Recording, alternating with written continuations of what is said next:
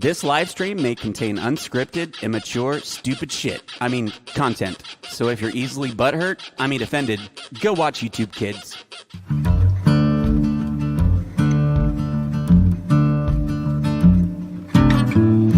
the middle of the streets of Eden, the four winds blow. I've been living underneath the shadow of my father's soul.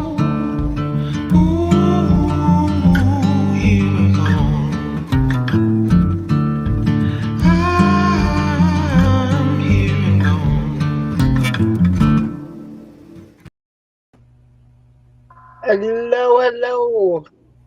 Hello, how are you? Good. How are you? I'm fantastic. Oh, we've got Carol in the house, Busby in the house, Lily in the house, Danny D. Who else? Sandra.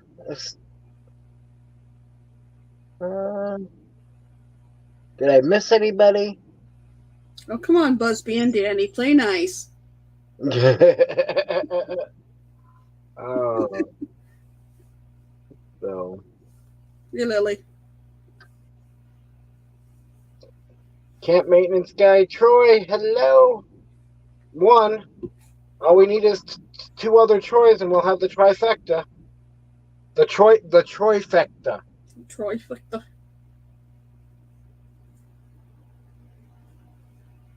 Can't be too far off.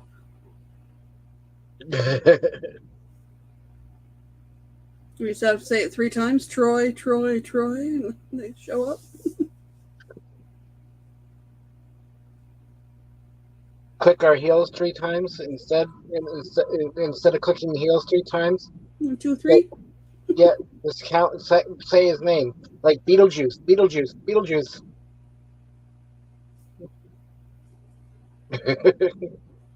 Troy 1, Troy 2, Troy 3.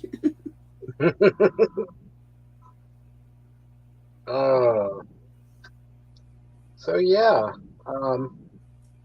So unfortunately, one of the guests for tonight might not be making it up. That's a long day. Yeah. So, but hello, Cookie. Cookie with his big eyes. Bingo.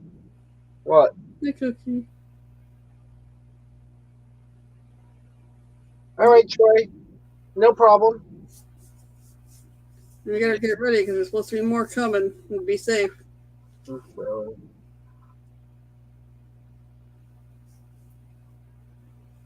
Oh, that's right. He does plowing, doesn't he? Yep. Ah. He's not doing camp maintenance. He does plowing. Well, Troy, please stay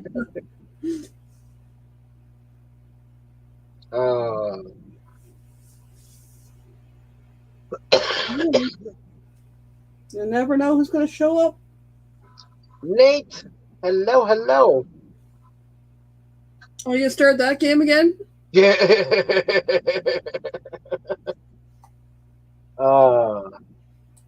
Let's see. We got 14 in the house so far.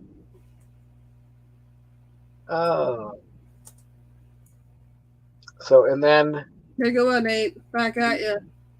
The other guest is gonna be up at 10 by about 10:30. So we just got to keep everybody entertained till then. Any more? I've already done 1 hour and 45 minutes. So I'm not starting country music again.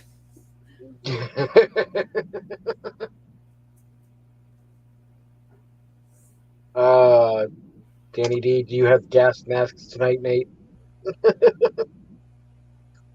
Don't be stinking up. What's that?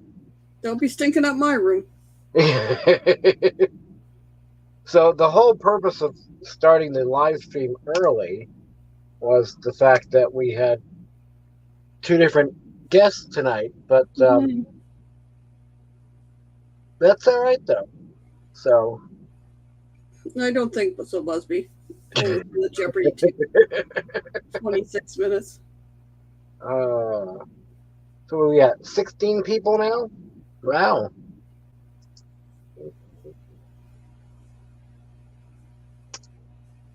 Hurry, hurry, step right up. I think I was at that when I closed mine down.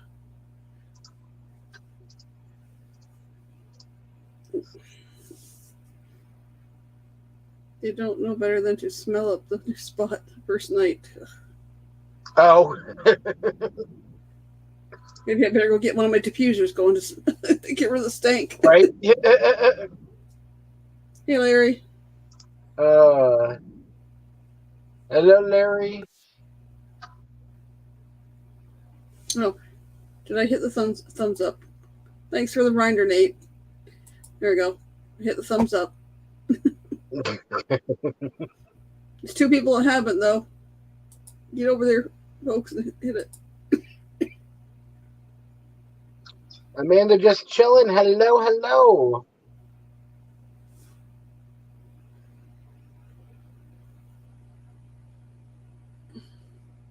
I kind of like this time. That's okay, Larry. Long day for you. Thanks, Busby. Yeah, it's stuck in my head now. At least I didn't read it the shark way. Get too many doo-doos in there.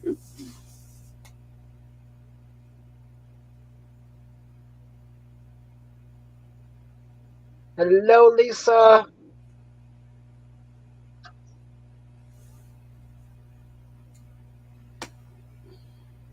So, yeah,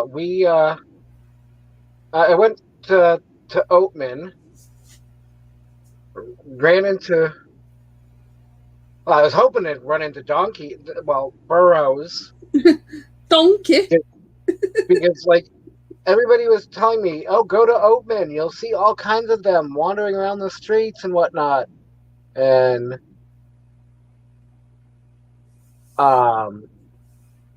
they seen you coming and hid. we saw a few up ahead on the road heading there, but by the time we got up to them, they were already long gone off into the desert.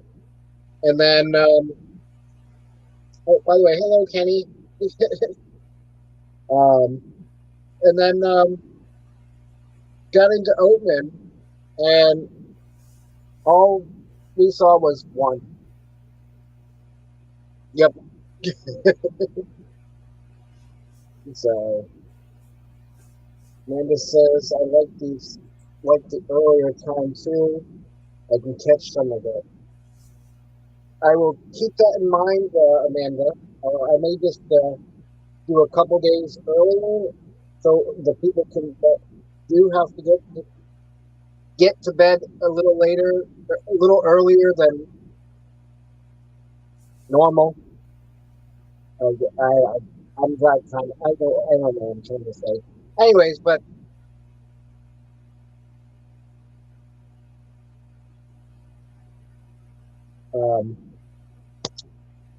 yeah. So I'm gonna maybe toy around with like doing 2 or 3 nights earlier, and then keeping the other nights. And Larry, that was only going up through 𝕬𝕚 and past. So, and Michael, if I'm missing anything in chat, please let me know. Please. I will try. I'm trying to look at both my phone. Yeah. So I'm actually looking at the camera, and I'm looking at the laptop saying, okay, do I see anything? Yeah, and it's easier to hear you when you're turning towards the phone than when you're turning away from it. Hello, Brene. Nate, so, oh yeah, it's earlier tonight. I didn't even realize. Surprise! Surprise, surprise! So,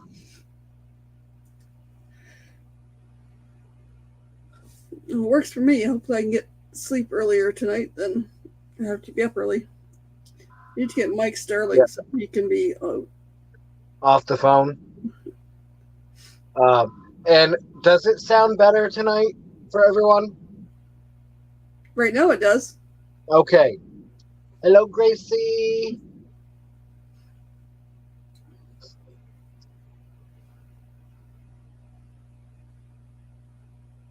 All right.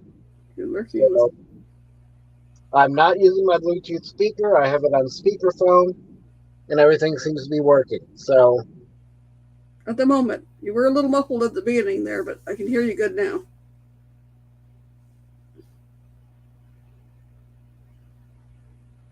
So 22 in the house.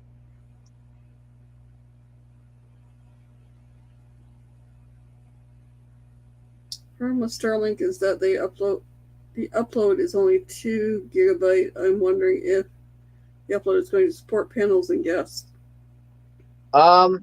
It did while I was at Quartzsite.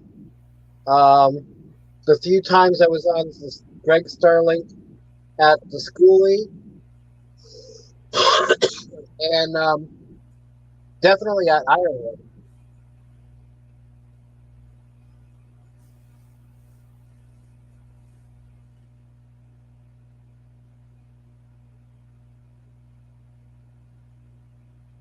Awesome, Amanda. I will. Yeah, I'll definitely look into doing that. Maybe I'll check with a few other people and see what their scheduling is. Hello, Grandma Kelly. Hello, hello.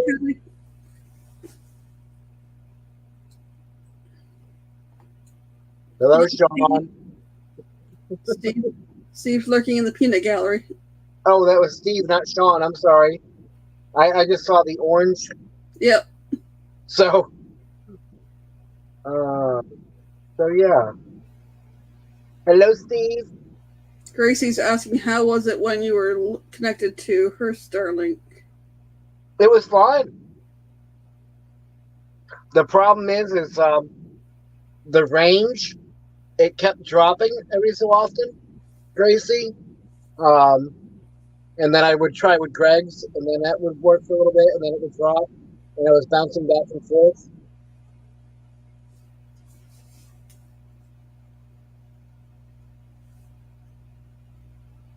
So I guess you'll find out when you get around to getting your own. yep.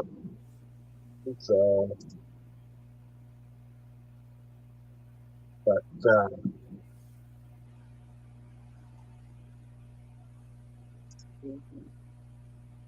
so yeah. See if there's anything I missed there.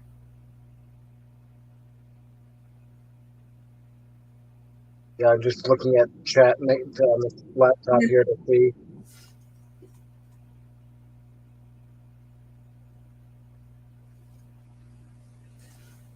I don't think I missed anything at the moment. What's that? I don't think I missed anything. Okay. I didn't think I did either, but Sorry if I have. if somebody had a question or said something to us and we didn't see it, if you want to repost it. All right. Yeah, see, Steve says they take his Starlink on the road and it works great. So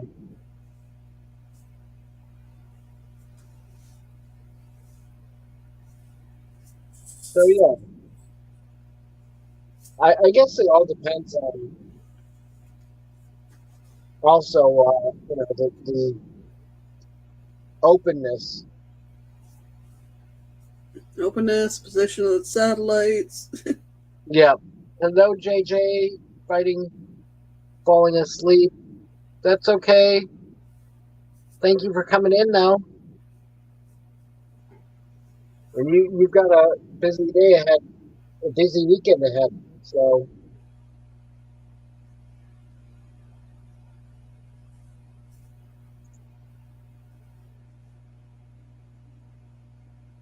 yeah.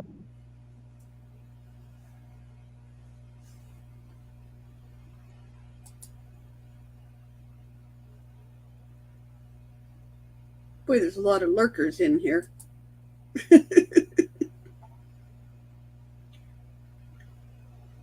We see you, lurkers. We know you're there.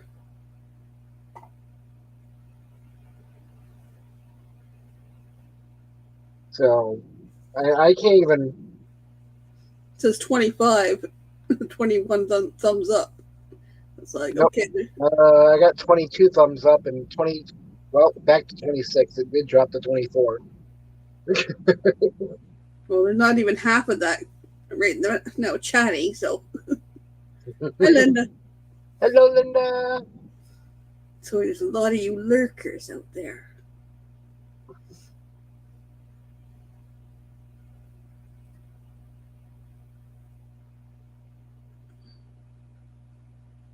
Okay. I wonder, Steve, is it that just the Southwest customers, or is it nationwide though? I think it's nationwide because their website now says 150.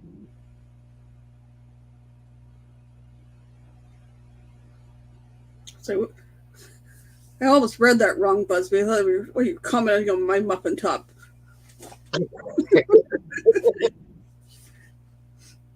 I like the tops of muffins. Hello, Lorraine. That's okay. You made it.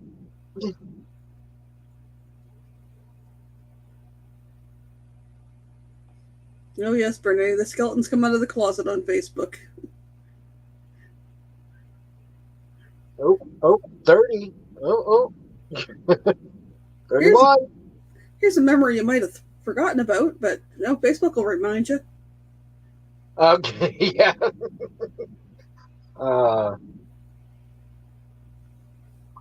Yeah, Steve, I noticed when I was looking at it on their website the other day, it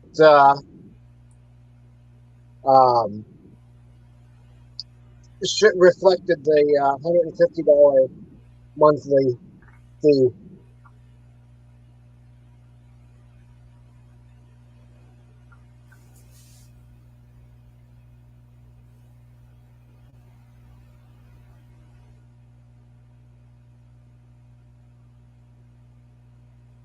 Congrats, Sandra. Finishing up day 38.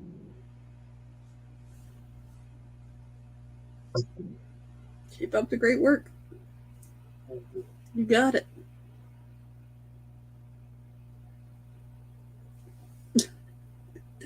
And reminder how fat my face is. Oh. Wow, Busby. Okay, Bernie. It's usually my Facebook memories that gives me those kind of things. It's like, oh, I've forgotten about that. Thanks. Just what I wanted to remember.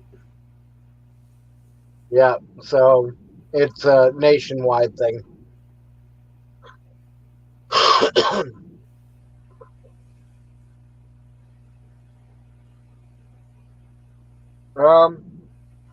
True, Busby. At least it wasn't your butt.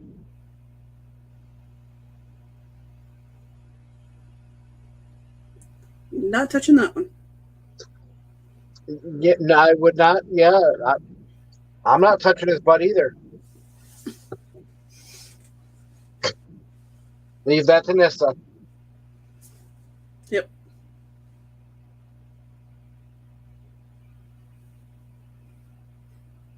Hey, Chris Chipmunk cheeks. That would be butt B.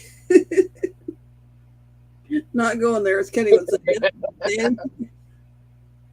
Oh, yeah. So, oh, you know what? What? I can do this. I can do this.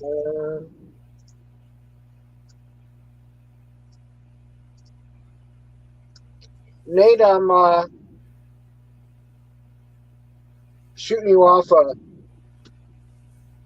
message.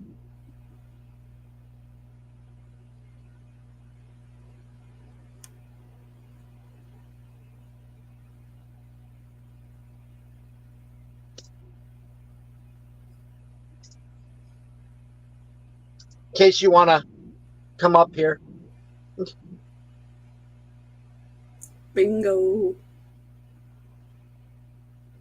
Yeah, Gracie, it was nice up here as well. Until I got to Oatman and saw snow. I don't even know what we're up to today. Was it? I don't think it got much more than 33. Then we got a storm warning coming in later tomorrow. That's probably the case, Lorraine. The price of Starlink went up because someone has to pay for other countries to get it free. Probably.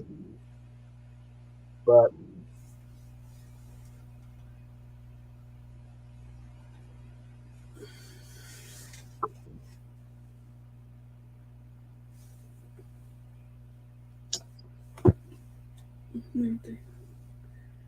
No, you're not. What?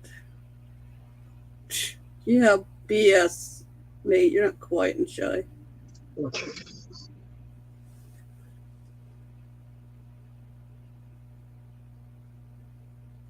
what did he say? Said he's quiet and shy, and Yeah. Lily replied, "No, you're not." Hello, Tommy.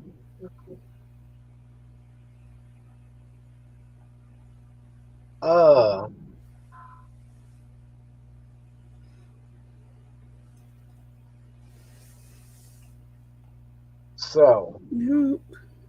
what time do we have? 10:21? Yep. All right.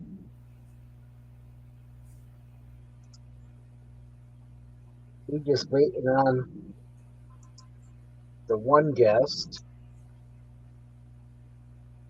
Larry is asking, Mike, how did you use the font in your description? I copied and pasted it. It's like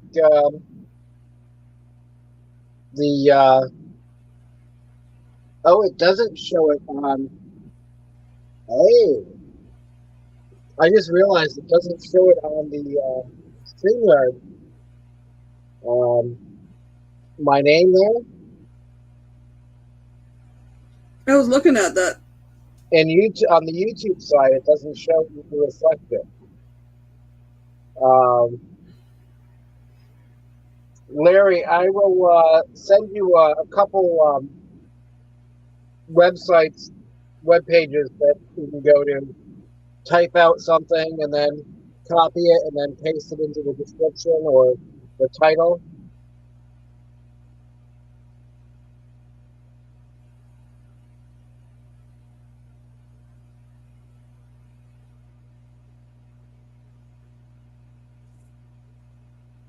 I know what you walked into, Kenny.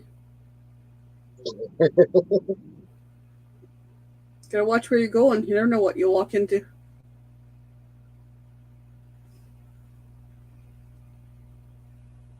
You know what? I just realized something. He doesn't have a legs. Don't duck.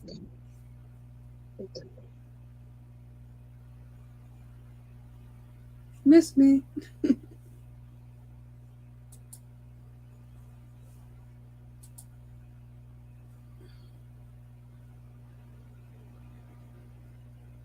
I will, Lorraine.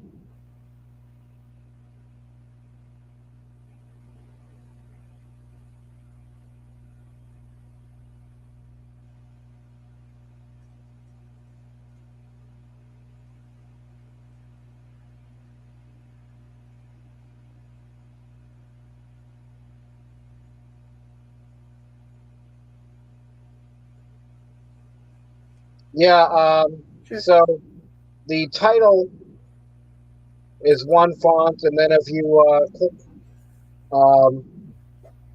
more on the description, you'll see another font there.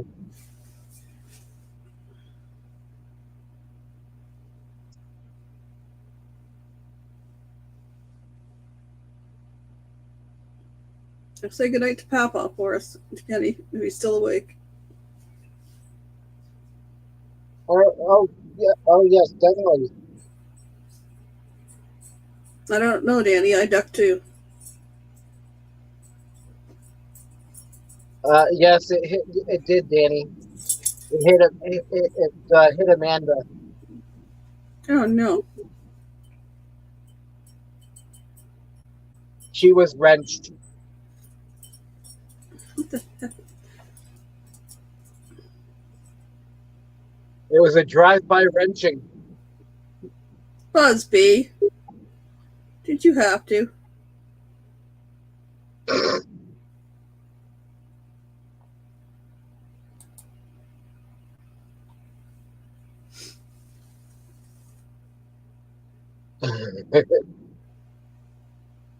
It was a love tap.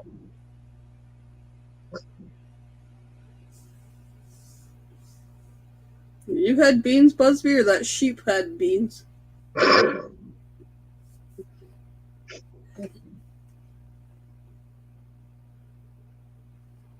He's already snoring away. Okay. Okay.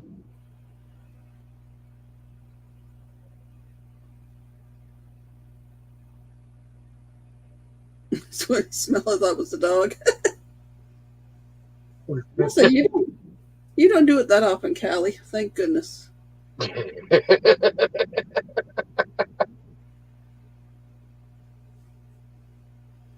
Thank you, Lorraine. A few more to. How many more to drop?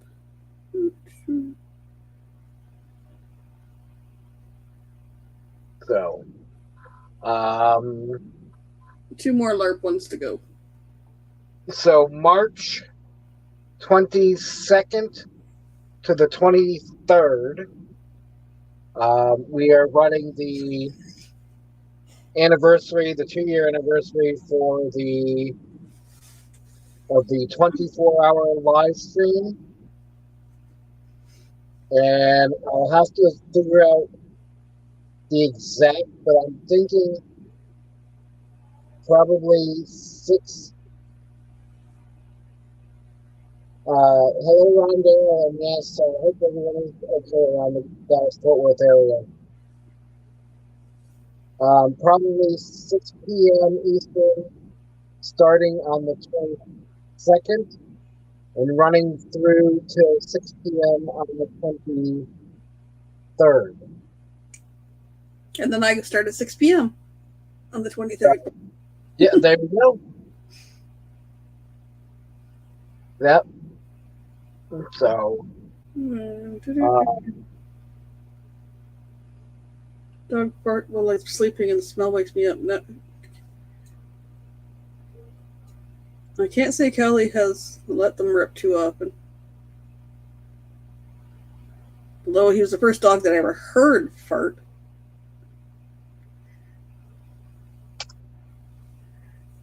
Hope everyone's okay around Dallas-Fort Worth. So yeah, I seen there was tornado warnings around there. yeah. I messaged Matt because the little thing that Busby posted in the chat, Yeah, the Facebook chat, showed it going right up through Justin, and Matt only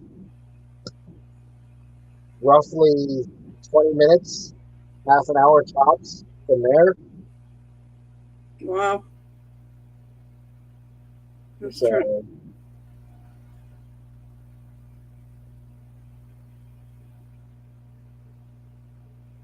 yeah, maybe it's saying Fort Worth had tornado watches, and the managing partner in Denton sent a video of his Outback sign turning in the wind. there you go.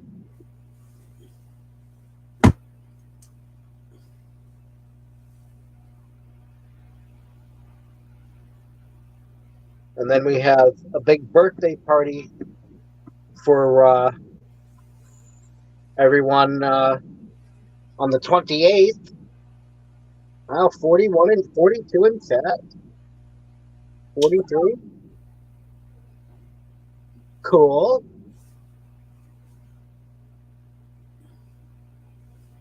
Just got the tail end, but Dallas-Fort Worth catching it. Several tornado on the ground, severe tornado on the ground. Busby, find out if the went through like close to Congo.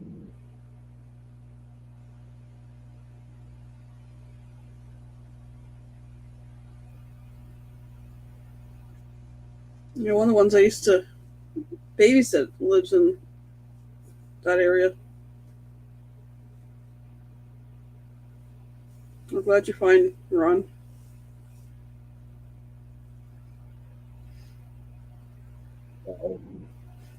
Starting to know too many people in Texas. I need to check in. Yeah, Ron, good to see you. You're okay.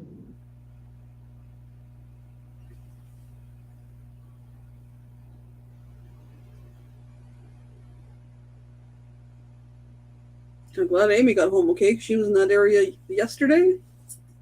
And hello to Najuma. Hello. Hey, Najuma. Thank you for coming in.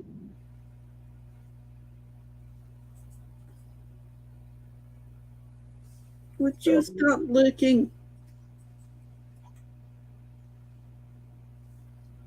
You shake the whole bed for a little dog. Amy is working, Lily. No, she's fine. She's at work. She checked in with us a little while ago. First time seeing Rocky get scared. Hello, Daryl. Van City Adventure. Hello, hello. Hey, Trouble. And I hope you, oh, Dana. Dana. Hello, hello. Dana, I sent you a Facebook message about the 24-hour live coming up March 22nd and 23rd. It would be great if both you and Daryl could make it.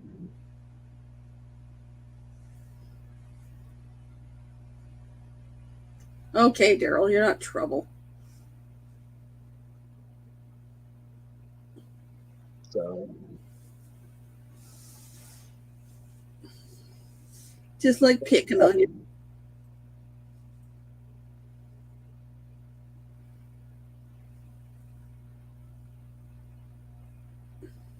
Yeah. Okay, 10:33. Where's that guest? Wake up out there. Yeah. Where's our guest here?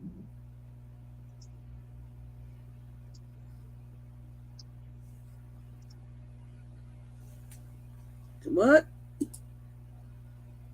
108 people in the house. Holy crap. 125. 138 watching now. So. Holy smokes. That's awesome. Where's the guest? Right, yeah. Oh, he's fashionably late. Yeah.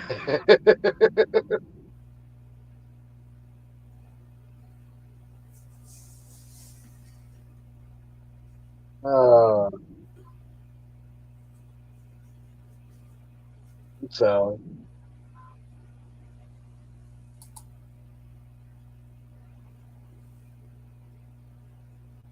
Just make sure you're hitting the thumbs up on your way in, folks. Appreciate it. You're not new here, Nate. No. You're not new, Nate. So. You've been in his longer than I have. You're one of the originals. Shaking my butt. Yeah. So.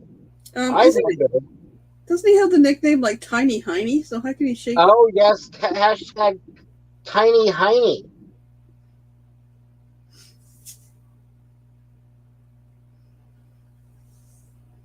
Yep. So. Yeah, I appreciate the people that are coming in, but Um, if you're new, please say hi.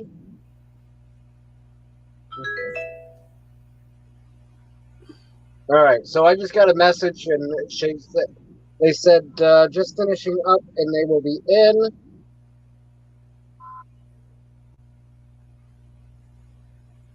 So.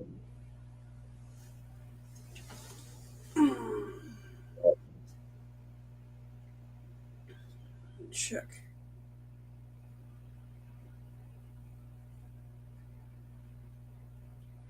It's jumping, isn't it?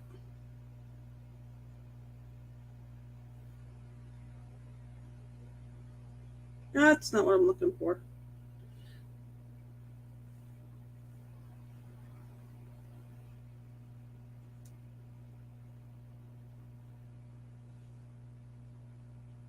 Everyone hit the thumbs up, please.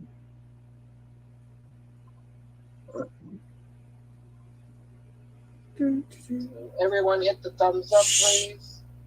Nobody asked you.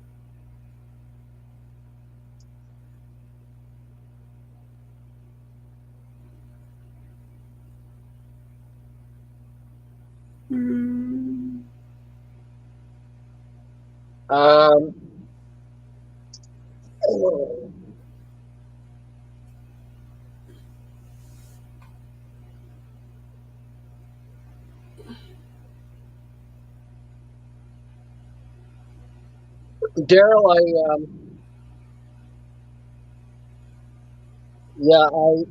think it's a YouTube glitch. Please.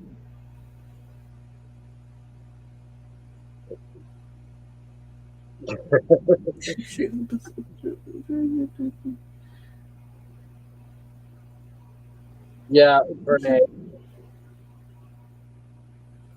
I used to be new, but I'm old now.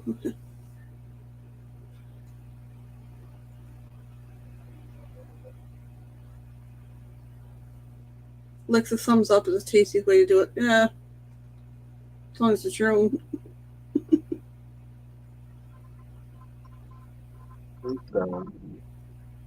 Yeah, I have a feeling it's a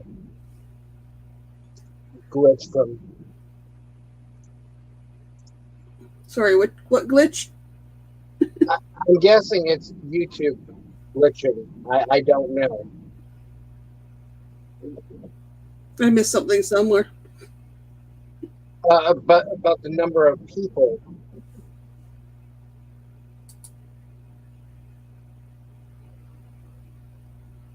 Yeah, I have no idea. Daryl, I sent the link in a message on Facebook.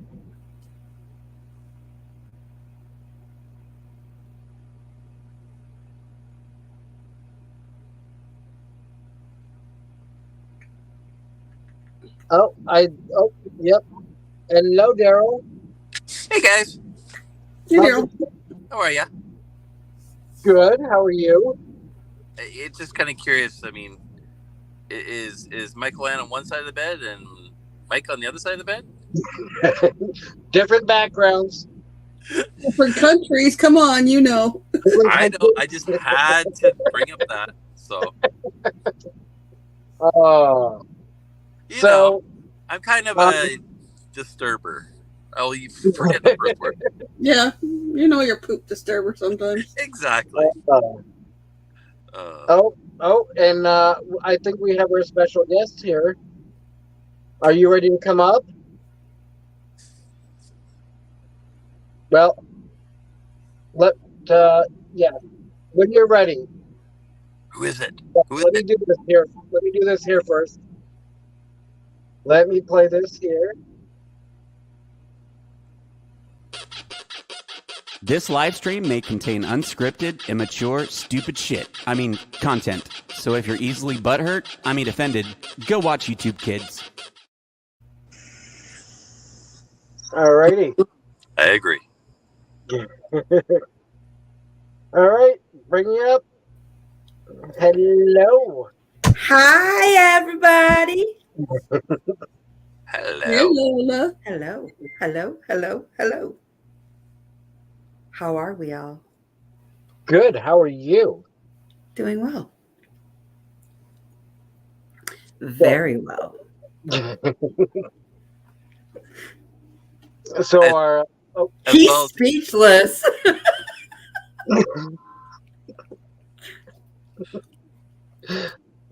what's that, Daryl?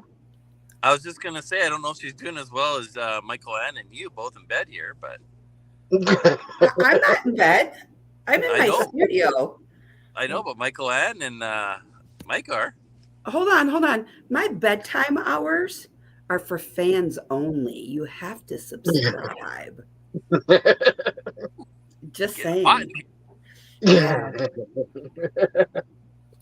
You have to be a fans only to hear them bedtime stories. So Where's that thing here?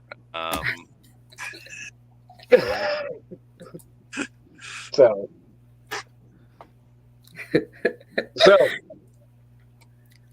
we ready to play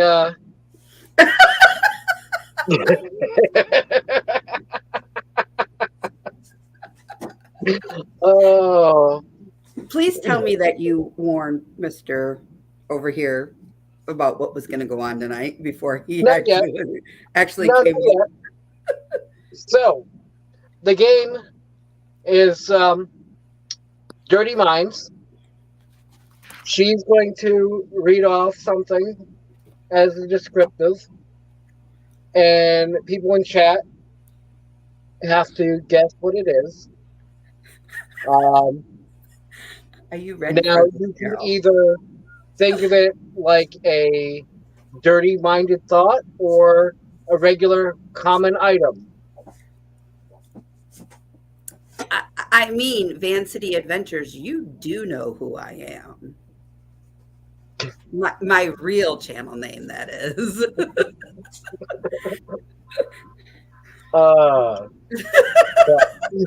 He's like, what did I get myself into? Don't worry, I've got a very dirty mind. I just never show that side.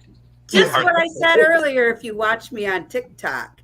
I was drinking coffee and they said, well, how do you like it? I said, pull my hair and spank my ass. And they said, excuse me? They said, no, we meant the coffee. I was like, oh, good. Dana's saying, is Lola trouble? LOL, I like trouble. Dane's trouble too. Oh. I'm not trouble. I'm a good time. So. But yeah, and then if we answer, we just type it in private. And if we answer, we just type it in private chat. But. I love this. I love this. So. How am I going to type? Got Well, fat fingers. all right. Then after everybody says it, you can say it then. And Good. I can't see anything anyway. so. Dana says, I like this gal. Dana would. So. Land Cloud says, speak, Daryl, speak. Nate, don't start.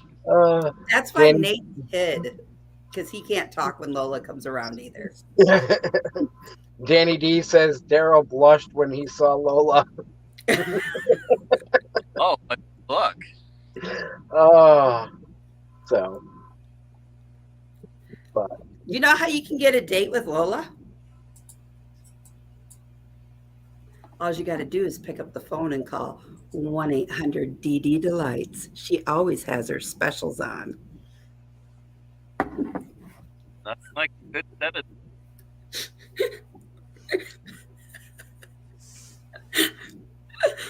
All right, Lola needs a drink. Hold on.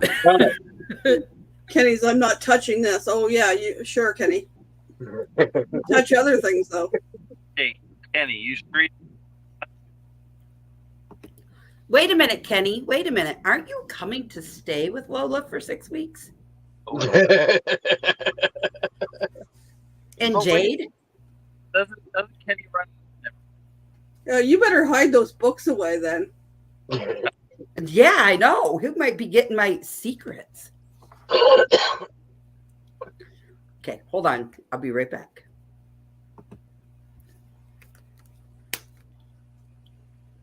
$50 for a poke. No, that's $59.99, 2 for 50, or it's $89.99 for every minute. Yep. It depends on how much you want, Lola.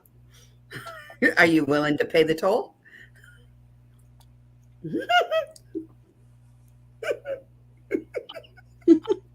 I love this. Daryl is speechless. I'm refraining from saying that. I've rarely seen Daryl speechless. Oh. I'm not speechless. Trust me. I'm okay. Fine. That toll, like, is this like a highway? Is this like a freeway? Is this like a side road? Not everybody gets to take a turn. Fair enough. Because those. Oh, okay. I get the reference now, Dana. Okay. Lonesome Dove, Daryl, $50 for a poke. Old Western. Now, is that Canadian or American? American, all the way. There's no card reader that says I do exchange rates. Not at par? Well, dang it. Hold on. It all depends on how good it is. That we could probably negotiate. My man, she's into it. Into what? Huh? Into what? Into what? What? What am I into? I don't know. But have Full you of ever spunk? thought a double toll? No. Never double. Only singles. Okay. And this ain't a test drive model either. You don't get to take it out for a spin, spank it on the ass, and send it home and say, do I want to pay for that or not? I'm out of here. Bye. See ya.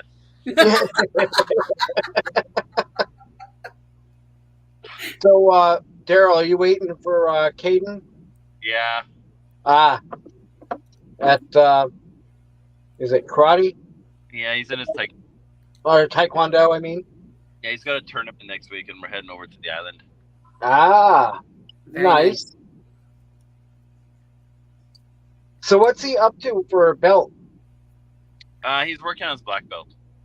Oh, wow. Yeah, he had a tournament last weekend. We're supposed to do another one this weekend, but I just didn't want to drive all the way down to Portland. And then another one the following weekend. I'm like, let's take a break in between them. Gotcha. Renee says, "Get your Speedo on, Daryl." It's too cold. Lola would warm you up. No. What? That's not a different speedo. One with more room. Just joking. Just joking. I love that we can all come up here and have fun. And I'm sorry, because I didn't know that Daryl knew what we were doing tonight. And once I seen him up here, I was like, Oh, well, he just came in the chat, so. I'm I really was blindsided, but hey. I was thinking to myself, yep, cat got my tongue. I'm thinking, okay, this can either go one or two ways. And then when I seen how many people you have in here, I was like, I thought you only went one way. I think it's a glitch. it is one way, right on around. Okay. I'm just Although, thinking at Michael, what's that?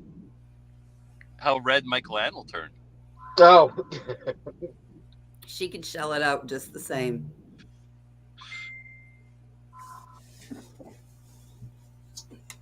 I did drop the link in chat if anybody else wants to come up real quick. But so Where are my Nemesis boys at? I don't know. You know, they're the ones that are always saying, we want Lola. Oh, there's one. Hi, Busby. How is my pudding doing tonight? Oh, Lily, that's not Shamar Moore. That is a Cuban friend. And then Troy. Come on up. Are they both in here? I know Rat Pack was. Oh, Rat Pack. Rat Pack. I was in at the beginning, but he had to go. Rat Pack loves Lola. Just saying. I think Rat Pack loves Zen City more. No, he loves Lola. He offered to pay me with a credit card. And that was the other night. He said, do you take this? And I said, which slot would you like to swipe? Hey. Well. Behave, boys. Behave. Okay. Okay, Mr. Lurker. Don't make me break out the tool. As of today, I think.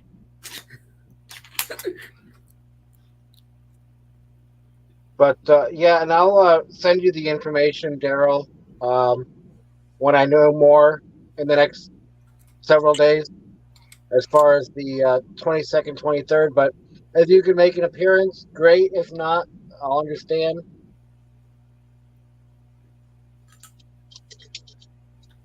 But you know, I missed the side profile.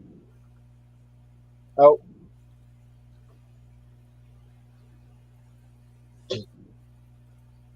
He's talking to somebody else. Yep. We can see you. Why do you think I'm being so well behaved? Hello, V. Swipe. What about tap, Lola? Yeah, they want to tap that.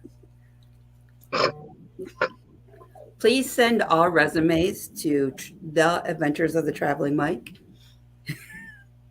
He has to make sure you're well equipped to handle somebody like me.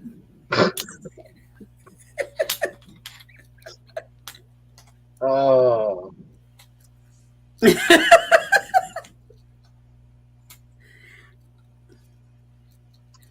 $221 in chat. Woo, woo. Don't forget to smash that like button, guys, especially if you want to see more Lola.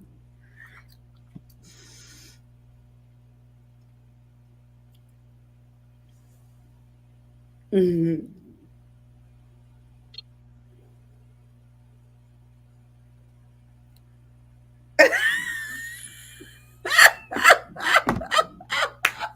What? I must get ready. Oh, hey, Kenny, tell Amber to call me when she gets home.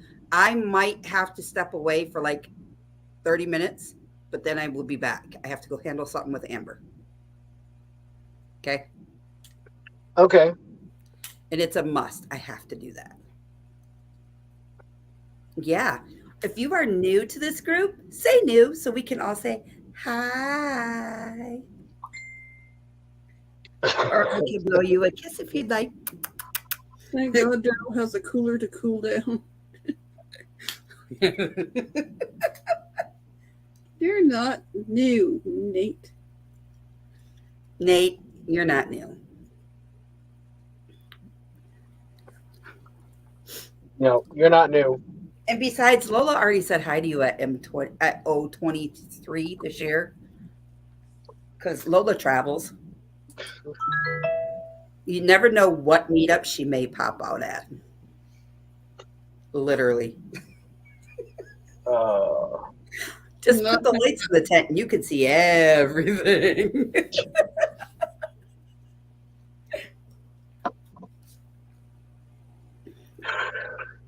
Oh.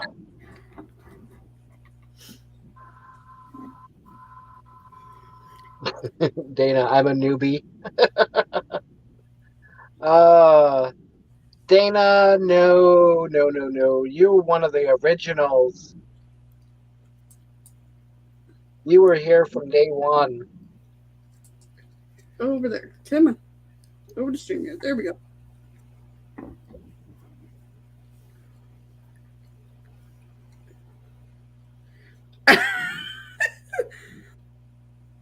Kenny says, do you think I can get out of Dad's room without giving Dad a screaming Well, fit? don't be noisy about it.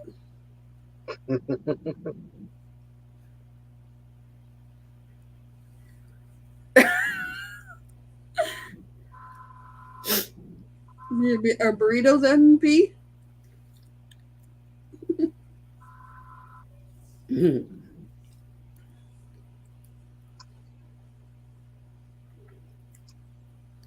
I'm just trying to behave because I know his son's going to be coming out, and I definitely didn't want to talk like this in front of his child. He would say, Dad, who's that crazy lady? Has anybody else been getting these crazy freaking Facebook friend requests? No, but you see my TikTok account. It went from freaking 50 to almost 500 the other night. I was like, whoa, where'd you all come from? Right? Oh.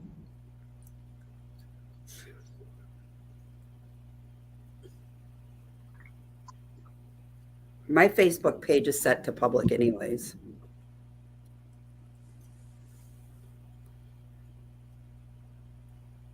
Oh, all right. So,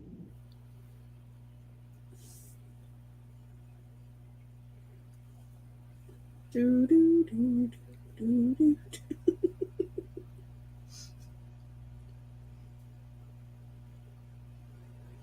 Last Yeah. night.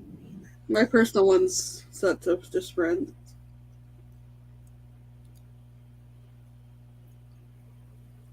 No friends. I got good friends in here, but there's a lot of weirdos out there too.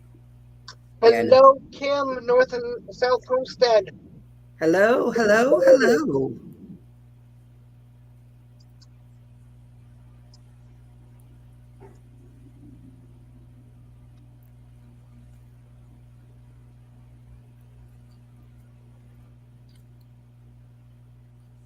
If you're able to come up, Kim, we would love to have you up here.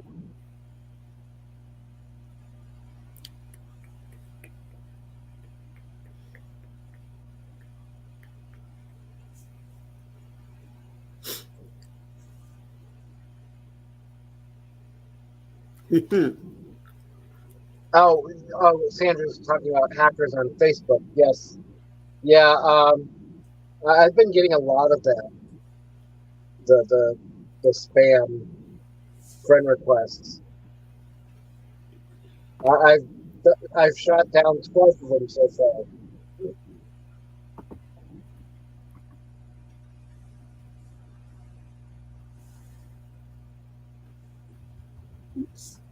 Hello, Carl. How's it going?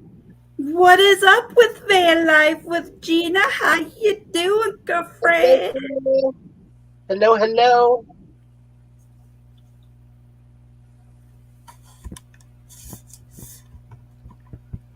You know, I think Lola coming to Oregon would be super fun. Sure. I think Lola needs to come to Oregon. Wonder how much money Lola could raise to buy her a plane ticket. Just saying. Gina, if you're able to come up and you want to, there's the link.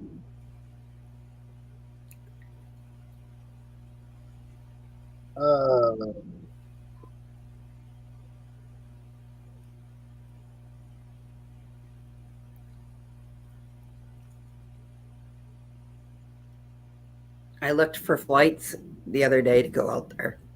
I can go to Yeah. Portland for under 600, and if I go to, is it Medford? Yeah. Or, okay, it's 1,500. Oh. Yeah. And how And much in Portland? 600. And I could come out for a week. Okay. Well, I'll know more. I'll know more on the 9th, 100% if I'm coming out to Oregon or not. If I come, or I could drive. And if I drive, it's 37 hours from my house. But Gotcha. that's like $700 in gas in my truck. And I'm not quite sure I want to pay. Why pay $700 when I could pay $600 and get there just as fast? And I know there's a bunch of friends that would let me stay with them because they've already reached out and pick me up.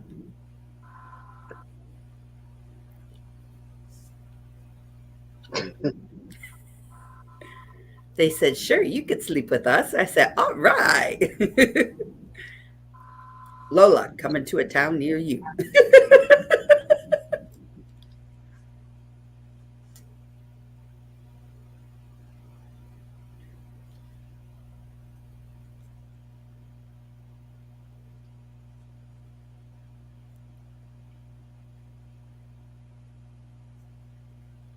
So, Mike, my friend, what'd you do all night? Or who did you do all night? I went to Oatman, and then from there went up through to towards Kingdom, Yep. and then came back down 40 to Havasu. So,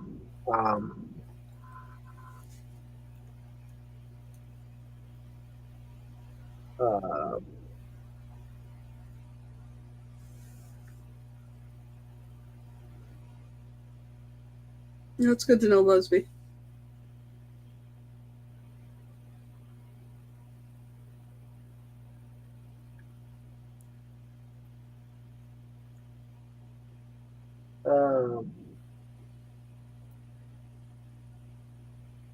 I can't keep up with chat on this little phone.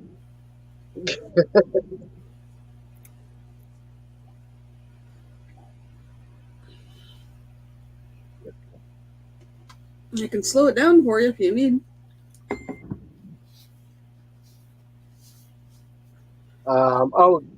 Lily says, what about finals? So I will be back here 2 days before she starts finals. And that's why I got to wait to find out on the 9th. I will know exactly when my son's graduation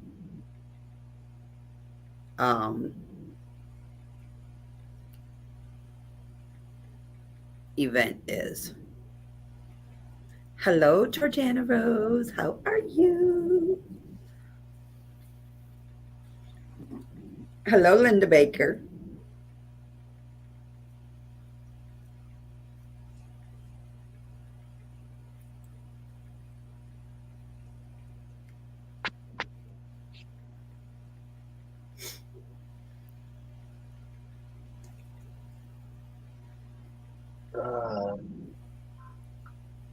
Hello, Georgianne.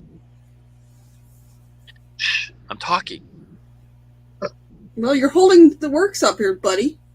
I'm not doing anything. I'm letting you guys do your little thing. Oh, you're talking to a parent or something, and you wanted us to misbehave in front of the parent or the person you're talking to? I can't control what you guys do. I don't care. Especially Lola. I mean, Mm-hmm. you can't control the beast. The beast. The beast. Give me a look. The beast can be well tamed for the right price. Just saying. Maybe. Well, I know.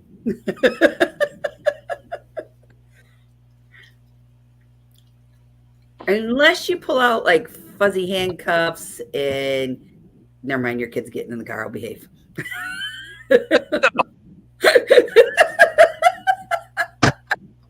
So now he closed the door. Hurry up!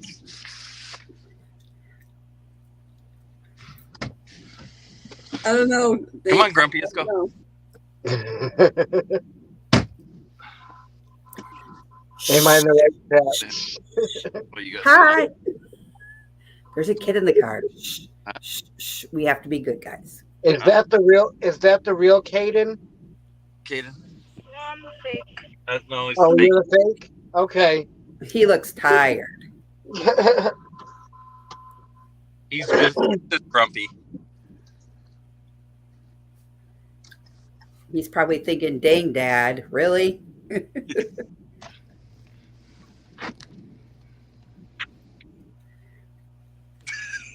Yep.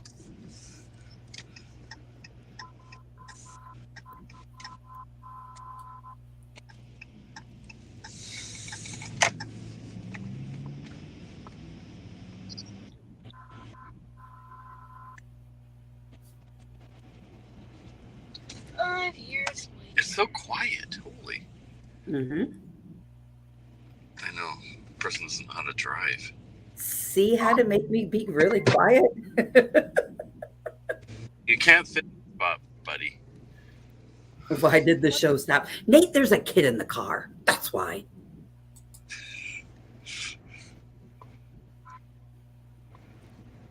I'll kick him out then.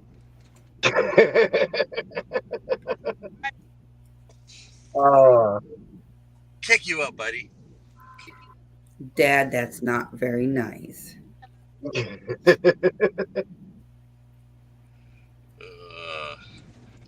My little clown. Right? Nope. Okay. He's my grumpy clown. Caden knows You're us. grumpy? We know Lola. Yeah, Lola can be bad. So Lola's being really good. Because I do have respect. Really, Okay. I do. Gina, it's either a YouTube screw up or lurkers. I can't quite figure it out.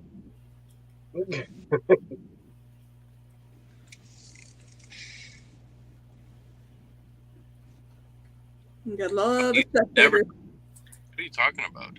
Hello, Fat Mac. How are Hello, you? Matt. Just saying.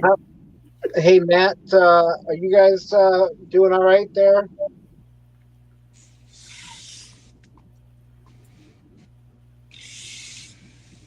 Can you hold this for a second, please? Matt says I'm naked.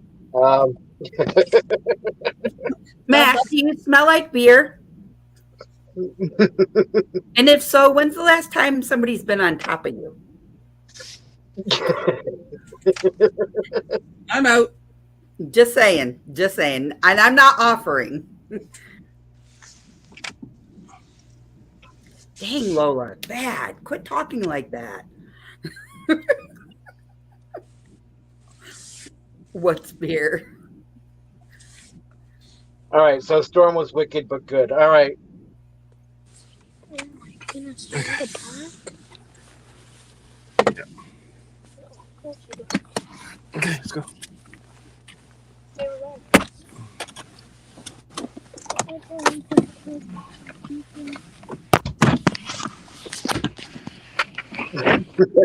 Gina is on top now.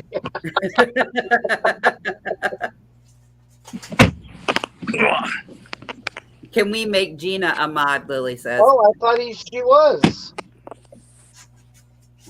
Because I know it. She was in here from the beginning, Mm-mm. on and off. And I know I had. Oh, sorry. Well, you have to be careful with Gina. Gina's a mean one. Love you, Gina. She's bugging. Hello, Tim. Tim Tim. Tim. Motim. Bang for your buck. Motim. Hi, Tim. How you doing?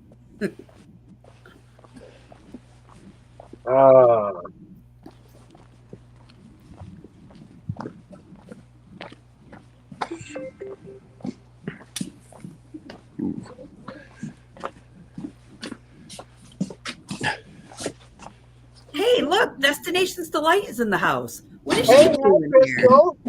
Why? What's that? She follows me all over the place, I swear. How's Crystal doing? Okay. Come on, Tashi. Let's go putties. Well, beware, Carol. That's a ribbit-jack. What's that? Good girl. I hate it when you get hair in your mouth. It's disgusting. No comment. I'm not touching that one. It's just gross. You're not touching what? I said I hate it when you get hair in your mouth. It's disgusting. And Michael Ann says, I'm not touching that one. Hello, Amy. Hello, Amy. Get in bed.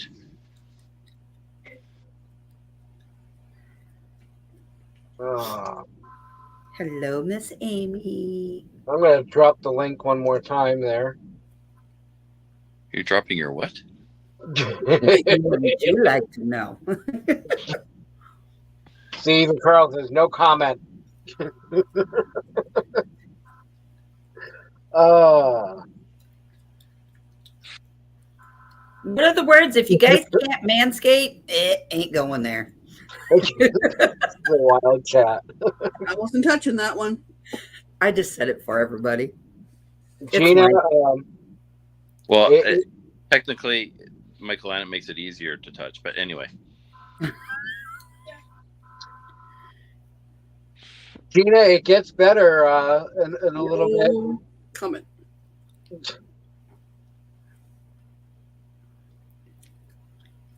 So,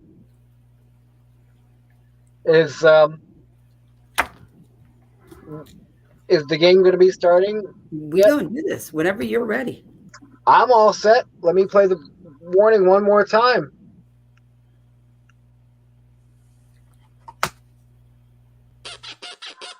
This live stream may contain unscripted, immature, stupid shit. I mean, content. So if you're easily offended, go watch YouTube Kids.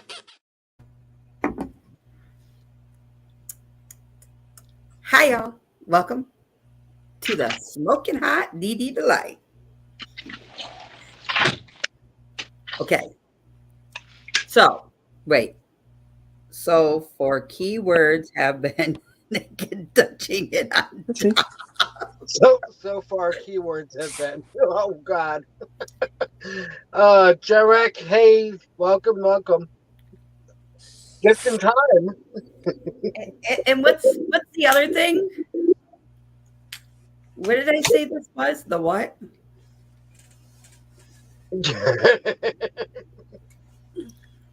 We'll just leave it there for right now. Oh. All right. Oh, it's Artemis. All right. Well, then welcome. So Artemis is Jaw's other half. Okay. So we're actually going to play a game tonight. I read off a bunch of clues and you got to guess what it's about. Now you can let your mind go there if you do dare, or you can go ahead and say what it really is. It's all up to you on how you perceive it and the way you take my voice. I do tell you some things that you will get phone calls that aren't randomly done, and you will hear those teleoperators talk about some very good specials that I may have to offer. I said offer, not honor, and all night long you won't be offer and honor. Just saying. Daryl's like, how come I'm not getting this call? It's not working. Oh. I take MasterCard, Visa, American Express, and Discover. Because with Lola, there's a whole lot to discover. Oh God, Gina. Oh, are we playing naked? It's not working. Twister at that. I'm calling Jason Mimosa. That sounds like a Gina thing. All right. We ready for the first one? Here we go, down the dark side. Right. Line drawn. Wait, what? Line is drawn. Oh. That's not what I thought you said. I thought you said, I'm drawn. I was like, whoa. Mike's ready.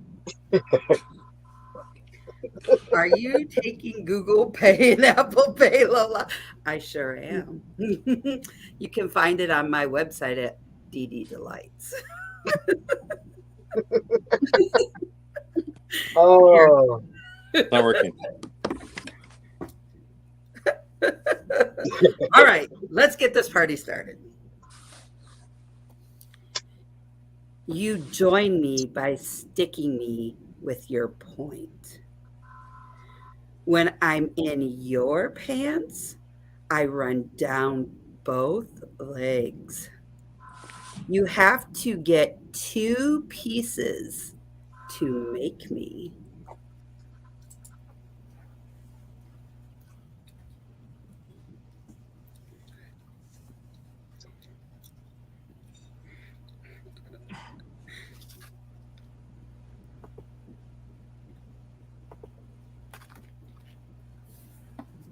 Hmm. 5 minutes with Lola. It's a really good time, I promise.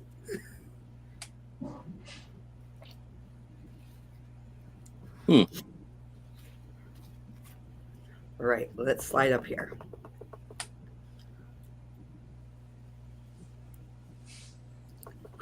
Land Cloud says, not fluffy dogs. Those are called my pillows.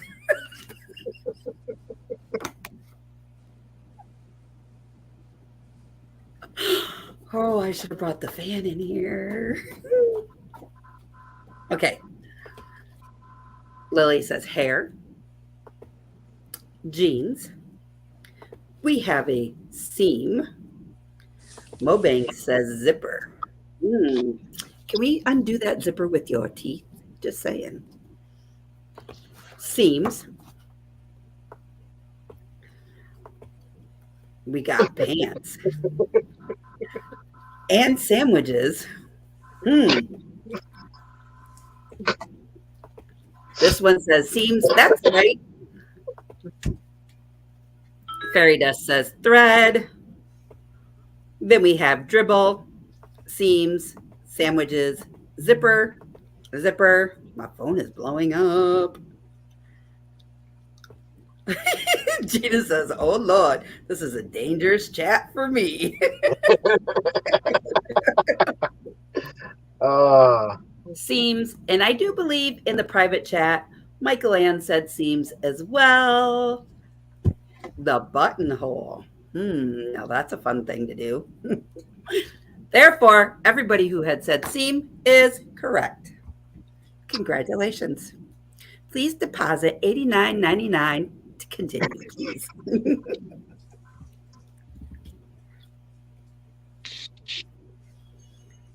I'm stuck between your fleshy parts. Parts of me are long, round, and hard. You have to get 2 pieces to make me. Oh. He'll be back. I think he was dealing with the sun.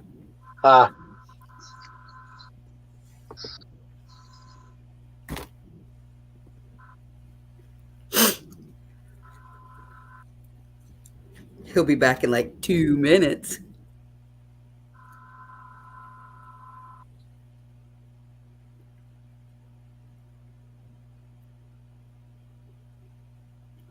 have a. Gina says, "Yikes!" Okay, so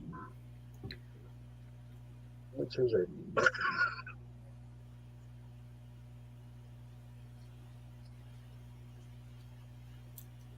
Lily says repeat. I will. I'll repeat it one more time for all of yous. I'm stuck between your fleshy parts.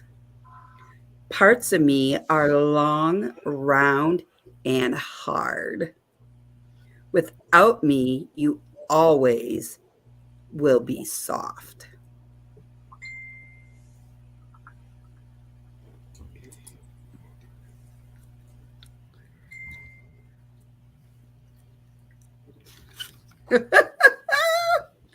Wow. We got the wow butter in here. Mike, you didn't put a line, did you? No, sorry. An underwire bra. Dingleberries? Really, Busby? Really? Nope. I'm going to need coffee for this. Go get some. Raw. Yep, they went there. Caulking tubes.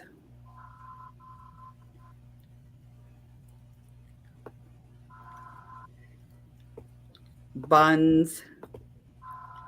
Underwire.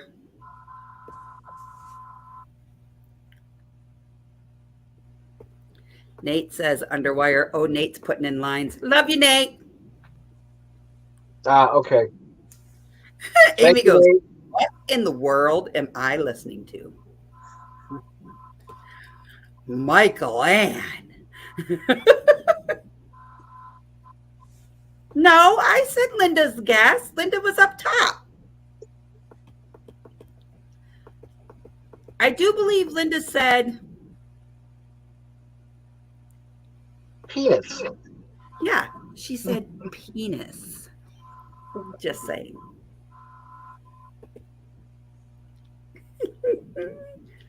So far, nobody has said it. And Gina's saying, where are you reading these from? I need it.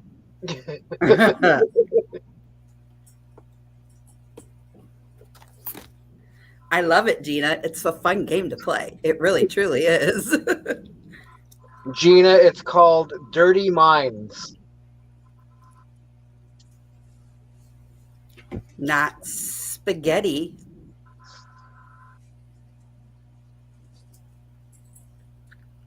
Not a thong. I will read it one more time. I'm stuck between your fleshy parts. Parts of me are long, round, and hard.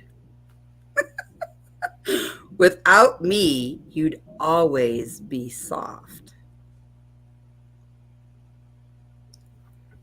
It's not a boner, people. I think you all just want me to hear me say these words. Penis. Boner. I said bones. I don't know what you were reading. It's not a cup.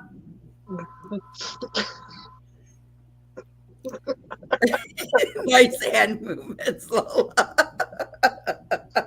Oh. Well, I could have went like this. Just saying. Visual stimulation works really good, you know.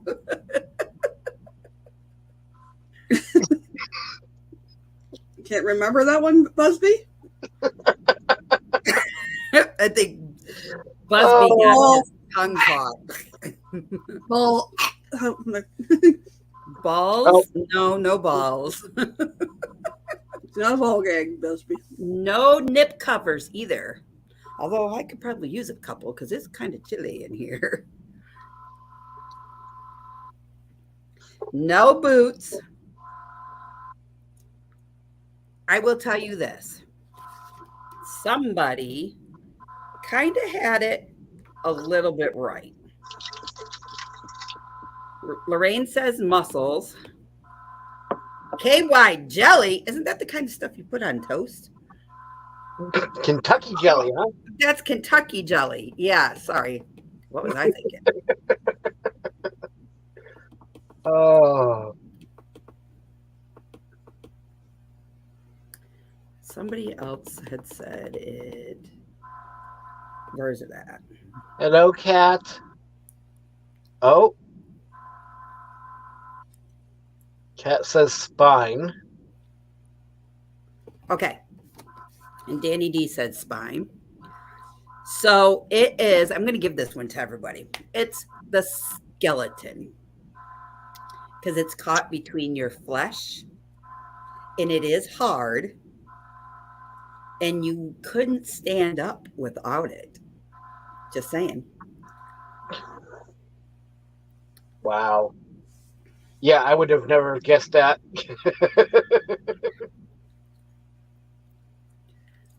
Pardon me, we're getting a call. Hello? Hi. Thank you for calling 1-800-DD-Delights. Yes, we have specials. Our specials consume of $89.99 or 2 for $59.99. And with those specials, you get you must use me to multiply. The Romans used an I to make me. And 69 is 1. Oh, you'll be right over in 10 minutes? I'll have the lotion ready. Got a client coming over in 10 minutes, so we need to hurry this up, please. Come on. So they were kind of right with boner. Bones. I don't know where bag I had that from.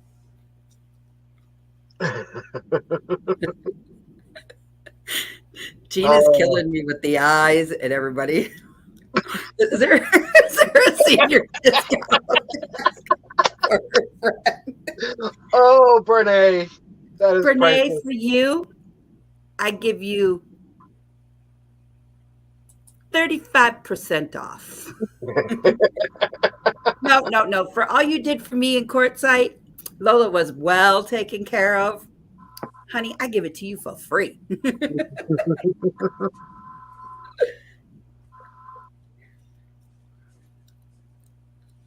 Wouldn't you like to know who's calling, Lola?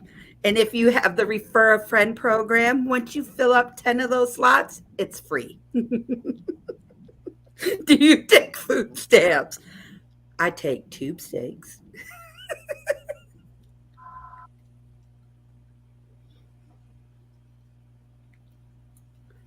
And anyone 55 and older, don't forget to ask for the discount.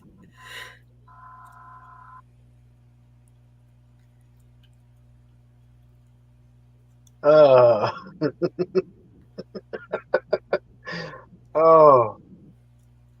Guys, I'm still waiting. Okay, somebody put the lines on. All right, hold on. Because that was really a question.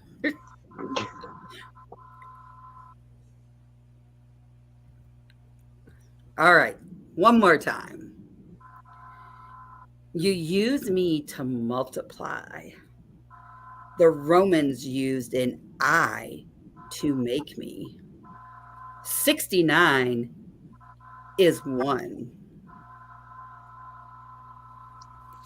I'll be right back, Mike. I mean, I'm just put my icon up for a minute. Oh, man. Whew.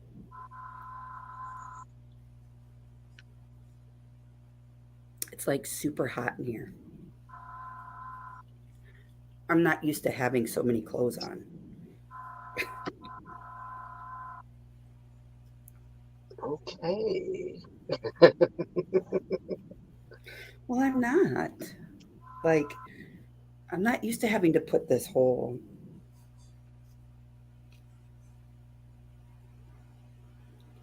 Give me a break.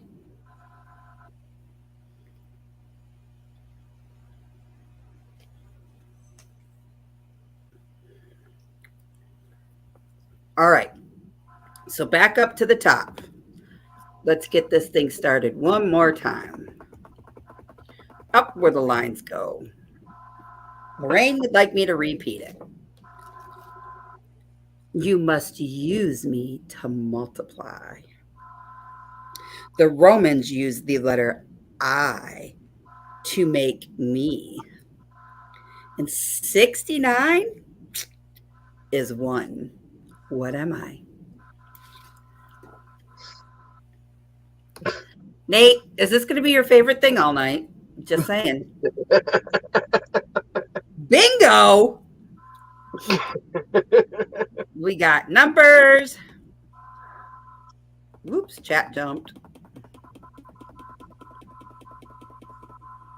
Maybe I went.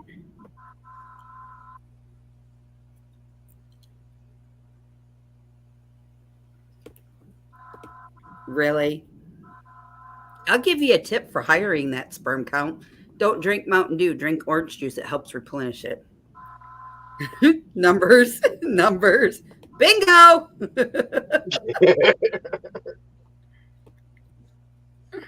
Numerals. Numbers.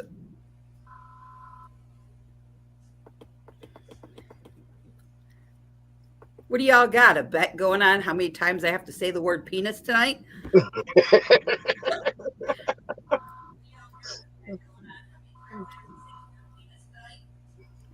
Symbols, Roman numerals.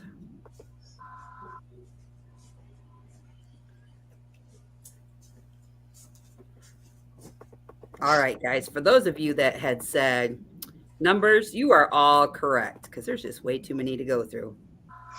I'm going to buy me some Mountain Dew right now.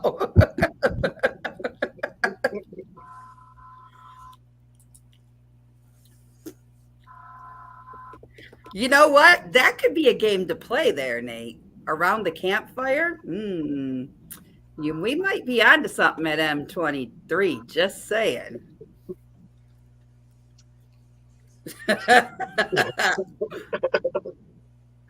Oh.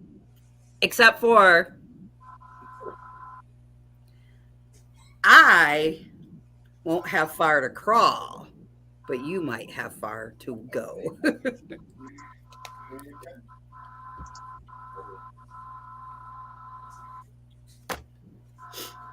All right, lines. Nate, you got it? You want me to do it? Hello, Lola's answering service. How can we do for you? It does sound like an endless phone ring. All right. Lola has vodka in that water bottle. I don't drink vodka. Maybe some moonshine or Everclear. Thank you, Danny. All right, here we go. Men use their clubs on me. People want to stick themselves in my fur. I hang out on the top of the rocks.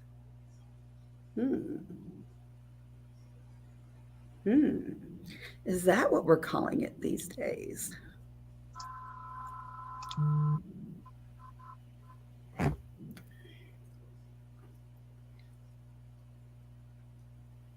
There you go.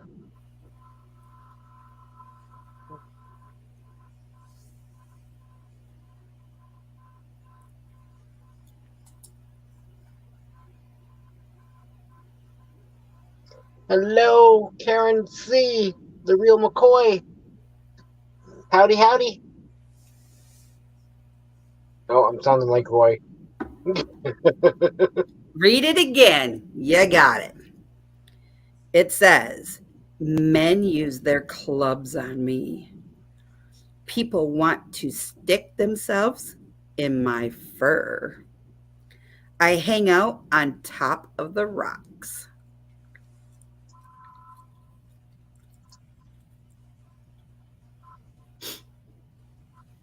be invincible because I'm in the background.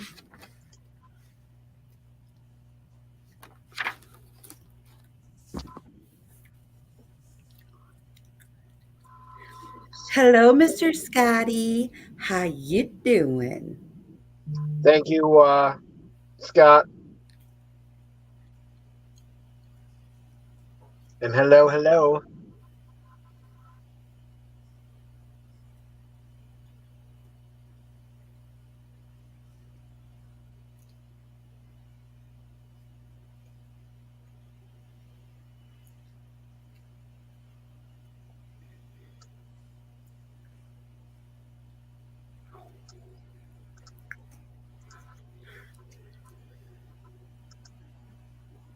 All right, go back up to the top and let's find out who has all said it.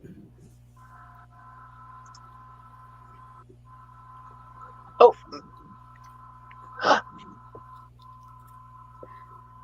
Hello, Kim. Hello. Am I echoing? No. I don't hear an echo. Okay, great. Whoops. We have a goat, a seal, cougars, a goat, mold, a goat, a bear, mold, tiger. Gina says, I know of some cougars. Leather. If somebody comes out with whips and chains, raccoons, cougars or bears. Let's go clubbing. Amen, Gina. Beavers.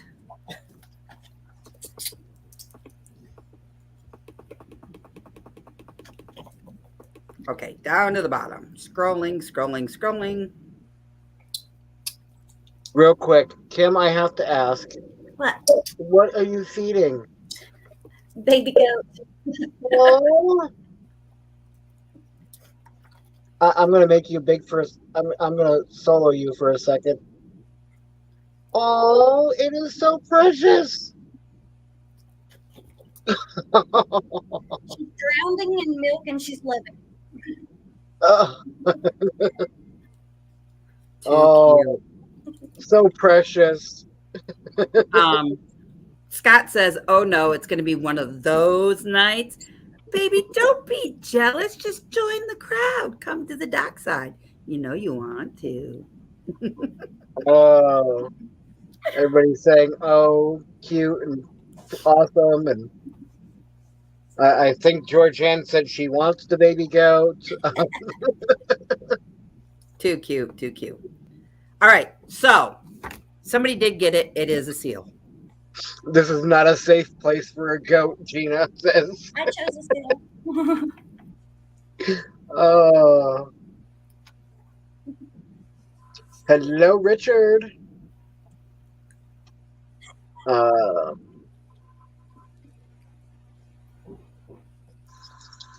Kat says, Kim, I have a few bottle babies, but mine are much bigger and say moo.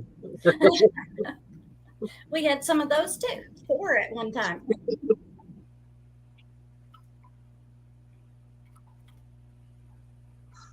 Oh. Look at the little tail going. Her name is Chloe. Too cute.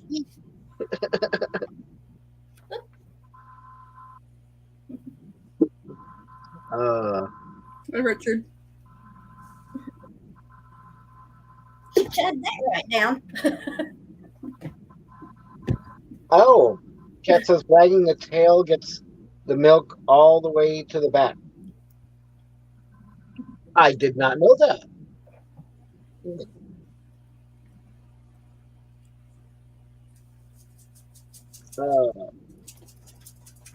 Ouch.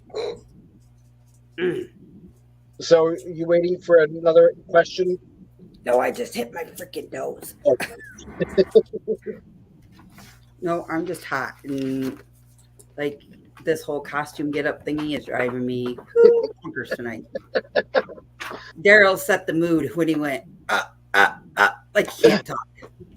And I was like, right back at you, buddy. Pat says at least we don't have to burp our bottle babies. Yeah. All right. Lines, please. Nest over here. She's wanting to play. Oh, lines. Lines, please. My lines. I need my lines. My lines, my lines. I can't remember my lines. My makeup. The Detroit Zoo commercial. If y'all are from Michigan, you know what we're talking about. Yep. Google it on YouTube. Detroit Zoo. Okay. I describe a sudden plunging under the covers. I end with uck. I'm a 4-letter word.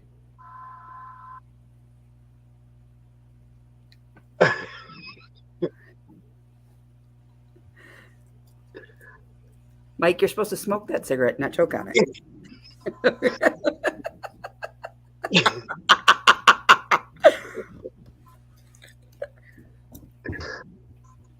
Are you okay, Mike? Are you okay?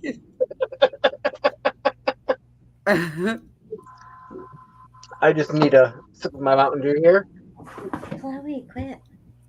Now I know why you drink Mountain Dew, eh? See, Nate? He knows why to drink Mountain Dew. Just saying. So we have Muff. She-Devil says, whoa. Gina's got a little duck thing going on up there.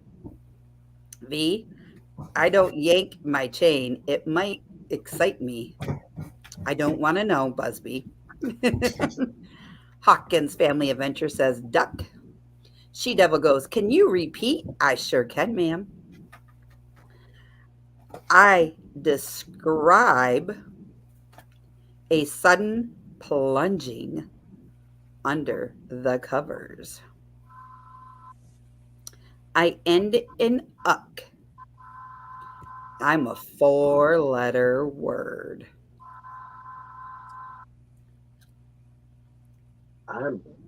Danny D says, quack, quack. Linda says ducks. Georgia Ann, she's a Nigerian dwarf goat. You were asking. I had to get her in my lap because she's running around wild in here making all kinds of noise. Lillian says quack. Call me V says duck, but it's guck. Danny D says duck. And for all of you that has said duck, it sure is a duck. You thought I was all going to say F, huh? Mm-hmm. Well, you know. And real quick, Kim, if you can, no, you know, it doesn't, you know, but so the 24-hour live anniversary is going to be March 22nd to the 23rd. And I can email you the information. If you can make it, I would love to have you here. Since you were one of the originals that came in and whatnot. So, well, you have my cell phone number, so if you can text me, then and remind me, because there's so much going on, yep. I'm bound to forget. So, okay. So if you can just remind me on that day. Yeah, not a problem. And it'll be probably 6 p.m. Eastern on the 22nd till 6 p.m. on the 23rd. So anytime within in that. between. Yeah. So, and I'm gonna have to break it up into 2 streams, otherwise it won't be viewable. Mhm. So what I was gonna plan on doing was going from one and kind of stop, at the like 11-hour and 55-minute mark, start directing people to the other stream, and then shut that one down. And 11:45, so it gives you 15 minutes to render your video. so, Mhm. yeah. So, Yeah, that's fine. but That's alrighty. I'll be there as long as you remind me. All right, I will make a note to myself to remind you, because otherwise I will forget, or I'll be like scrambling around at the last minute.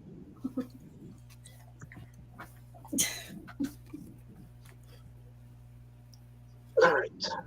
What are you doing?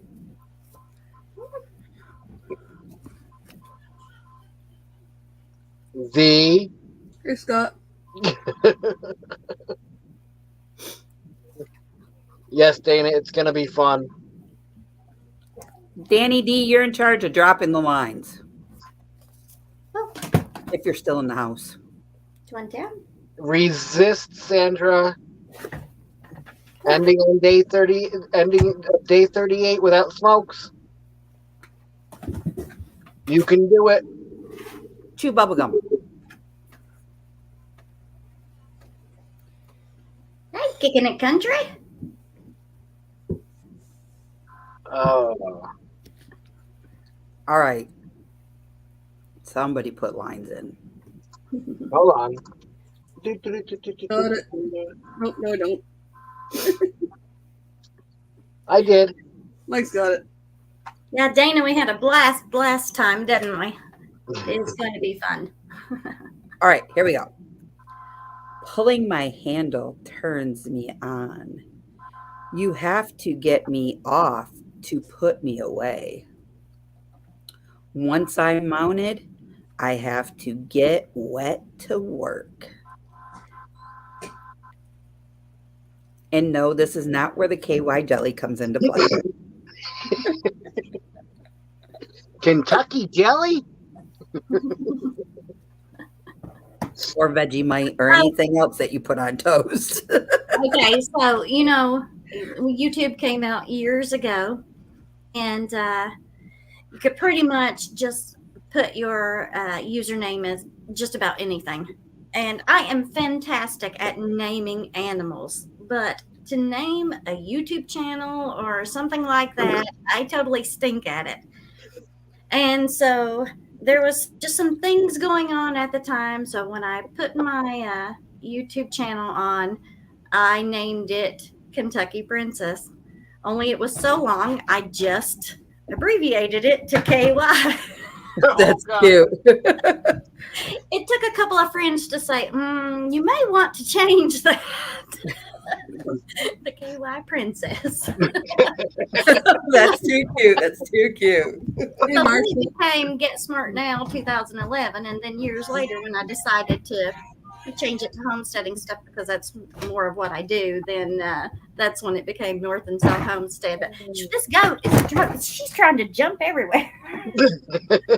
Here. Settle down. Oh, Anyways, yeah, I just, when you said that, I thought it reminded me of that. But yeah, don't abbreviate Kentucky for any kind of name on YouTube. Right. and hello, Marshall. Is Crystal in the chat? Because I'm Lola, and I don't think we've met.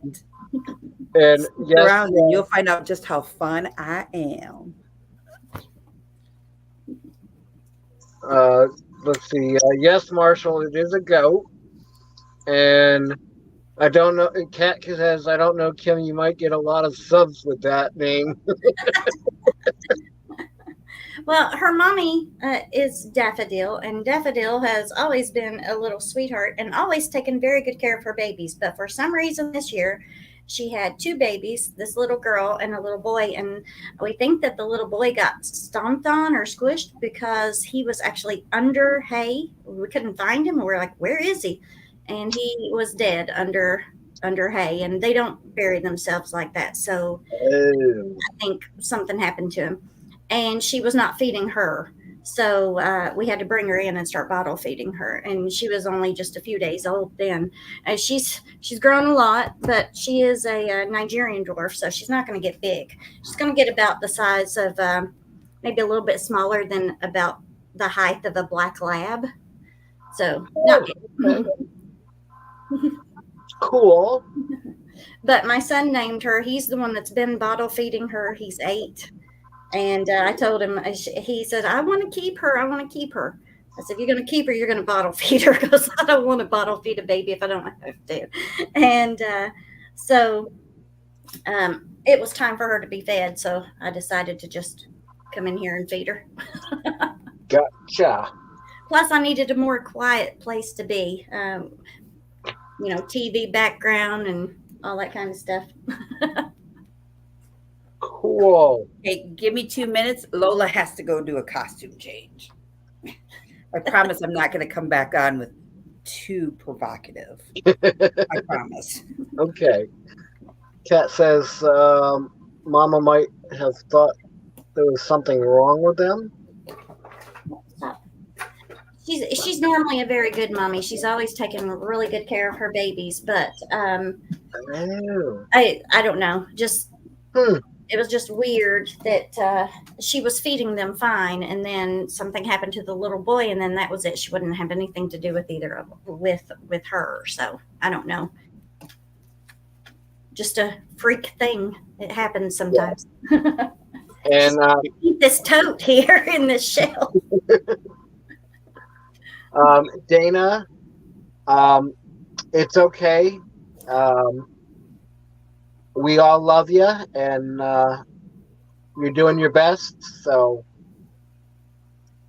I'm sure everybody will understand.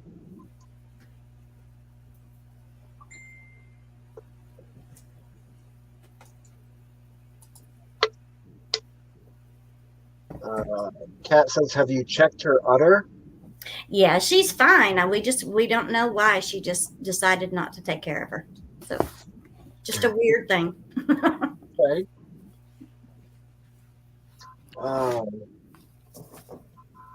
Which is okay, because she's being bottle fed, and my son is going to get to keep her. It's his very first goat all of his own. And so bottle fed babies are always the best for pets, because they're just like dogs, follow him around everywhere and everything. So that's fine. And good night, Georgianne. He wanted a baby cow. I said, how about a baby goat? Oh. Sorry, guys. I had to take that thing off. No problem. So for those of you guys that don't know, and I've been keeping it really private until I found out more information, I have to have a couple procedures done starting next week. So first of all, I'm going for another MRI on the base of my neck and in my skull. I have to have a greater occipital nerve block injection done on Monday the 6th. And then on that Friday, I'm going for a cervical branch block done. Those are 2 series of 2 injections. If the first one takes, I go back in 2 weeks for the second one. If that one takes, then I go under a procedure room, and they're going to go in and burn the little nerve endings that are up here in the base of my skull and try to take care of that situation first. If the first injection does not work, then it's over to schedule for surgery and have 3 of the 4 discs that are herniated in the back of my neck and shave off all the bone spurs. So that is what's been going on. And that's why my head is so swollen right here from all the pressure built up from like the migraines and everything else that's happening through this part of my head. So I went to the neurologist today, and that is what they told me. I don't know exactly what is what, but I was rear-ended at a stoplight many years ago, probably 10 to 12 years ago now, and it totally messed my neck up. It messed it up all the way around to where this eye, sometimes I cannot see out of it at all. And it swells. I get the worst migraines ever. And, I mean, it can be, and it just picks its times. Sometimes I can lift a bale of hay or lift something extremely heavy and I'm fine. And other days I can lift 2 gallons of milk and then I can be down and out for 3 days. It picks and chooses when it wants to act up. But I found the greatest stuff. It's called Doctor's Best, is the brand. It's Serapeptas. It's on Amazon. It's the highest amount dose that you can get. And the stuff keeps me functioning like crazy. It is amazing. Really? And you already have it in your body. Those just super boost it. And the only side, well, here's the thing. If you're a diabetic or if you take blood thinner, then you shouldn't take it. Because although it's not a blood thinner, it acts like a ℓ. And so you shouldn't take it because of that. It actually cleans your blood. And, diabetics, they have a lot of problem with their insulin and tons of different medicines interact wrong with it. But other than that, the only side effect that anyone has ever reported from it is if you do not drink 8 ounces of water when you take it, then you'll get tummy cramps, like you've had bad gas station pizza or something, Right. But it is totally amazing. I used to have to be on some very, very strong medication when my neck would act up, and I had to stop taking it because somebody needed to take care of our son, and while my husband was at work and stuff, and that stuff would totally knock me out for 8 hours straight. And so I could not take it because I had a child to take care of. And I don't even know how I stumbled upon it, but then I started reading all the case studies on it and just all of the different things that people have used it for, from arthritis to just a million different things, from unblocking fallopian tubes to you name it, and it helps with it. So I decided to try it because I figured, what do I have to lose? I'm sitting here in pain because I can't take pain pills because I got to be awake to take care of my kid. And so we already have it in our body. It's nothing foreign. It's just a super boost of it. And I was just blown away. It took like a month. And from everything that I read, it said, that it does take about a month for it to really kick in good. And that's when most people seen a lot of changes. And so I gave it that month, and I tell you, fantastic. And every time that I stop taking it for a while, and then I go out lifting and tugging things, and I start hurting again, then I'm like, oh, why did I ever stop taking those? And then I have to get back on them again.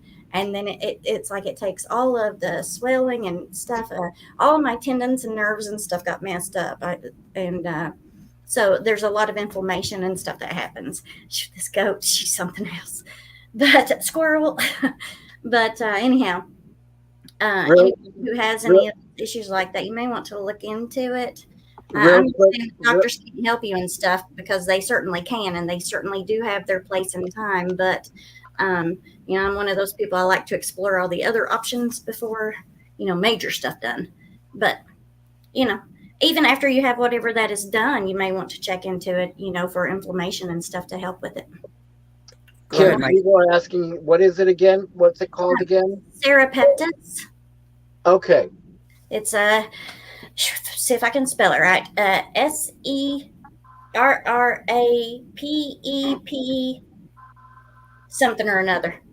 Start typing that in Amazon and it'll come up. And the brand is Doctor's Best. Get as high of I can't remember if it's USP or IU or whatever like the milligram part and stuff of it. But if you punch it in, it'll come up. Gotcha. Good night, Scott. It is amazing stuff. Take it at your own risk, but it did amazing things and does amazing things for me. And then back a little ways, Dana had a question for you, Crystal. Okay. You getting down? Get down. There you go. But I didn't want to interrupt. Oh, no.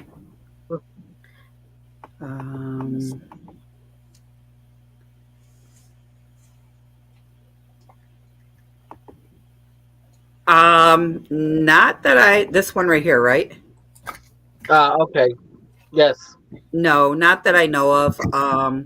So I have really bad chronic migraines. I have them so bad that the last one I had resembled a stroke, and I actually was in the hospital, and they told me to call my next of kin immediately to get them to the hospital.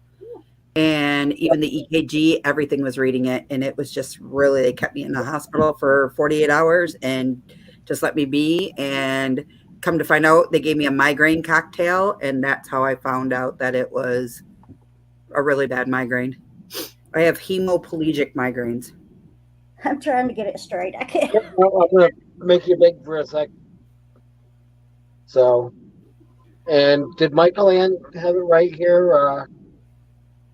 This Sarah. Yes, good job, Michael Ann. Okay. All right. And then she was also saying something about be careful with the shots. Yeah, that they can cause seizures. Certain ones can. So I actually started before Christmas. I went to a chiropractor thinking that it would help. And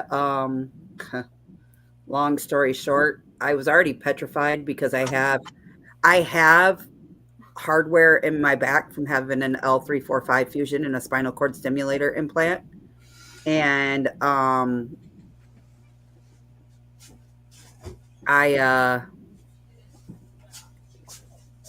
so I'm petrified that if they crack me just right or pop me just right, that they're going to screw it all up. Well, when they did my neck, I was so sick for like 3 days straight up at my mom's during Christmas. And not going to happen. So depending upon how Monday goes will depend upon if I have a live stream Tuesday.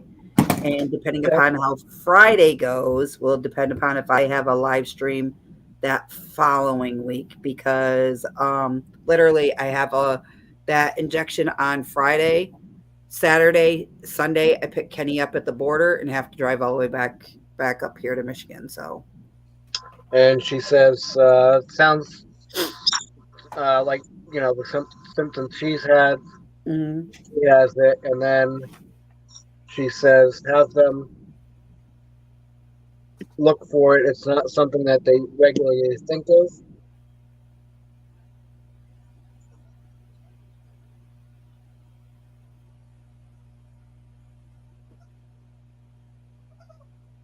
I'll let you read all that. Yeah. So, it's not fun. Trust me. I take Furosets. I take a regular medicine to prevent the migraines, and I still get them really, really bad. And the doctor said that is what's causing a lot of my blackout spells. If somebody pushes my buttons just right, because I get so angry and my head gets so filled so fast from the pressure that it triggers a blackout spell. And Mike has witnessed one of them. I cannot tell you what I say after I snap out of it. Good night, Sandra. Yeah. And it's not that I don't want to remember. I just physically can't remember what is said. So. Oh. So, yeah.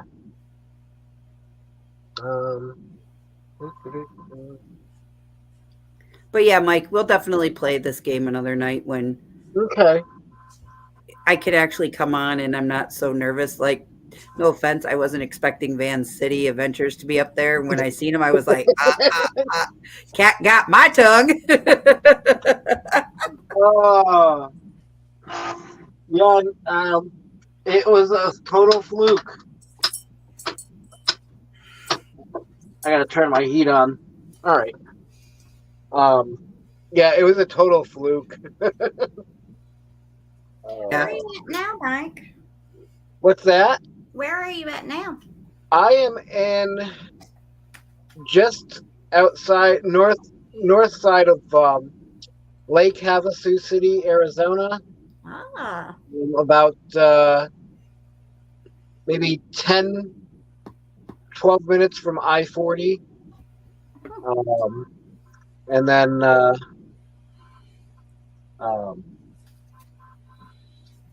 I'm here until April, and then making my way to Nevada to spend some time there. And then June, I'm going to be going into Oregon and spending time there.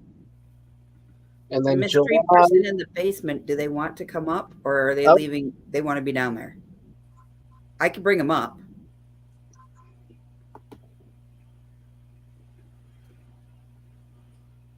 Hello, V. hey, V. V. It says V sleeping in basement.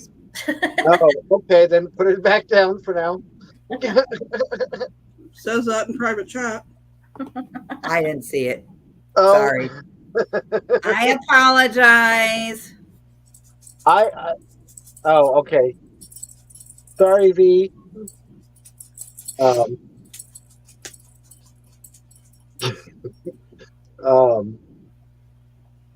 And yeah, Dana's saying about the pressure. So little suggestions there. Yeah, my head feels like it's going to just explode when my nerves do that. I mean, the pressure is just so bad. Yeah. And it's from my neck and there. And I tell you, people do not understand it unless they suffer with the same kind of neck injuries that causes the same stuff. And then you totally get it.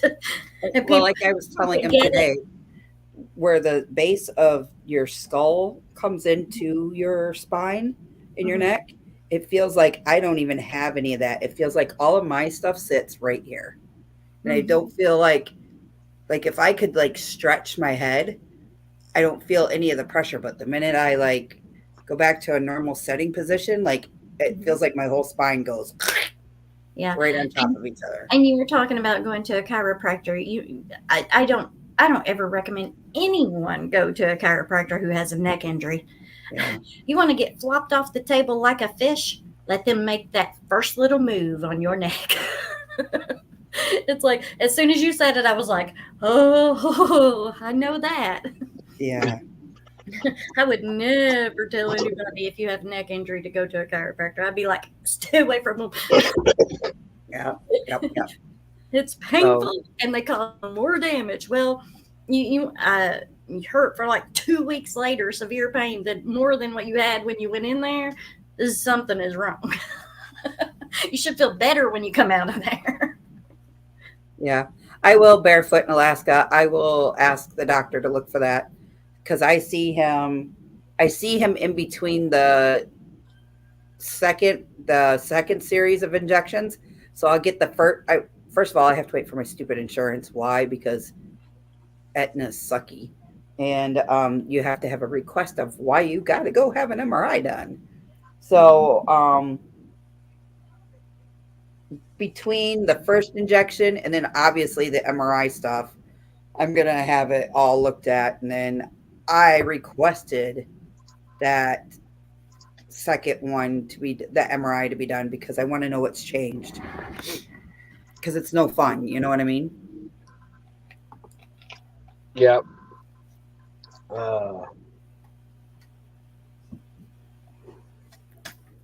So, but I think I'm gonna head out, Mike, and go take care of that other thing I got to take care of, and then I'll come back in when I'm done. Okay. Alrighty. All right. Bye, guys. Harlan. Have a good night, everybody.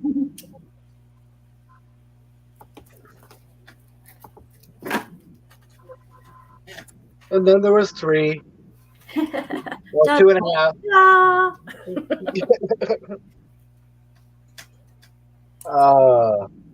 I don't have much to go on about. It's been pretty boring around here. We've all been sick for weeks, coughing and fevers and everything else under the sun. And then this last week, I started feeling better. So just been out working, building a few things. And then the other day I was shoveling gravel. We had to have some gravel delivered for the driveway and the little, I don't even know what you'd call it, kind of like a carport. We did it out of cattle panels, though, to put the riding mower and the four-wheeler under. So I finally got a four-wheeler. It's going to make life easier around here.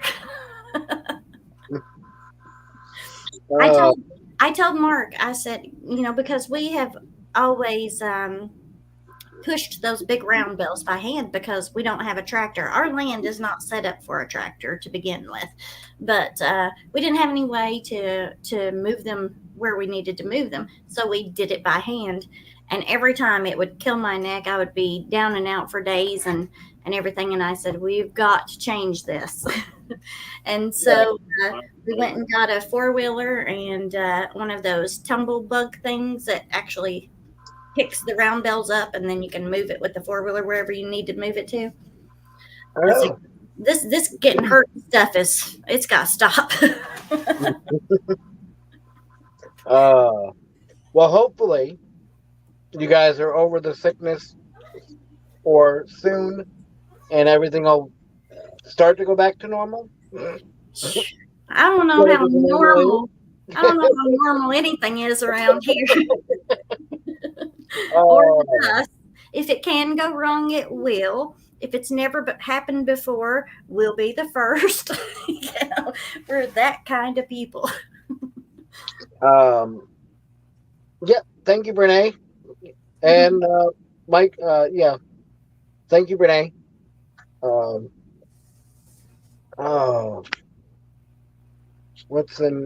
Hang on one sec. Oh, yeah. Thank you, Brene. I'm having to look at my iPad to read comments. I can't see them on this computer. So if I miss you all, I'm sorry. Oh, okay. Unfortunately, I'm on my little phone. I'm on my phone right now, and I only see 2 comments at a time. So if somebody starts, they start going by real quick, I'm like, what, did I miss something? But Danny D says just subbed him. Oh, thank you, Danny. And Lily says just subbed. Oh, thank you. I haven't uploaded anything for like 3 months now. I do have a video started, and I just haven't got it finished yet. I was going to actually finish it today, but then it poured the rain all day, and then I couldn't get out and do anything. So, it is what it is. I have a very busy life. If a video doesn't get done, then it doesn't get done. YouTube doesn't pay me, so when one gets put on there, then you can watch. And everybody's saying you have new friends, Kim. Well, thank you, everyone. Mwah. Mike, define normal. I don't even want to attempt that. I'm pretty sure that nobody in this chat is normal. Me, Mike, Michael, none of us. For one, why would we all be up at this time of night if we were normal? Exactly. And I'm okay with not being normal. I've always danced to my own tune. Yeah. Why be normal, Right. It's so just yesterday to be normal. No? Yeah, that's so yesterday.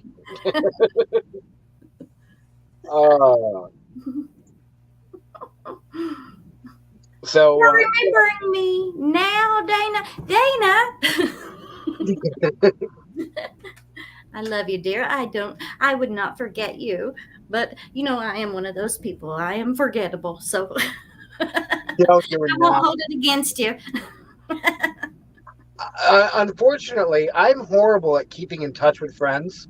And And at least most of my friends back in the Northeast, New England area, understand that, you know, understand that I'm horrible with keeping up with people.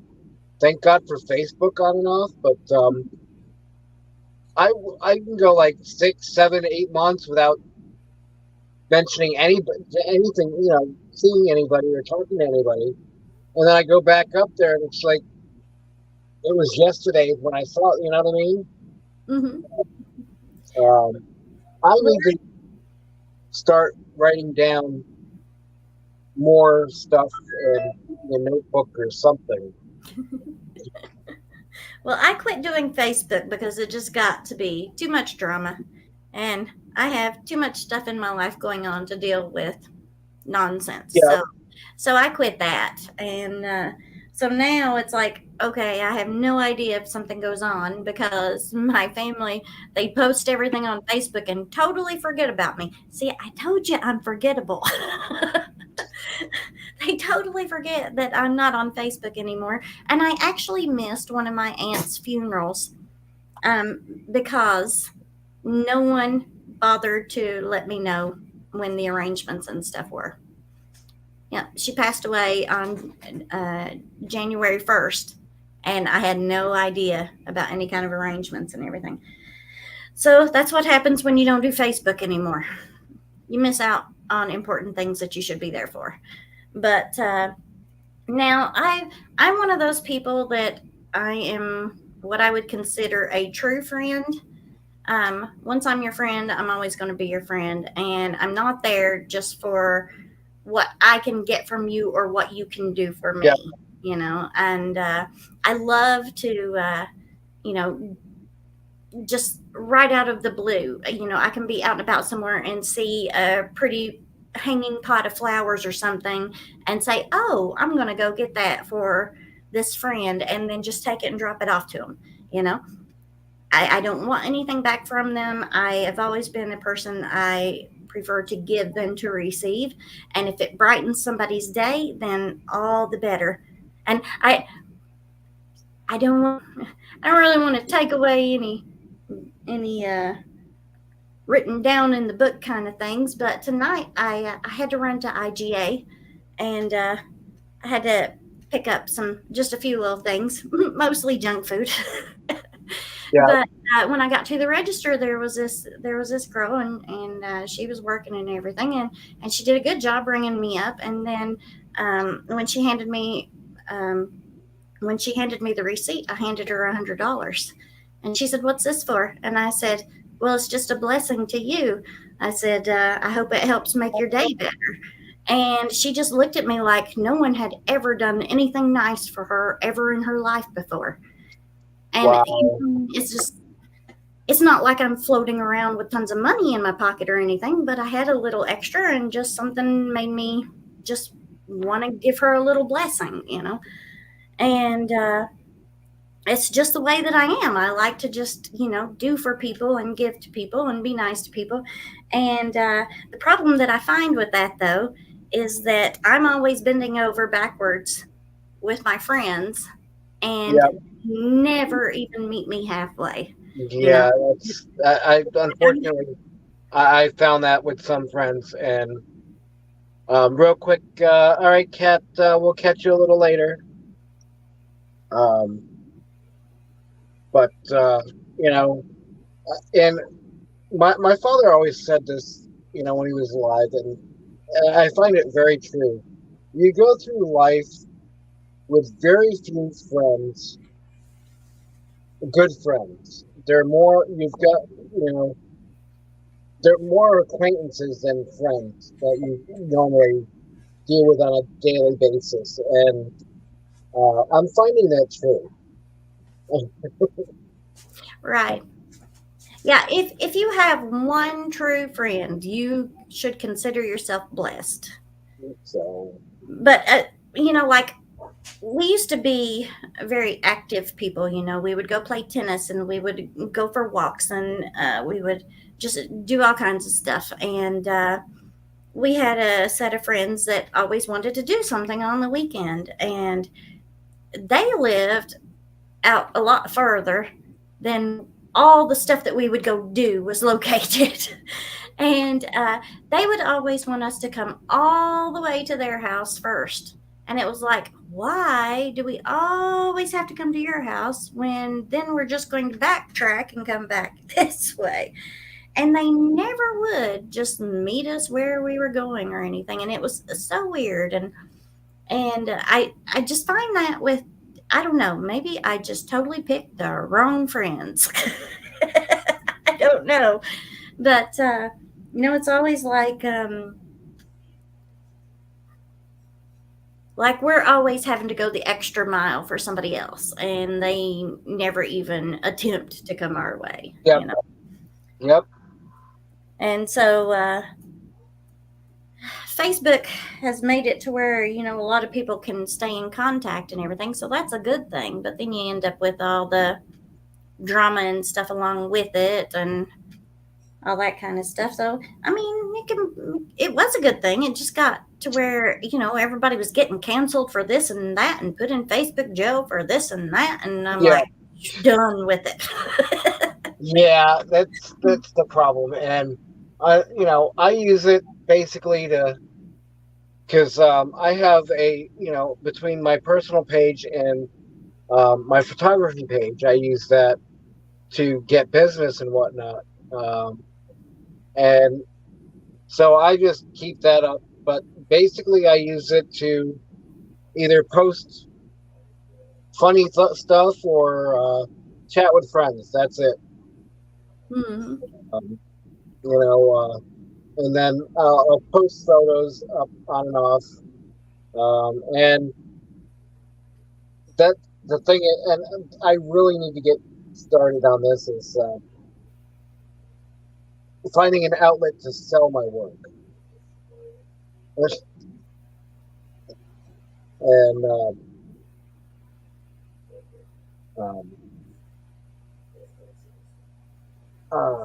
yeah. What am I trying to say? Yeah, an outlet to sell my photos and whatnot. That's not going to be costing me an arm and a leg, and so yeah. Right. Do you put them on Etsy?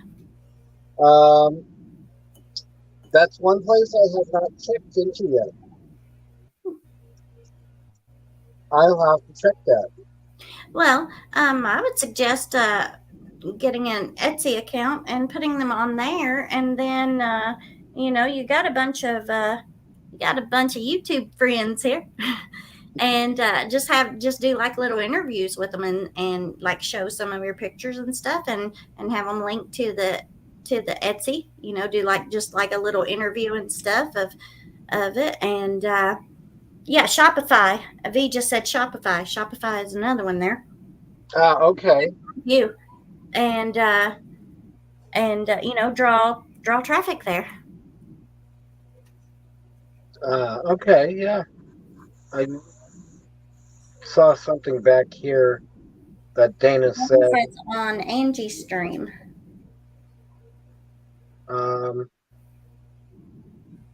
Dana says, "I'm sorry, Kim. I do remember you now. You're a beautiful soul. It just takes a bit with my scrambled brain." Mine's pretty scrambled too, Dana.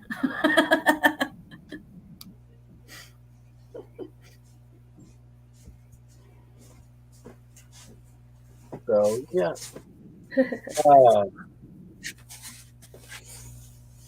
And Danny, we're happy you're here, and we love you. So. Said I met Fairy Dust on Angie's stream. Angie's great.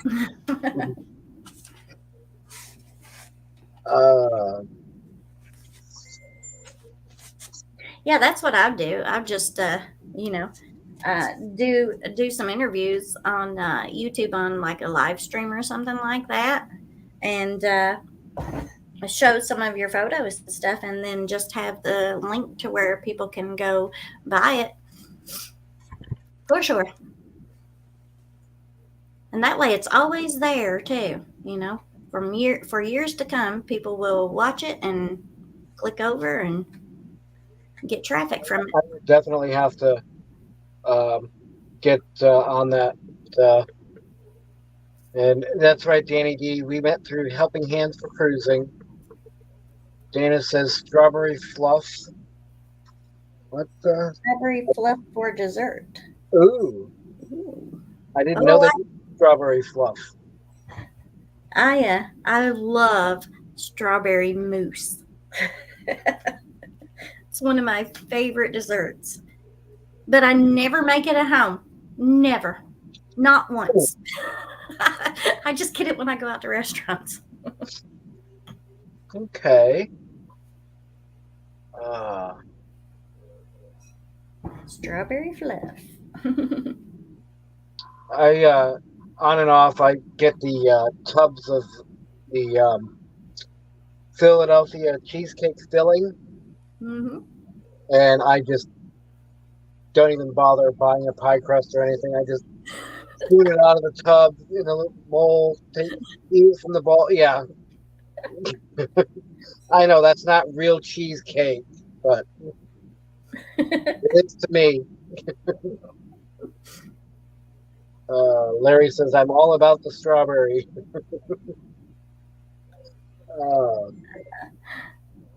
Yeah, I never even knew they made strawberry fluff. Because regular fluff, it's like too much for me, I think.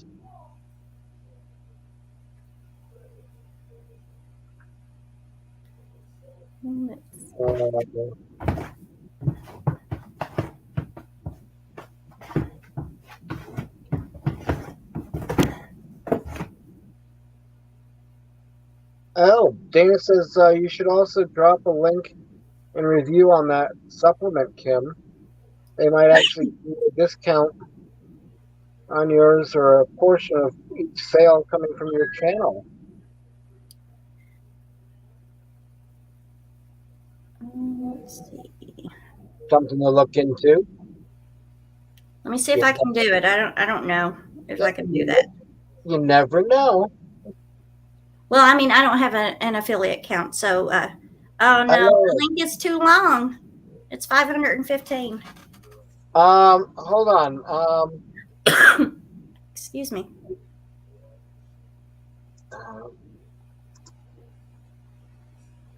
Let me see if I can do something here real quick. You said it's on Amazon, right? Yeah. And what is the name of it again? Doctor's Best Serapeptus.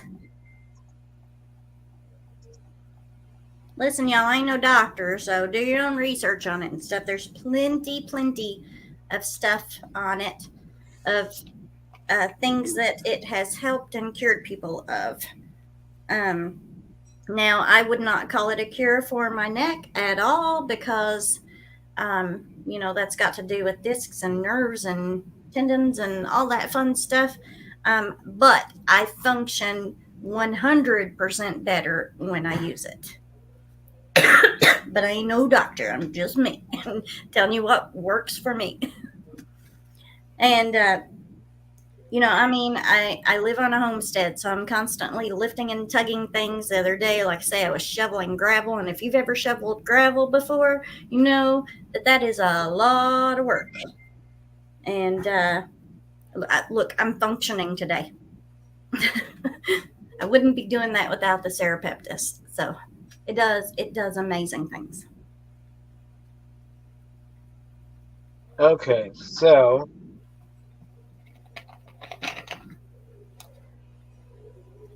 there you go. Plum Travelers. My wife takes Serapeptus every night. See? It's amazing stuff.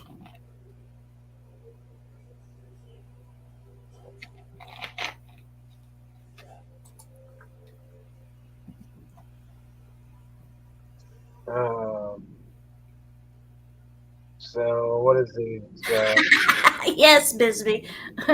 Busby, yes.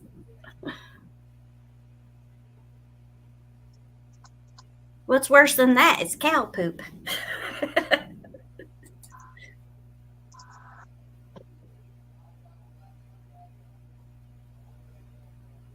the nice thing about long links is you can go to tinyurl.com and put that long link in, and it'll spit out a short one. Yeah, I knew how to do that about 10 years ago and haven't done it since. You know, when everybody was going on about, oh, you know, you have to brand yourself and, you know, get your own website and use, what is it, a certain thing that you blog on and stuff. It's a Microsoft program and stuff. Is it WordPress? No, I don't know. It's one you have to pay for. It's a Microsoft thing? Yeah. And they go on and on about it. Every single YouTube channel and stuff and link that you clicked on funneled you through all this bunch of stuff. You took it, you know, it took you an hour of your life to finally get to the last page of it. Yeah. and yeah, so, you know, then they teach you how to do all that. And then one of the parts in there was about tiny URL, how to make the big long one short. Okay. Yeah, so I haven't done any of that in a long time. I can work a computer and phone and stuff, but I know the basics of it. If I actually fix something on a computer that went wrong, it's because I totally stumbled to the solution. It's like my mom used to call me over all the time and say, "Can you fix my computer?" And I'm like, "Well, I can try, but I really don't know how to do that, any of that." One day she really stumped me, along with everybody else that I've ever talked to about it. She called me up and she said, "Can you come and fix my computer? I don't know what I've done." And I said, "Well, I can try, but I don't know." And so I get over there and I'm like, "Well, what's the problem?" And she says, "I deleted my delete button." And I had never once heard of anybody deleting their delete button. So she could not delete anything because she didn't have a button.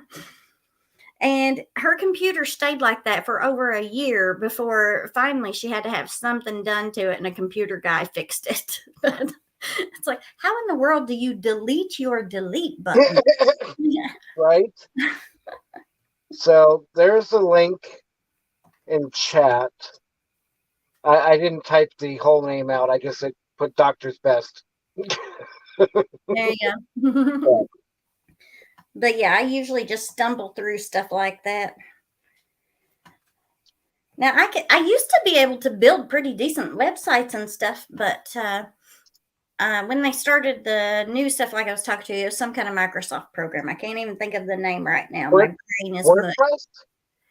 I was thinking it was WordPress, but I'm not sure.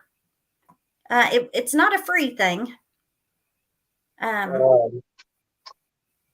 It's either it might be WordPress. I mean, years ago there was like Microsoft Word and the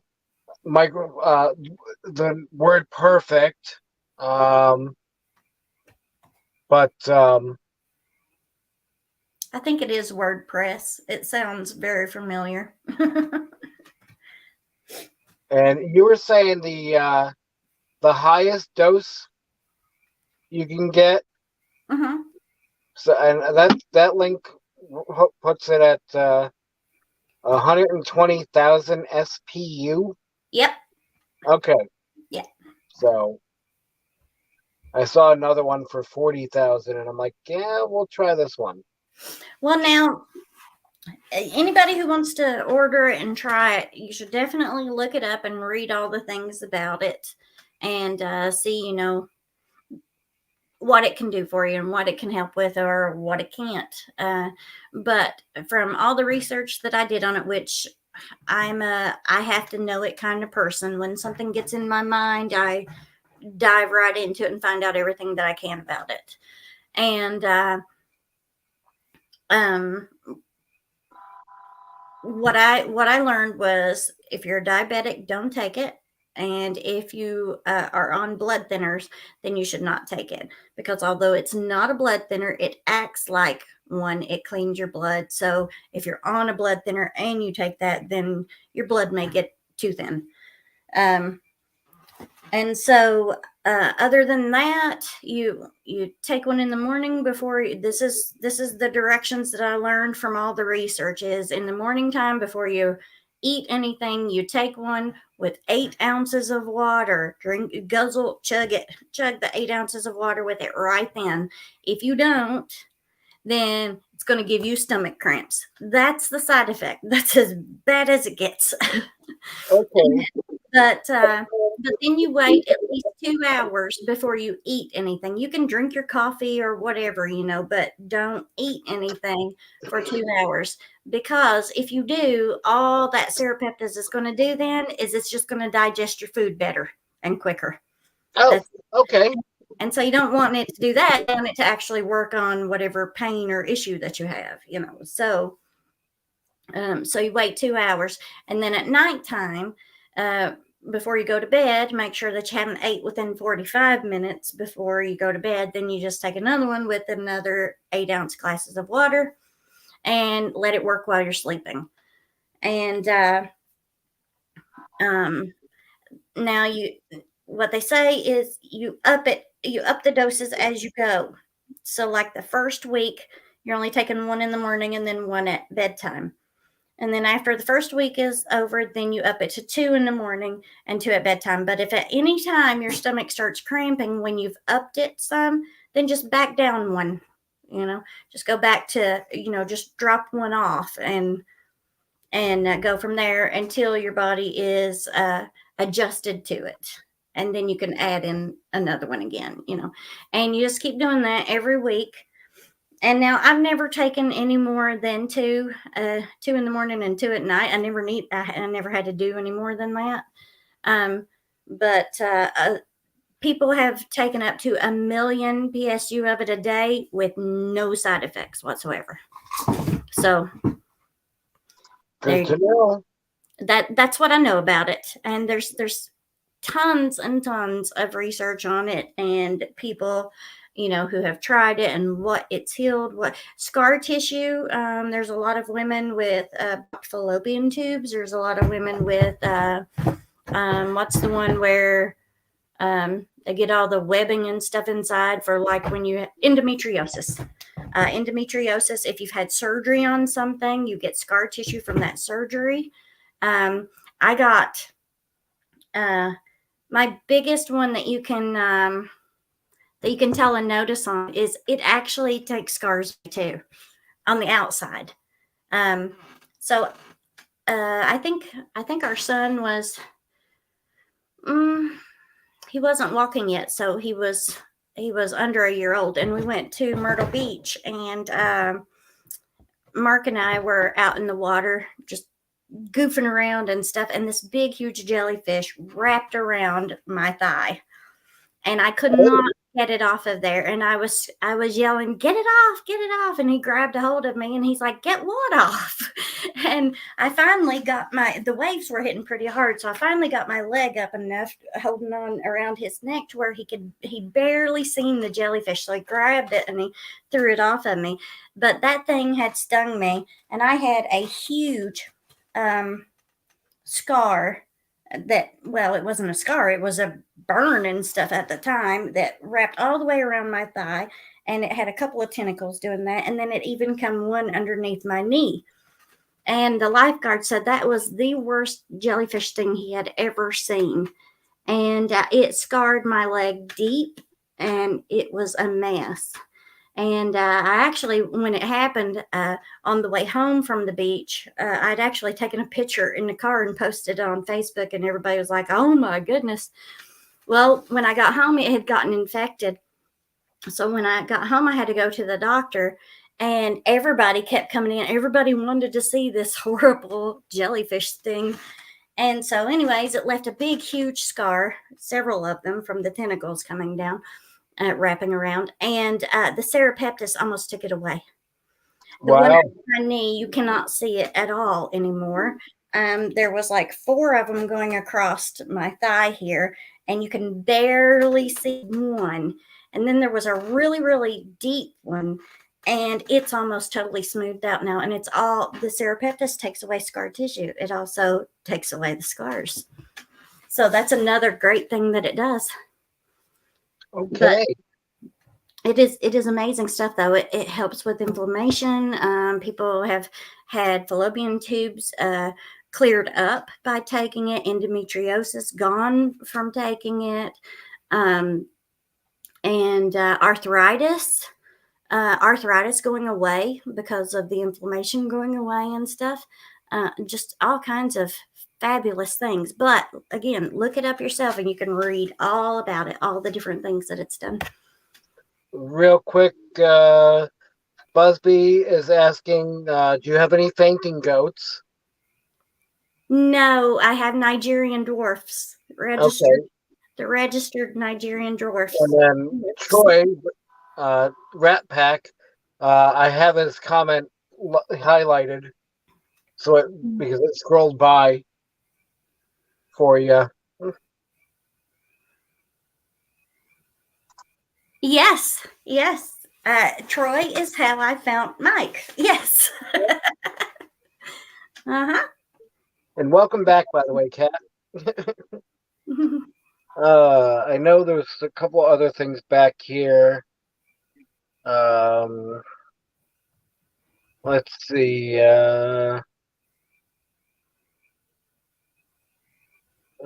Dana's saying, will it help me poop? LOL. It will digest your food better, and yes, I'm almost certain it probably would. It says, LOL, these pain meds for post-op, well, yeah.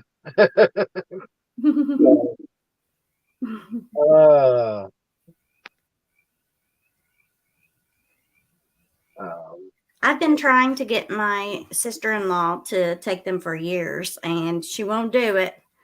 But she has a lot of problems like that, Dana, and it's from having cesareans, and the doctor didn't put things back in the right place, and it affected all of her bowels and the intestines and all of that. And I've tried to get her to take it for years, and she just won't. Gotcha. And Lorraine is saying, does it help for kidneys? I don't know. I don't know about that. You'd have to look it up, honey. Okay. So there was just pages of what it does help with. Okay. And it was years ago when I did all the research. I've been taking it for, I don't even know how many years now, a lot of years now. And I take it on and off. I don't know what it would do if I constantly took it. I'm one of those people that, I'll suffer with a really bad headache for like 8 hours before I actually go take some Aleve or something. I don't know, suffer in silence kind of person or something. Oh, I'm not laughing at you, but I'm laughing at the comment that Kat put in there. She says, I want to cross a fainting goat with then when it comes time to sharing, just yell boo. Oh. Mark wants some of those fainting goats. He watches the videos on YouTube, and every single time he cracks up laughing at those goats. And I'm like, that is just so mean. The poor little goats. I mean, you're literally scaring them to death. He's like, we've got to get some of those goats. They would be so hilarious. I would be entertained all the time. And I said, we are not getting any of those goats. There has to be something messed up in their brains to cause them to do that. Good night, Danny D. Thank you for hanging out, and we'll see you tomorrow night. Good night, Danny. Oh, yeah. There you go. Plump Travelers. I use WordPress for my website. Yeah, that's what it was. Mike was right. It was WordPress. I knew it was something. Years ago, I used to use Dreamweaver when it first came out. Dreamweaver. Yep. Good song too, but the that was back when making websites was less complicated And you fun. know? And now it's like, no, I or basically before Dreamweaver, it was basic Notepad for me. And Microsoft Word. Yeah. Yeah. But as the websites became more and more complicated as far as the JavaScripting and the I can't even think of freaking anything, but I know it's Java and ActiveX or something, and all kinds of more complicated stuff. And like, then they made it the Dreamweaver, which was basically a what you see is what you get sort of thing. And you just move stuff around in there and put pictures here where you want them, and it did all the coding for you. But nowadays it's like no. But yeah, here's another. I hear frogs. I'm right by the window here. I have it cracked open a little bit. The frogs have been driving us crazy. They're so loud. The spring peepers? Yes. I always get excited when I first hear them for the first time of the season. It's like, yes, they're calling for spring. It'll be here soon. Yep. And well, they're not as loud. Our bedroom and stuff is on the other side of the house, and we have a ditch line back there that keeps water in it. So the frogs are just like a gazillion of them out there, and they're so loud back there. But I'm on the other side, and it's far away from the ditch line there as I can be tonight. So I'm surprised you could hear them. They're not too horribly loud in here. Good night, Linda. Linda.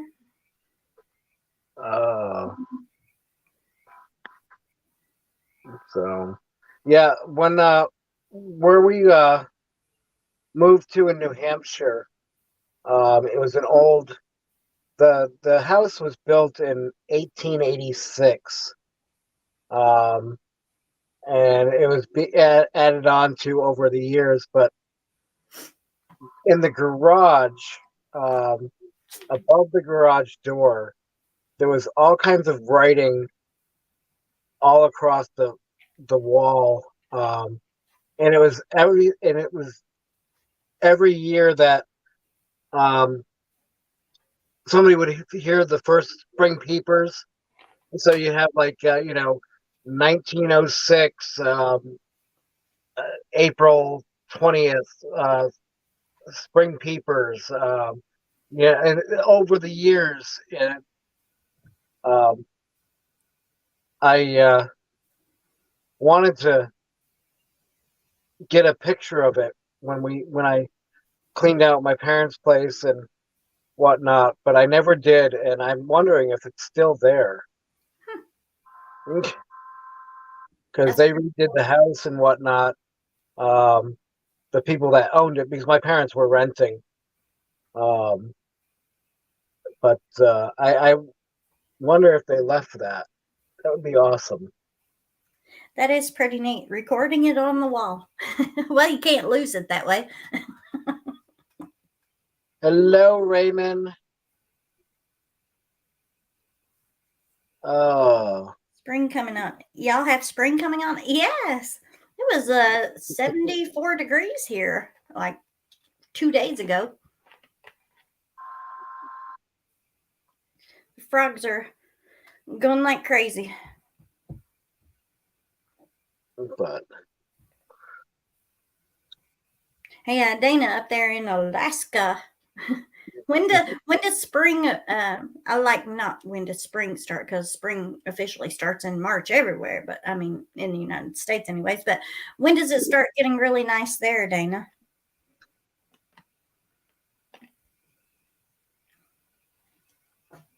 Yeah, now it says 184 in chat and -10 the other day. Whoo, 17 thumbs.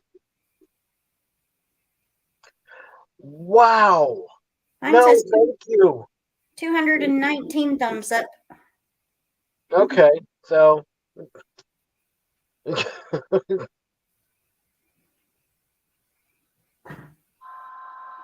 Lorraine in Texas, 100 degrees. Wow. Wow, Lorraine. Yeah. And End got of May, beginning of June. Well, that's when it starts getting nice there. Oh, I would never be able to survive that. I need warmer weather than that, Dana.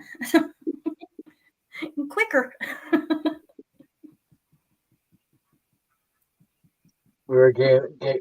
we've been getting more and more light every day. Want a property big enough for a team. That would be awesome. Well, how big of a greenhouse, Dana? We have a 3-panel cattle panel greenhouse here. It's not very big at all. They're only, well, let's see, that's 12 feet long. How big of a greenhouse? You want one where you can grow all year long, though? You are in Alaska.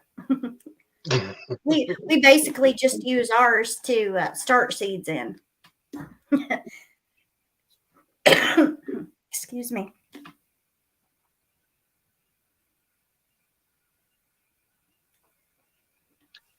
She was camping on our birthday in April. So it just depends, I guess. My birthday is in April also. Ooh. April what? April the 11th. The 11th? Mm-hmm. My brother's is April 11th. Really? Yep. Aries. He's fiery, isn't he?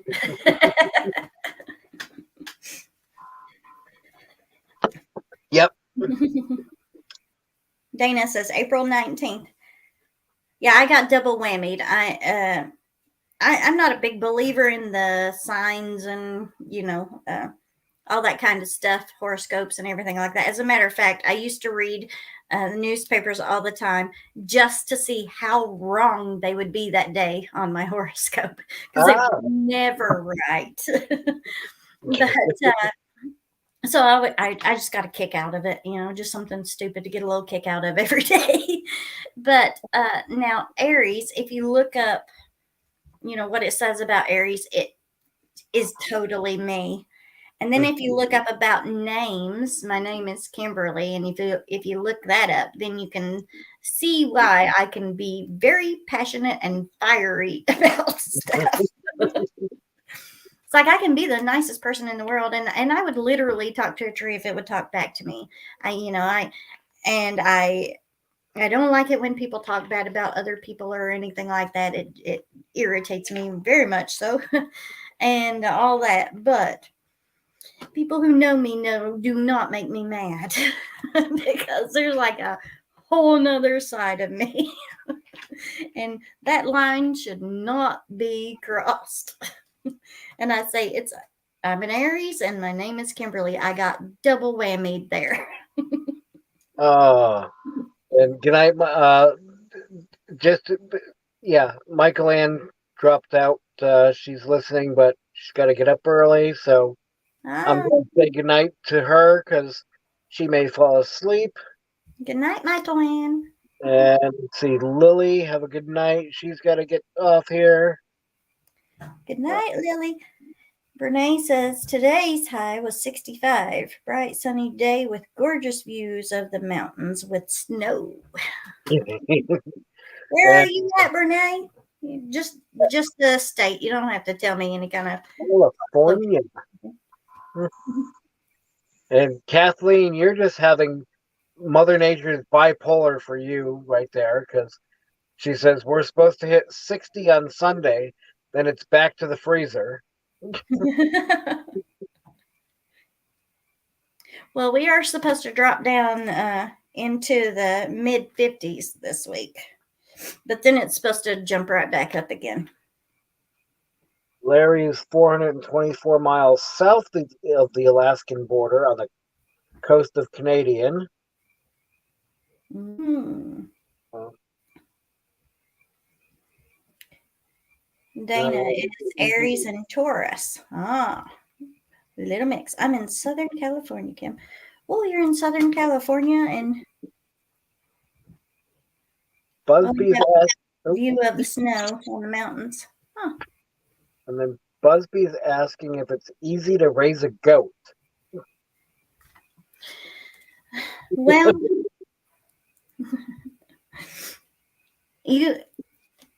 I just watched a fantastic video of a homesteader who has been doing surveys, and they've been asking. They'll get a question under one of their videos, and so then they'll post a survey about it to a bunch of people who are homesteaders, and then they'll come back and they'll give those results to answer that person's question. Well, this one was about farm animals. Which ones are the easiest, which ones are the hard ones, and this and that. And goats ended up as a hard animal to have. But here is the thing. We picked Nigerian dwarfs for the reason that I didn't want them to be able to clear a fence by jumping over it and going down to our neighbor's house and eating all of their flowers and vegetable gardens and stuff. I didn't want them jumping a fence and getting on top of our cars and stuff. So I chose the smaller ones for that reason. They cannot clear our 4-foot fence. Not unless you put something close enough that they can get on and then jump over.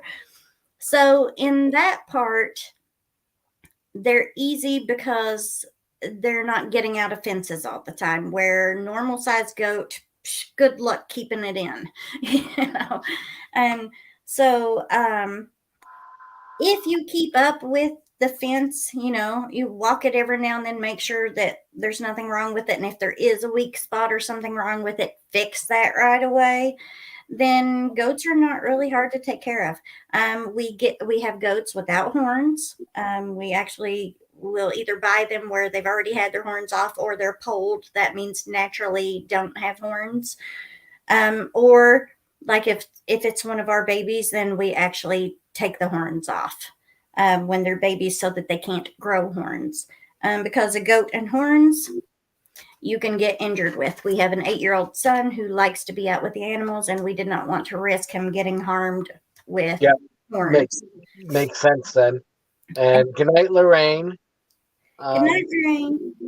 And I am in Kentucky. Somebody asked. Okay. So other than that, feeding them, they don't have to have grain. You can give them grain. We give our goats grain if they're pregnant or if they're nursing babies. But other than that, they don't have to have grain. And boy goats, bucks, they should not have grain. It can cause all kinds of kidney issues and stuff with them. Trimming their hooves. Their hooves are very easy to trim. You just do it when they need to be done. If you don't give them grain, then you don't have to trim their hooves as much. Grain actually causes hooves to grow quicker. So, they're really not hard to take care of. You can have minimal shelter for them. Some people, you need to have at least 2, though. Goats are herd animals, and if you don't want trouble, you better have at least 2. If you only have 1, you're going to have nothing but trouble from that goat. So I would say, even though that survey said that goats are the hardest to take care of, I don't really think that they're the hardest to take care of. You understand that goats are escape artists, so you get a good fence to keep them from doing that. And if they do get out, then there's something wrong with the fence and you need to fix it right away. Once you fix it, they're contained again. So I don't really think that they're hard to have. I just think that you need to think about it before you get into them. Why you want them and what purpose are they going to serve. For us, we have a lot of kudzu and a lot of land, so they help mow all that down so that we don't have to do all of that work. And our son cannot drink cow's milk, so he can drink goat's milk. So there's those, and then of course you get butter and stuff like that from them also. But we didn't want to be chasing goats down by them jumping over fences and stuff, so we chose the miniature version, Nigerian dwarf, and we chose the right fencing so that we wouldn't have to worry about that. And we chose no horns. Another thing with horns is not just a safety thing for our kid and for us, but goats love to stick their heads in stuff, and they will stick their head right through any kind of fencing that they can. And if they've got horns, then they could end up strangled to death because they can't back their horns out. And then you go out to your goat and it's hung itself in the fence because it has horns. Now, a lot of people say, oh, don't take the horns off because of predators. Get you a guard dog, livestock guardian dog. Takes care of that. So, you know. All righty. Let's see. Brene says alpacas are supposed to be the easiest to have. And then Kathleen was saying bison have to be the worst. Bison don't jump fences, they just walk through them. Right? Hey, if I was 2,000 plus pounds and I decided that the grass on the other side of the fence looked pretty good, I'd just walk through it too. I mean, who's going to stop me, you know?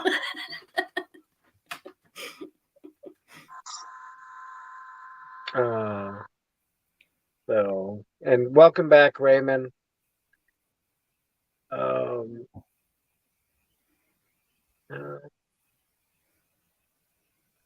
Busby says, thanks, that was interesting and educational. Glad I could help.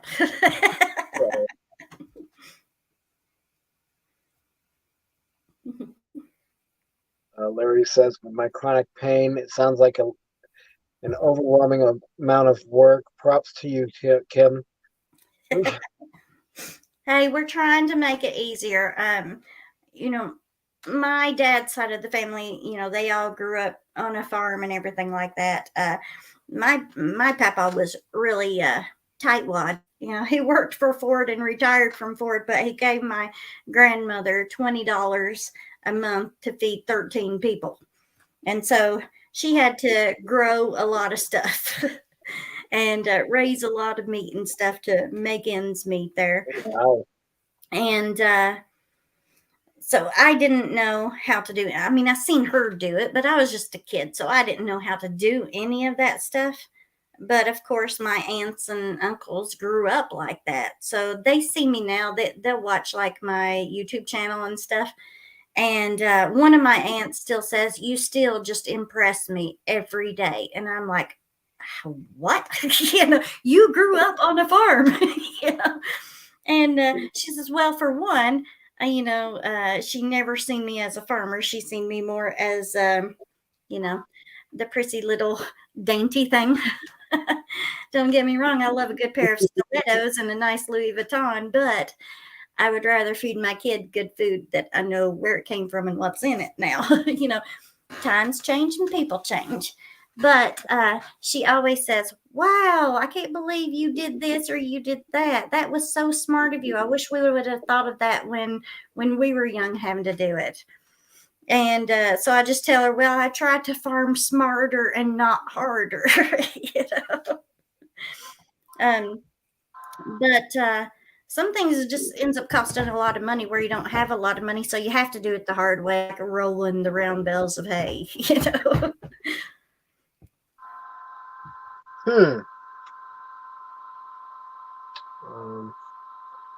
Just trying to read some of the comments here in chat real quick. Carol says, thanks. Nice. Thanks, Kim. Nice to hear about the critters. You're welcome. Kathleen says, bison have lousy eyesight and thick hides. Tatanka. That what Dances with Wolves called them? Tatankas. Larry says he'd like to try goat's milk. He loves regular milk. Okay, there is no difference. There's no difference in it unless you have that goat that is milking right in with the buck. If you have them separated some there, you cannot tell the difference between goat's milk and cow's milk. We have done the test a million different times with everybody who comes here, and nobody can tell which one the goat milk is. But now we also have Nigerian dwarfs who have a high butter fat. So, there is that. But I would imagine that you would love it just like you love cow's milk. Oh, do you have Chloe there still? Yeah, she's in her crate right here. Can you hold her up for a minute? Ellsworth is his daughter Lacey there. She's up. Ellsworth, this is for you, Lacey.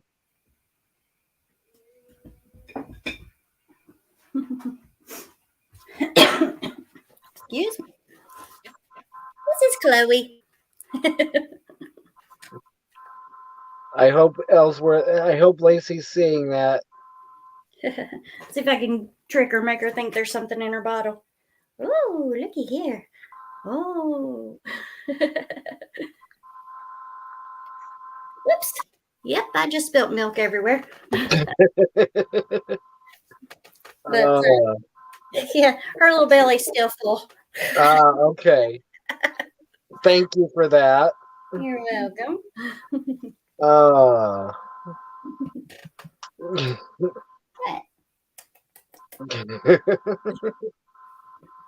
They are very sweet. And Lacey is also. You can train them to walk on leashes and everything else, just like a little dog. And some people do keep them in their house, although I wouldn't.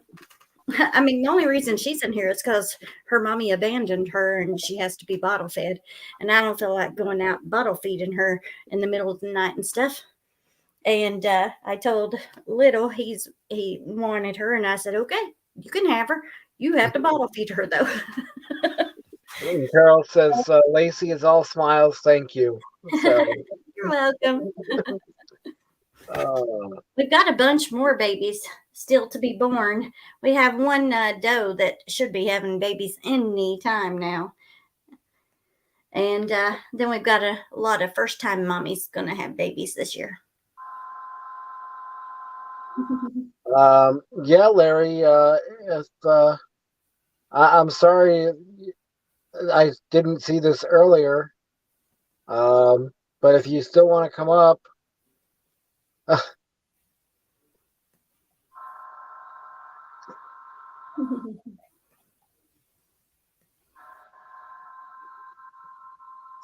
Kathleen says, if I tried that with one of my bottle babies, I'd have a hernia.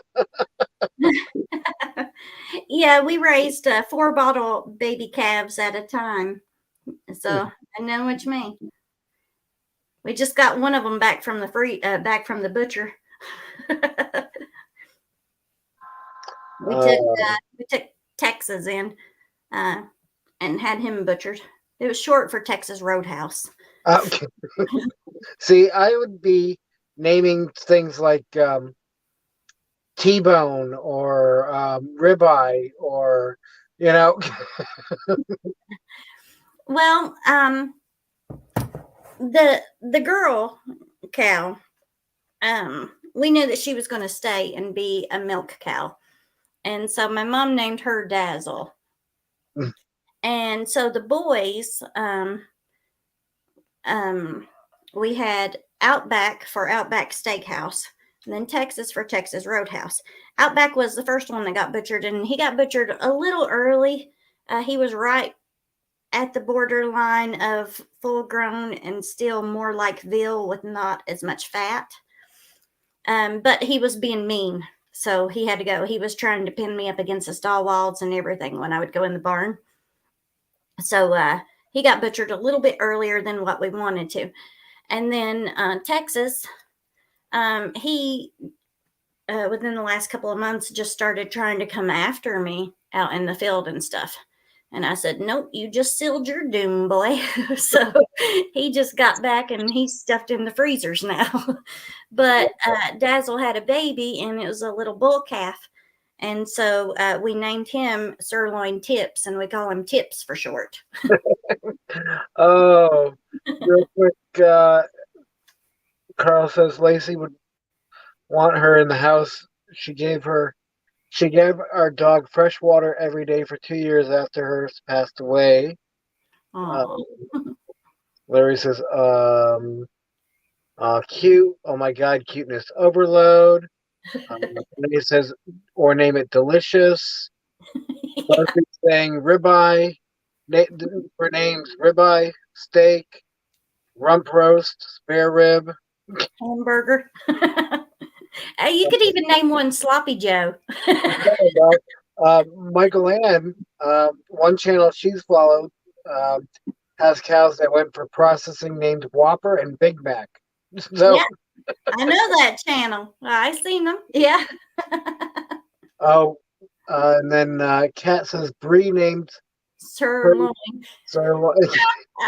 That's a good one. Oh, so yeah. Yeah, the cow names are endless that you could come up with, you know. But yeah, that's what we stuck to. Now, our son, when we had Outback butchered, that was the first cow that we had taken off from here to have butchered, and he was younger then, and I thought that he would have a really big problem with it, you know, but he's a homestead kid, so it's not like he's not used to animals, you know. Like literally the first time he ever seen us butchering rabbits, he was out on his playground in his swing, and he started laughing really hard, pointing, and he said, "Mommy, look at that naked bunny swinging there." So we didn't know if he would have a hard time with the cows or not, because he had helped bottle feed some of them. And so when we had Outback butchered, and, you know, we were a little concerned, you know, how's he going to respond to this and stuff. And he didn't really say anything about it. And then the first time we had meat after that for dinner, he says, "Is this Outback?" And I said, "Yeah." He says, "Outback's good." Hello, Larry. Hi, Mike. Hi, Kim. My name's Larry. Nice to meet you. And real quick, I'm going to just comment. Kat says, if I tried to name all of ours, I'd run out of names in several languages.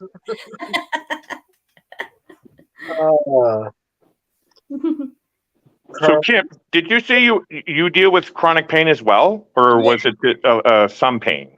No, it's chronic. It's daily without that serapeptus. Yes. So yeah, my wife, we're both on disability. We both suffer with chronic pain, but with you saying this serapeptus, her and her mom, they all swear by it. I don't do it, but it all works. I want to come on here and say that. Yeah, she takes it nightly, she says. Yeah. But I wanted to say to you is I've always dreamt of having a homestead. I did dream of it, but then I started getting into dealing with having to deal with my pain, and I thought, how can we ever make that happen? And we couldn't do it. But you're saying you're doing it. Mm-hmm. That sounds like a lot of freaking work. Well, it is a lot of work, but if you want to, you know where your food is, and another thing is, I've always been animal crazy. Yeah. Always, you know, I've always loved animals and everything. But had you told me, 15 years ago that I was going to, live on a farm and be farming and milking animals and processing food and meat and everything, I would have laughed so hard at you and said, "You are out of your mind." Yeah. We were the go out to eat 5 nights a week, go to concerts, go here, go there kind of people, not farm people at all. But what started it was I bought my first horse. Oh, okay. There is nothing more peaceful and calming than going for a horseback ride. Well, on a good horse, it's not trying to kill you, that is. But then I got into Arabian show horses. Oh, wow. And then from there, we sold the horses and we moved back home and stuff here. And then, I had actually went up north to visit some friends. And one of them, her husband had ticked her off. And so he took off. And when he came home, he had some baby chicks as a "I love you, I'm sorry" makeup gift. How cute little fluffy chicks are and stuff. And it worked for about a week. And then she's like, we have nowhere to put these, and I don't want to take care of chickens, do something with these. And I just happen to be up there. And I'm like, oh my goodness, you've got baby chicks. Wow. Do you want them? And I said, yes. Wow. So I brought them home, and that was the gateway To everything else, yeah. everything else. Yes. And chickens always are. You said you have a few that's going to be given birth. Like I don't know. I don't think I got. How many goats do you have? Well, I range in goats. We actually have 12 does and 3 bucks right now. Holy wow! But that ranges because sometimes I'll sell some off, and sometimes something will happen and one will die, or you know, whatever. But I try to stay at 12 does. It's kind of hard when one is born and it's so pretty, and you're like, oh my goodness, I'm keeping that one. You know? But yeah, they're not hard to take care of. They're really not. And as long, you know, like I say, farm smarter. Find systems that makes it easier for you. Like we have hanging feeders, so we don't have to feed our chickens every day. They have hanging feeders. They're feeding. Oh, I see. Okay, yeah. All right. Like 2 weeks straight. We don't have to fill that container, you know. You know, just different things like that. The goats, instead of giving them square bells, which you have to lift and tug every day, stick a round bell in there with them. You know, 12 goats on a round bell. And you ain't doing nothing feeding those goats that for at least 2 weeks. You know? Oh, wow. And so you make things easier on yourself, Mm-hmm. you know, to where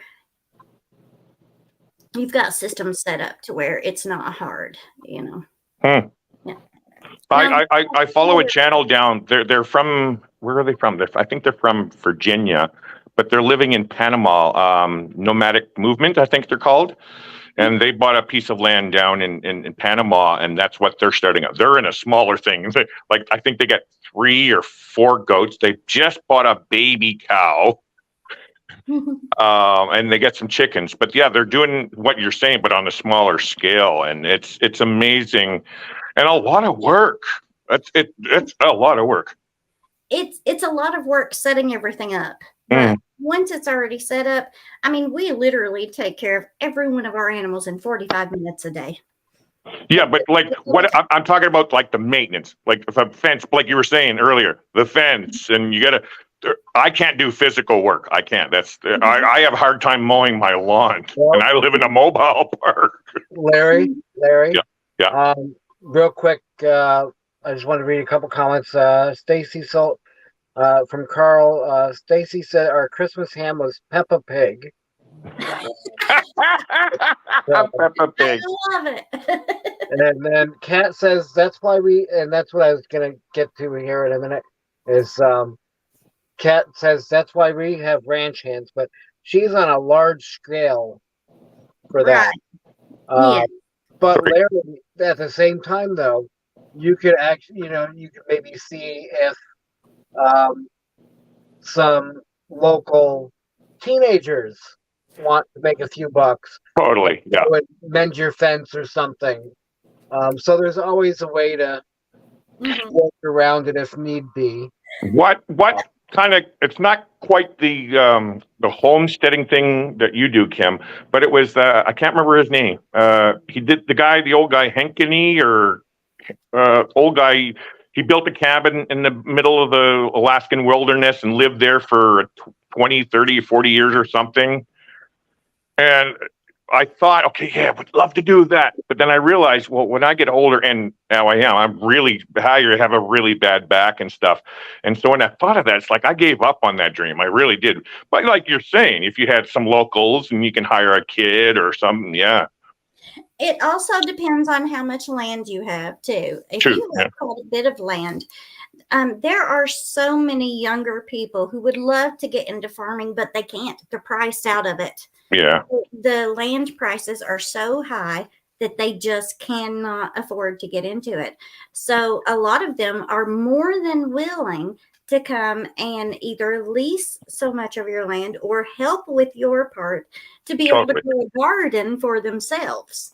And all they want to do is grow a garden, but they can come and they can put fencing Oh, I against. see what you mean by that too. Yeah, never thought of it that. Because when I think of homestead, it's like you're away from everybody. I am not away from everyone. I am on a dead end road. There's only 3 Yeah. homes past ours. But I think I could handle what you're talking about. Like saying that there, I think I could deal with that kind of homes. But out way in the middle of nowhere, which I wanted, but hey, listen, I'd love to have like 500 acres and build my house and homestead right smack dab in the middle of it. oh wow. So that, I don't, whoa, chill out. So that I don't have neighbors real close to me. Yeah. I'm the kind of neighbor that I might learn your name, and as you drive by, I'll wave. If I know you're on vacation, I'll kind of keep an eye out, making sure there ain't no strange cars or stuff over Yeah. But as far as your business and stuff, that's your business. As far as my business, stay out of it. It's not yours. Yeah. I live in a mobile park, unfortunately. And Larry, Kat made a good point. FFA or 4-H kids might be willing to work some chores. There you go. Dana says Alaska keeps people young. I'd say so, Dana. I know I saw something from Carl here. Kat, before that, Kat says, I sometimes think I have 20 human goats. They'll eat anything as long as Oh my there's God. plenty of it. You should see how this goat is. Oh my God, this goat is so cute. Sorry. Carl's like, I got Lacey doing pig sounds in my ear now. Hello, William. I guess the thing is that don't give up on your dreams. Just figure out a way around it. Because Yeah. there's always some way. I went through so many different things that I wanted. Like this guy, like he built a log cabin way in the back wilderness. That would seem so dreamy and stuff. But then you realize sometimes I need to be around people. Sometimes. That's what parks are for. With that? That's what parks are for. No, I know. I know. But I get onto the part of doing tiny home living, and then it's the problem here. They don't allow tiny home living on your own property anywhere in like I'm in Canada, right? So it's British Columbia on the west coast, and they're very strict on any of that type of living. Now, I have heard there is homesteaders. We do have homesteaders here, but I don't know how they get the land or the permission to do whatever. Like, unless you build on it before you get on the land, like it just, yeah. I want to live in a small, like, actually, I wouldn't mind doing what Mike's doing, but I'm married though. Sorry, love.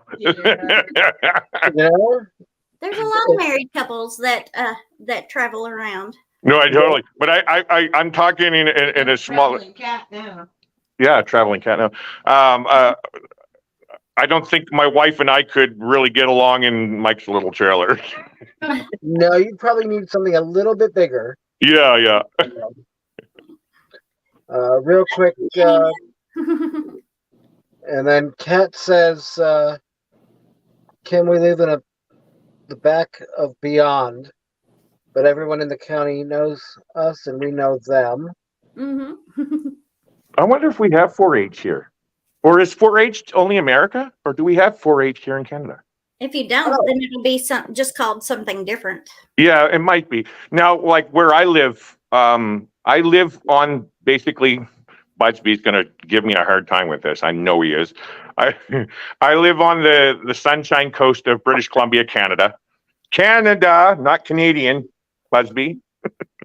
So I live on the mainland, but we're officially landlocked. There's no roads in or out of this town. The only way in is by ferry. And so like, you probably know Vancouver, right? Kim, have you heard? Yeah. So I live 3 hours north of Vancouver. So I have to take 2 ferries to get here or a 30-minute plane ride in. So I live in a country. The population here, I think, is 12,000. but really it's pretty rural. And I wanted to do that, but the prices for land up here are like insane. Like you can't even really dream of it unless you're, talking millions of dollars. They have some great waterfront property because we live on the ocean, but and then plus my wife, her mother's here, so right now, and I'm not saying anything morbid or bad anything here, but for now I have to hold all that kind of stuff off. But I wouldn't mind moving out of here and going into a homesteaded area. Good Good night, night, Kat. Good night, Kat. And, Michael Ann said, yeah, there is 4-H in Canada. Oh, there is. Okay. Thanks, Michael Ann. I was in 4-H. You were in 4-H? For years. And Sorry. Busby says, thank you, Larry.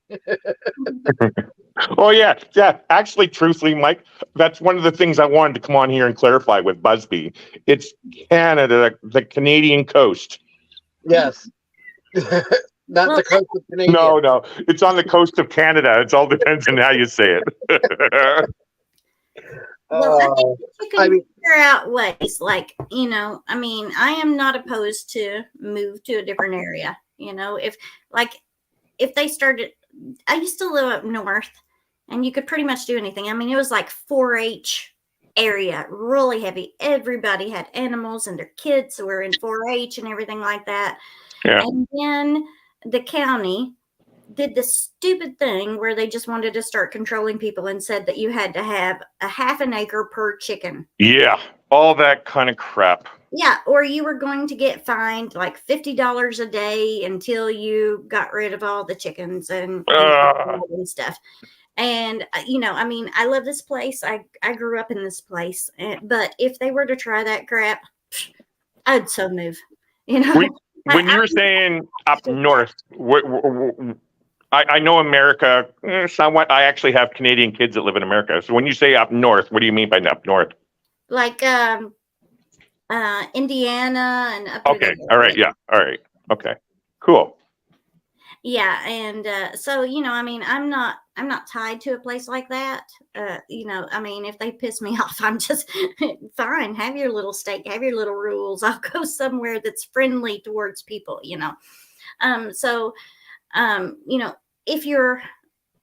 If you're just stuck on, I'm not living anywhere else. I can't afford land around here, but I'm not willing to live anywhere else. Then you either just have to live with that decision or change your mind to what you want. And so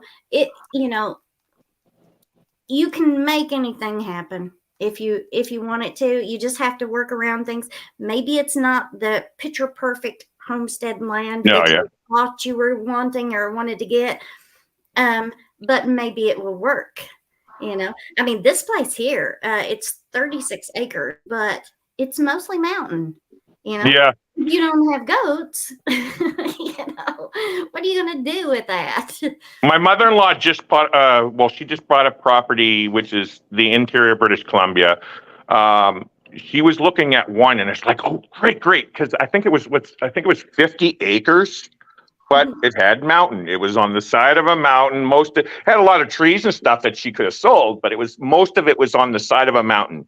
And it had no cell reception. She didn't want to go there, so she ended up taking one closer to town. Really nice on a lake and stuff, but I wish she would have taken that 50 acre, because then I would have had a piece of property to move into. Well, we make it work around here. We've just plotted out the more usable areas, and that's what we use. So you hear a lot of these fancy people saying, oh, yeah, you set everything up to like, okay, this is where your kitchen garden is because this is the stuff right outside your door that you can get. This is your first area of importance, and then second and third. And, you keep moving them out farther away. Things that you don't have to do as much, Excuse me. Still getting over cold. But we don't have that there, and we can't do that here because right outside our yard so far goes mountain. Wow, yeah. And it flattens out some, and then you've got a little flat area, and then more of a little. Actually, that's exactly what this property sounded like. Yeah, and things do have to be put different, but it works. Let's just go try to eat my hair. But, Oh, you're missing this cuteness over a little. Let me solo her out real quick. Here, look. There we go. there we go. Look at that. So cute. What's her name? See, I knew you were. It's what? Chloe. Oh, My son named her. it's I a think perfect girl game. Here's the thing. We are extreme animal lovers, but when you put names on there, but then you also talk about food, then that throws her off. Well, listen, I know that the United States is like about the only country that does not have goat on their plate at least one time a week. Oh, why not? I'm all game for it. Sorry, Chloe. Sorry, Chloe. We have a lot of goats, but we have never butchered and ate one. No. Cows, pigs, chickens, ducks. Yeah. No problem with that. I know the separation. I'm okay with anybody. I'm an animal lover myself. Like you can see, I'm very, but I can. There's a separation. That's all I'll say with that. Well, I was gonna say I could never name my food. So Wait, what? I got a Big Mac. well, unless it's like ribeye or T-bone or Well, yeah, something yeah. So they have names. Bacon. They have names. yeah, but they're not like Chloe or No. But Charlie, we're gonna have some dinner tomorrow, okay? Our goats are all registered with the American Dairy Goat Association, and I would not register one that I had any intentions on actually butchering and eating. Yeah. And then I would not name them no cute pet name either. No. And for me, I don't think I would ever name it and then have to. No. But I could. If for food, I have no problem saying it for food because I eat a hamburger. So why can't? Traumatized from a bunny you killed when you were like 10 years old. I shot you were talking about the rabbit part. I shot a rabbit when I was about 16 years old and I didn't eat it, but I gave it to my brother and he ate it, but I didn't eat it. And then I still feel guilty. Like, see, Carol's saying nothing wrong with naming your food. That's right. Yeah. Well, we have an 8-year-old, so when we name it something food-wise, because it's going to end up in the freezer and on the dinner plate, then that just helps us make it easier for him. But if it's a pet and we have no intentions on eating it, then fine. Like we have some rabbits. One is called Lincoln. You ever seen that show Prison Break? Oh yes. Well, I really liked Lincoln on that. Yeah. So we got this Harlequin rabbit and a little buck, and so we named him Lincoln, and of course we get him out and play with him and stuff. So he became extremely friendly, and so he lives outside with all the other rabbits now. When we got him, he was just 6 weeks old. We got him from the feed store, and we didn't have any other baby bunnies at the time to put him with, so he came in the house for a couple of weeks till he got a little bigger to go outside with the others. And so he became very friendly within that time. And I always tell everybody, everybody wants to see the animals when they come, which I don't have a problem with. I'd want to see them too if I didn't have animals at my house. And so I tell them, well, this is Lincoln. And most of our rabbits do not have names, but some of them do. And I say, Lincoln is my sweetheart. As soon as I open the door, he always comes up for lovin's. And I said, he will die here of old age. We're not butchering him. And then we have a Dutch rabbit, which his name is Dutch. Really original there, aren't I? But he's blue and white. And I don't know if you've ever seen a Dutch rabbit before, but they're very pretty.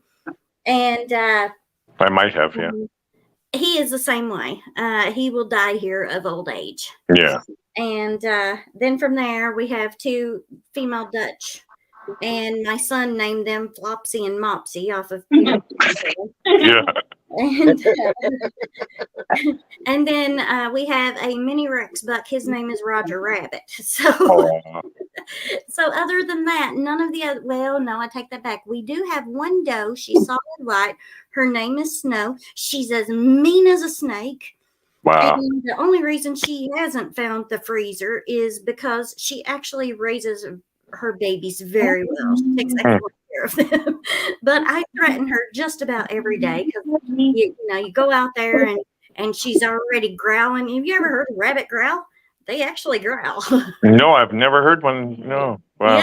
Yes, she's a mean old thing, let me tell you. But she'll try to lunge at you. She'll growl and she's trying to bite you and everything else. And I'm like, only because you raise good babies. That's it. That's it.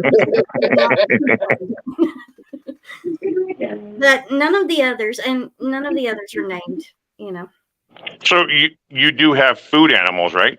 Mm-hmm. Yeah. Okay. Yeah. We have chickens and rabbits and ducks. Yeah. We have Muscovy ducks because although I like ducks, I don't like the noise of a bunch of ducks, and Muscovies are very quiet.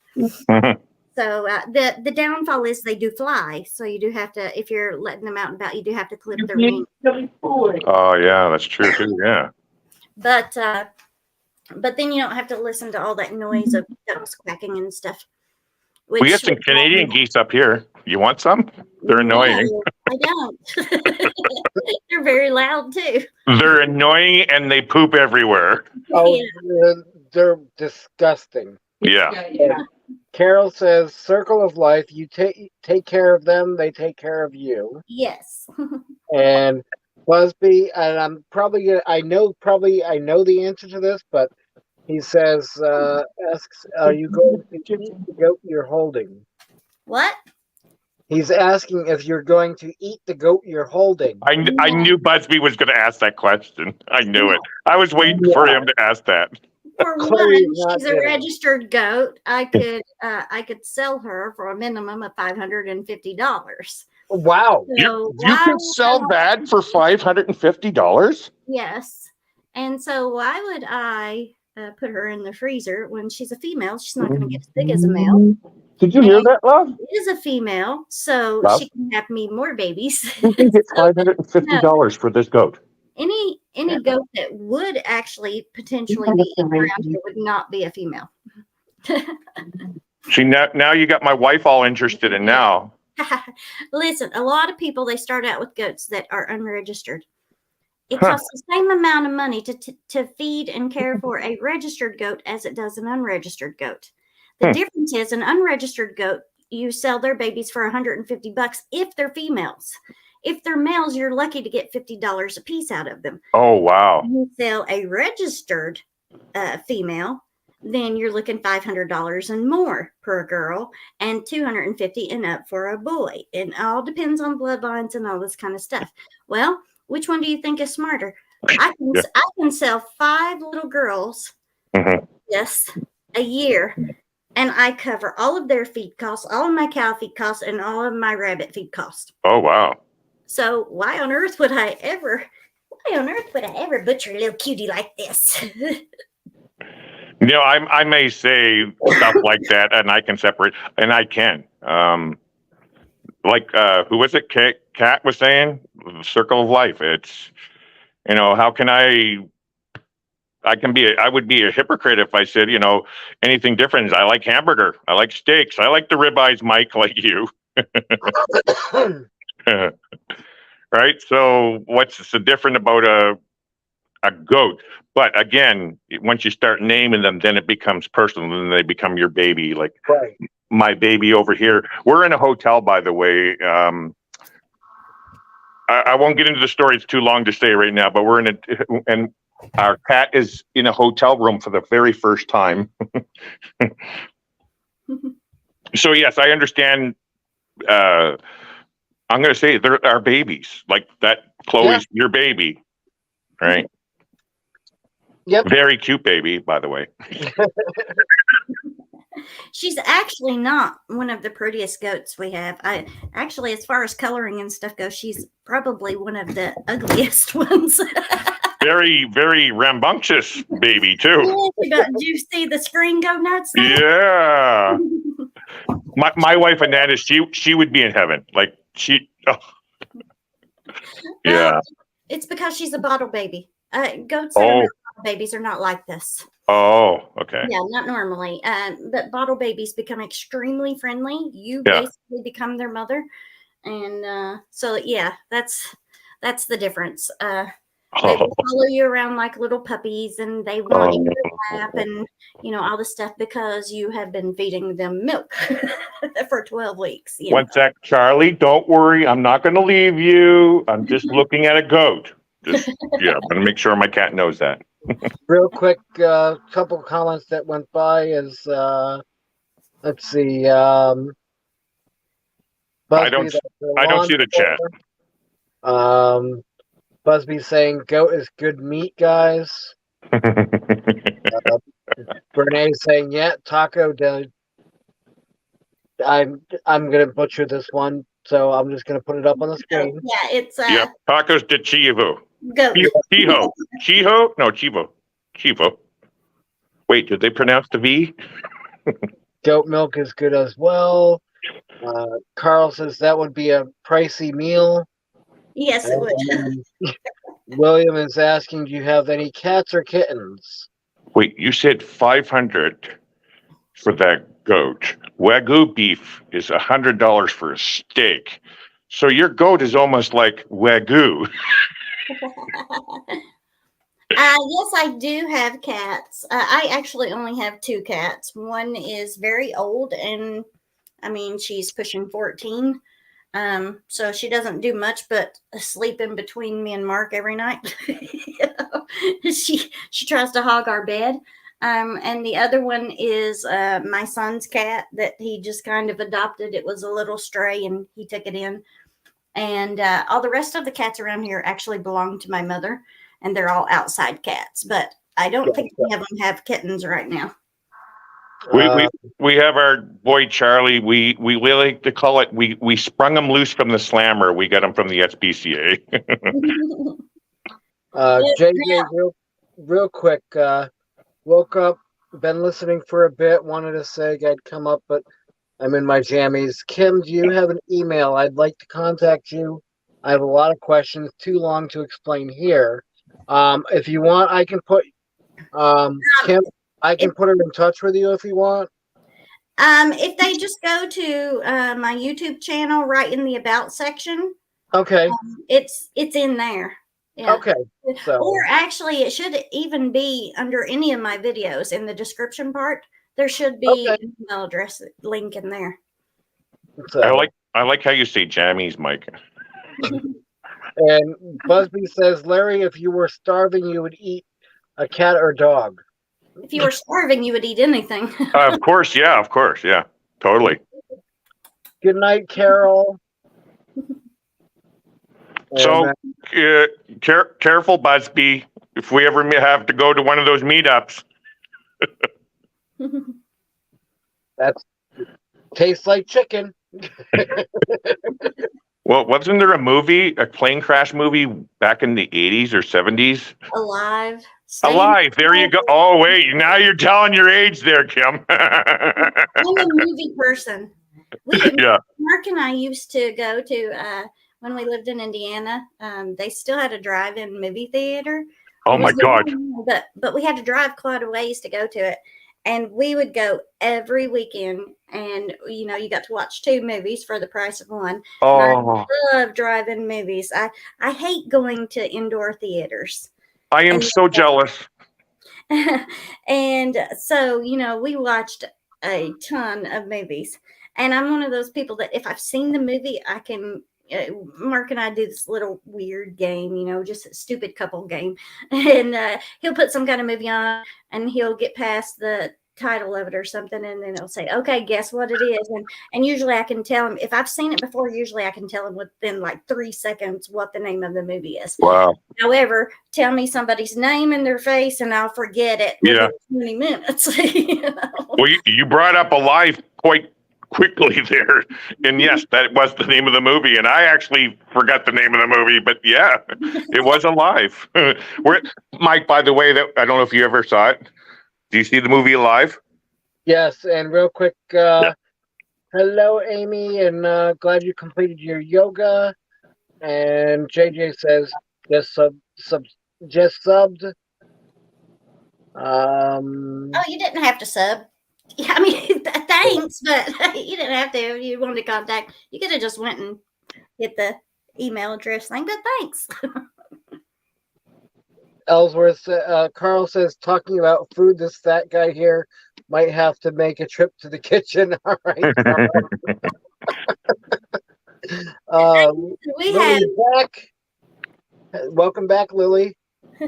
we have 2 freezers full of I mean, you cannot fit anything else in them. One is an upright and one is a deep freezer.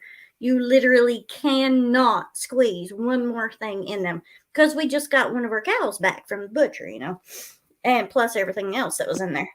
And so you would think, because our other cow, we ran out of meat months ago from him. And you would think that we'd be living it up, eating pot roast and everything else right now. What we had for dinner tonight? Little Caesars. Oh, gross. Although we're not no different. We had Domino's. But yeah, I kind of find that a little funny. How do you have all this food and then you go to Little Caesars for dinner?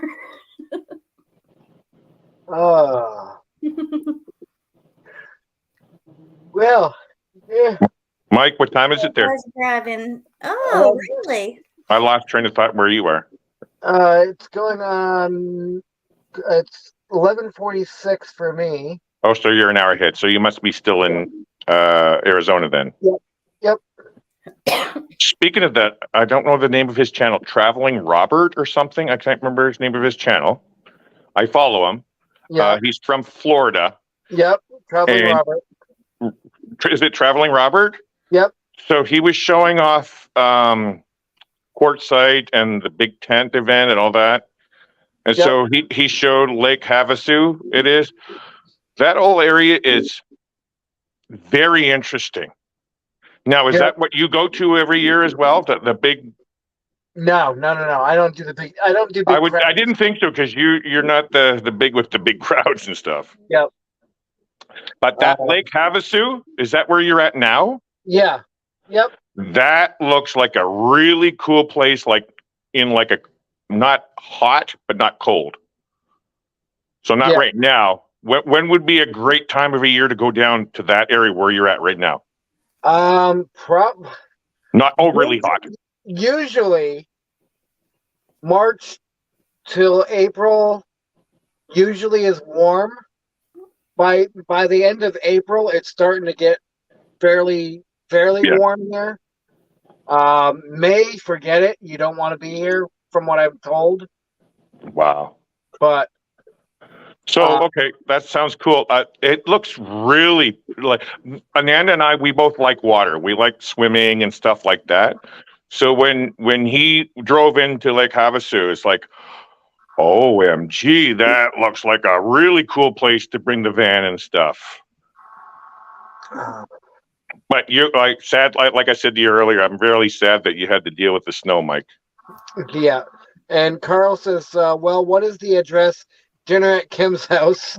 Yeah, really? I already told Mike when it comes, we'll fire up the grill and throw some steaks on. Wait. Oh my God. Oh. I want a steak right now, love. Can we order a steak from room service? JJ says you have a lot of knowledge and wisdom. I'm very interested in learning, Kim. You seem very genuine. Well, thank you. I'm just Southern me. What you see is what you get. I don't put on the dog for anybody. And if you want to know something, if I know the answer to it, I'll help you. If I don't, I may look it up. I may not. And JJ, no, that wasn't awkward. That wasn't rude at all. So, but so you're there for a month, Mike? Yeah, till the end of March, beginning of April, and then hopefully by then Nevada will start Nevada. warming up. Yeah, hopefully. And That's it. Busby, Franklin, Kentucky is like, I think about 6 or more hours away from me. I'm in southeast Kentucky. Franklin is way the other side. yeah. Wait a minute. Kentucky Fried Chicken. Actually, the town that Colonel Sanders was born and raised in was Yeah. Franklin, Kentucky, which isn't too horribly far away from us. But the very first Kentucky Fried Chicken is actually in the town next to us. Which I actually just watched a documentary about the rise and fall of Kentucky Fried Chicken. And from what I understand, it wasn't originally Kentucky Fried Chicken. It was some other thing. And then it just grew from when he first started it.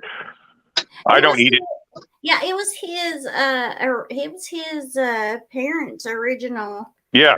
Or grandparents or something. Grandparents. And he's just from a little bitty town. He's just a poor little country boy. And he came to Corbin, Kentucky and built the first Kentucky Fried Chicken. And they actually have the museum and stuff in that one. And then what happened was some people basically was working for him and stole the recipe. Yes. And so then they blackmailed him and ended up with his company. Yeah. I've been the Kentucky Fried Chicken, it tastes nasty to me now. It's not the same. I was just about to say that. Beyond Meat stuff or whatever. All my life, I loved it until I'm going to guess, probably the 80s or 90s, and then it started going. And now, like, I like breast meat, and it's like you charge like $20 for one breast of chicken. Like, it's like nuts, and it's small.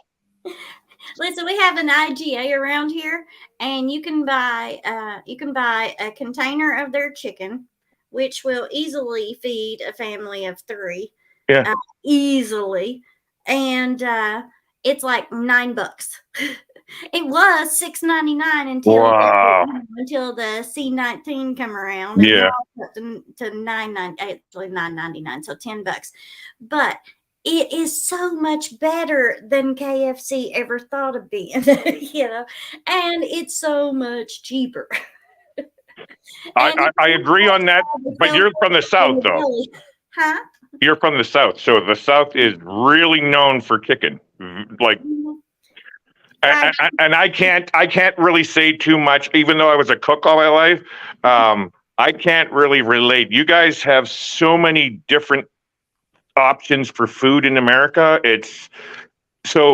I'll never argue anything about chicken. You say the chicken's better than that. I won't argue because I only know Kentucky Fried Chicken, really. What's it? I've never ate at a Popeyes. Anybody ate at a Popeyes? Actually, I did. I just went on a cruise in October, just went by. And I finally saw that we had a Popeyes here in Canada. It's like, okay, I ordered it. But what it is I should have had it at the store, but I had it Ubered to my hotel, and it was so dry and cold, and the chicken was okay, but it was cold, so I never got the authentic, really trying the Popeyes. Well, I hear that they make a horrible chicken sandwich, but if you get just the normal chicken there, it's fabulous. Yeah. I would say the chicken's not bad, but it was just dry and not overly hot, but that's my own thing. Well, I've never ate at an IHOP before either. I can't imagine paying that much money for pancakes. Oh my God. I can buy a big, huge bag and makes 230 or 280 pancakes for less than what one plate of food at IHOP costs. My very first IHOP I ever tried was in Boston, and that was in 1978. It was my first time ever going to America. Chocolate pancakes. I remember that. I was 8 years old, by the way. And I'm not going to, real quick, I'm not going to try to pronounce that name, but Owensboro. Owensboro, Mike. Oh, okay. Oh, I got friends in Owensboro, Kentucky. Yeah, that's quite a ways away from me too. What is ironic is that name sounds familiar. So there's got to be something that it's known for something. What's known for what? Oh, I don't know. Like for me, I have ADHD, but a lot of my memories come back, and it's like, okay, I know it, and I know it. What is it? And then you realize after the fact what it is. So Owensboro, the name sounds familiar to me, and I just don't know what it would be known for. I live in Kentucky, and I don't know what it's known for, so I won't hold it against you. But I'm also Canadian. We know a lot about America. Yeah. Plus, like I said, I have 2 Canadian daughters that live in New Mexico, and I follow a lot of stuff about America, because I need to be up to date for them and all that kind of stuff. So, That movie, The Proposal with Sandra Bullock, where they go to Alaska and she's going to get deported. She's from Canada and she's going to get deported. So she says she's engaged to this guy that works. Sounds familiar. Yeah, that sounds familiar. Canada. I mean, he's from Alaska, so they go to Alaska, and she says, "Deported? I'm from Canada, for goodness sakes." It's like no difference, It's like, yeah, I mean, the U.S. and Canada's pretty much the same, I mean, big differences, but most parts are the same.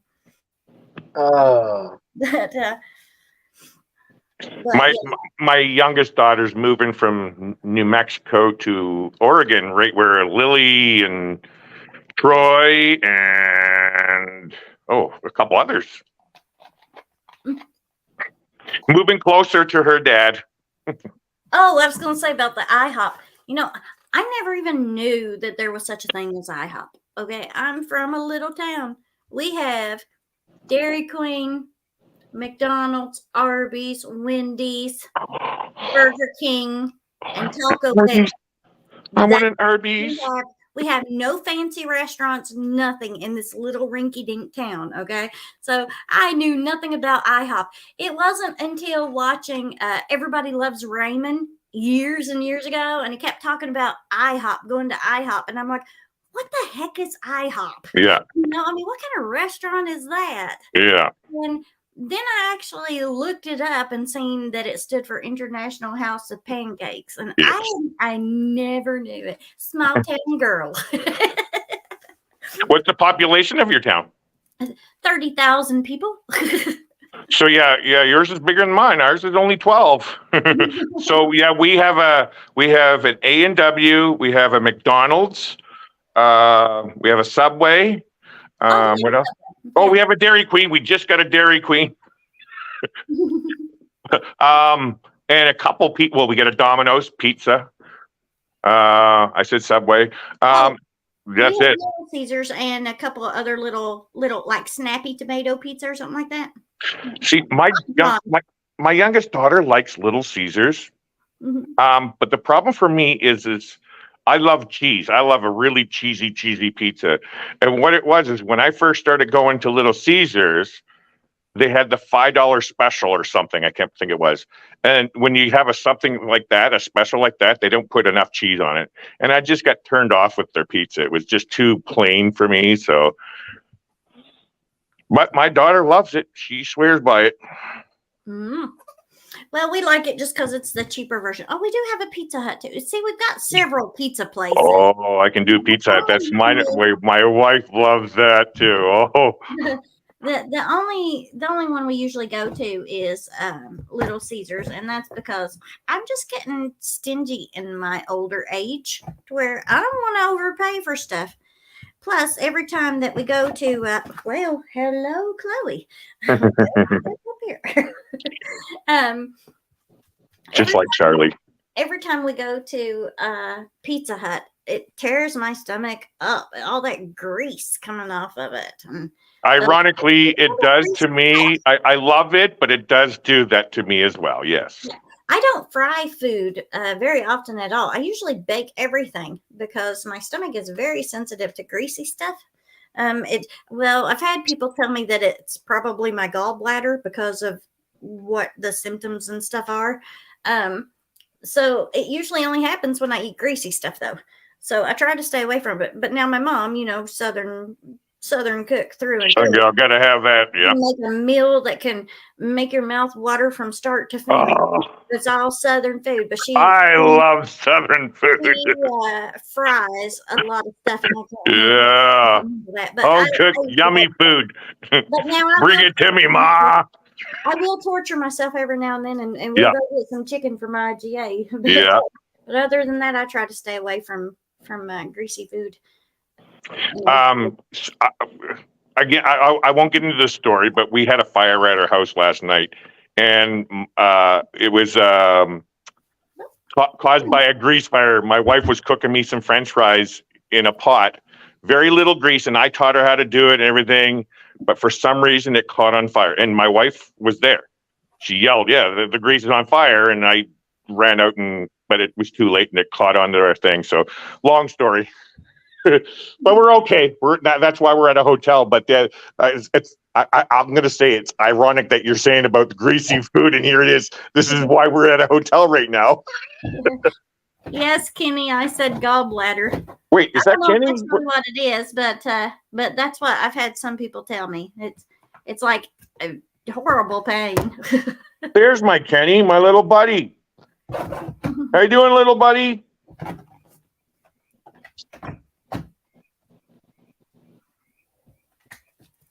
So, Mike, you're getting your Starlink soon? Hopefully.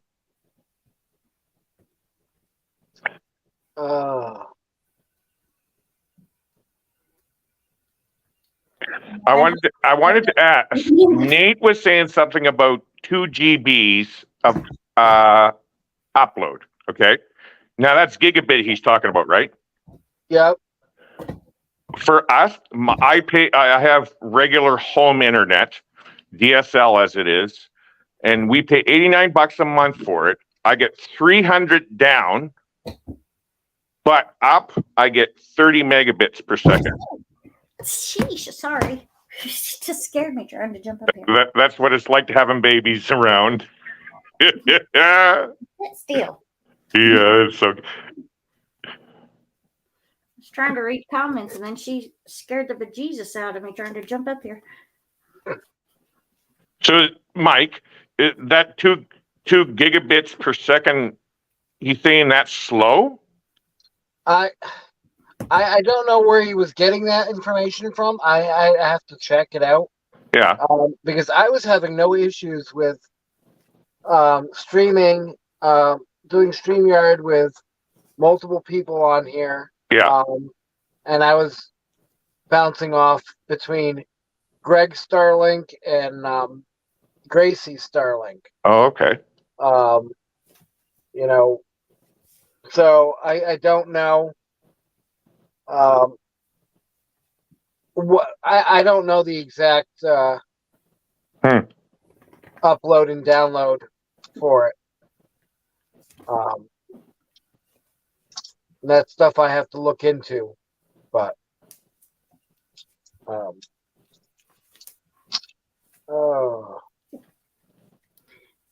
JJ, I have no idea about streets, roads. Listen, I'm one of those people. Don't tell me to go north, south, east, or west. Just tell me turn right, left, big rock by this big building. So I couldn't tell you, honey. Yeah, JJ, I will get with you tomorrow if that's all right, and we can discuss that. I've driven. Yeah, I've done the down to North Carolina and all that area multiple times.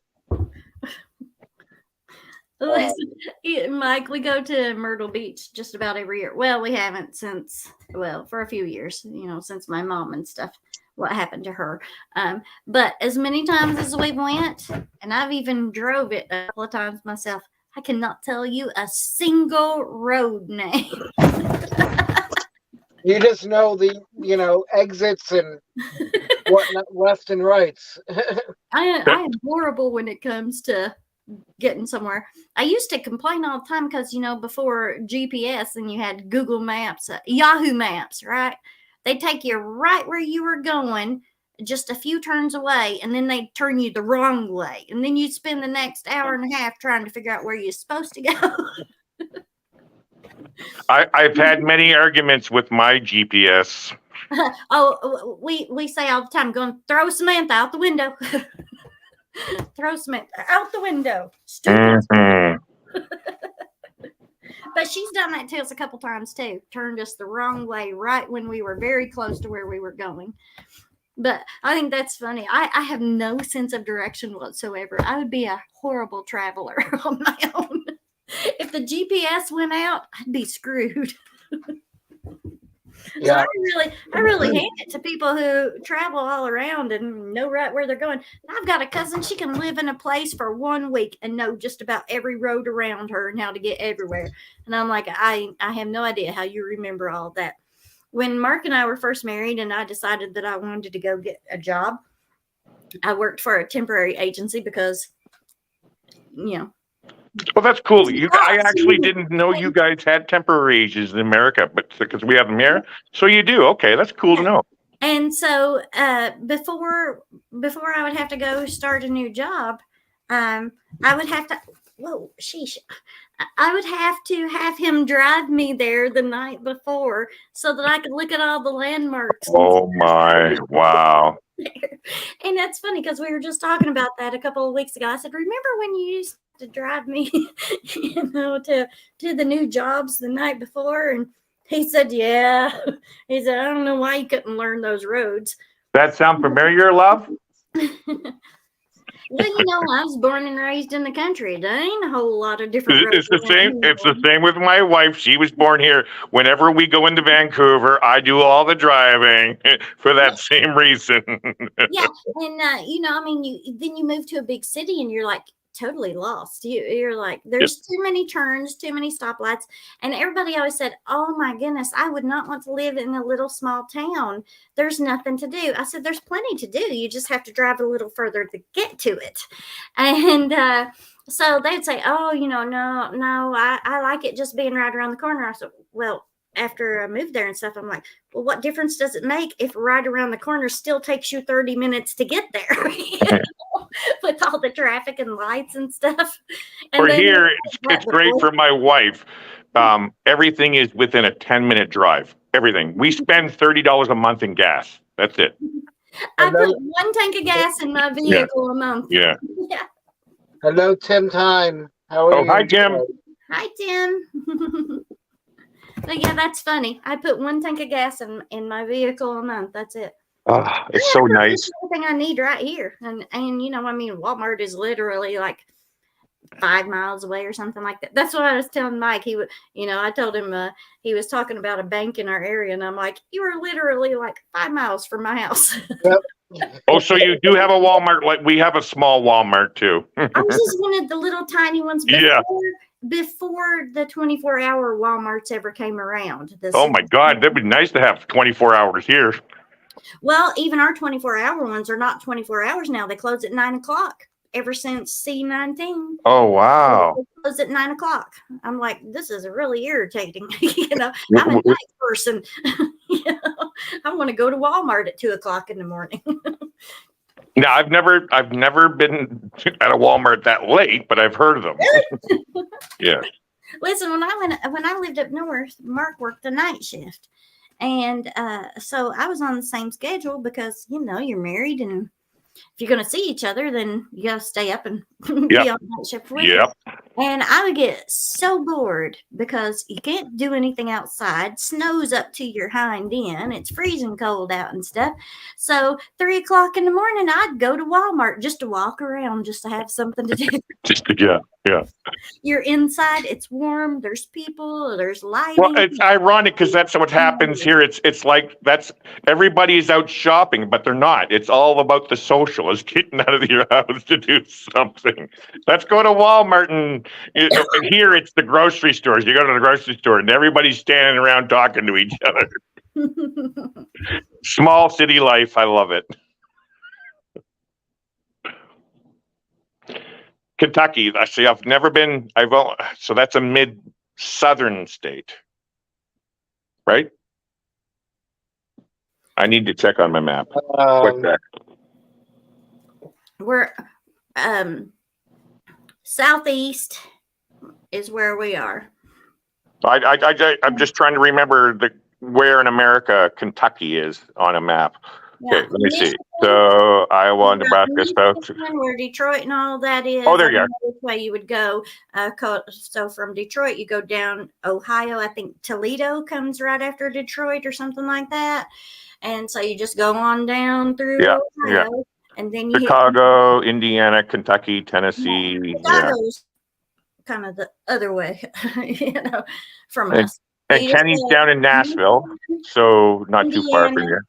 Michigan, Indiana, well, depending on which way you go, is Indiana and Ohio kind of right under Michigan there, depending on what part you're looking down from. But like Michigan, Indiana, Ohio, Kentucky. So would be considered Midwest or East? East. East, right? Which way is east? Now I'm all confused. See, before you asked that, I knew what directions those were. Mike, help us out here. Hang on. Hello, Cookie. East and what is the question now? I'm sorry. I was trying to look at my map for a second. No, I was just trying to see where in America Kentucky was, and so I just wanted to know if it was a Midwest or East. Mid-East. There you go. Oh, Middle East. Okay. Like Montana. Yeah. And Wyoming and. Okay.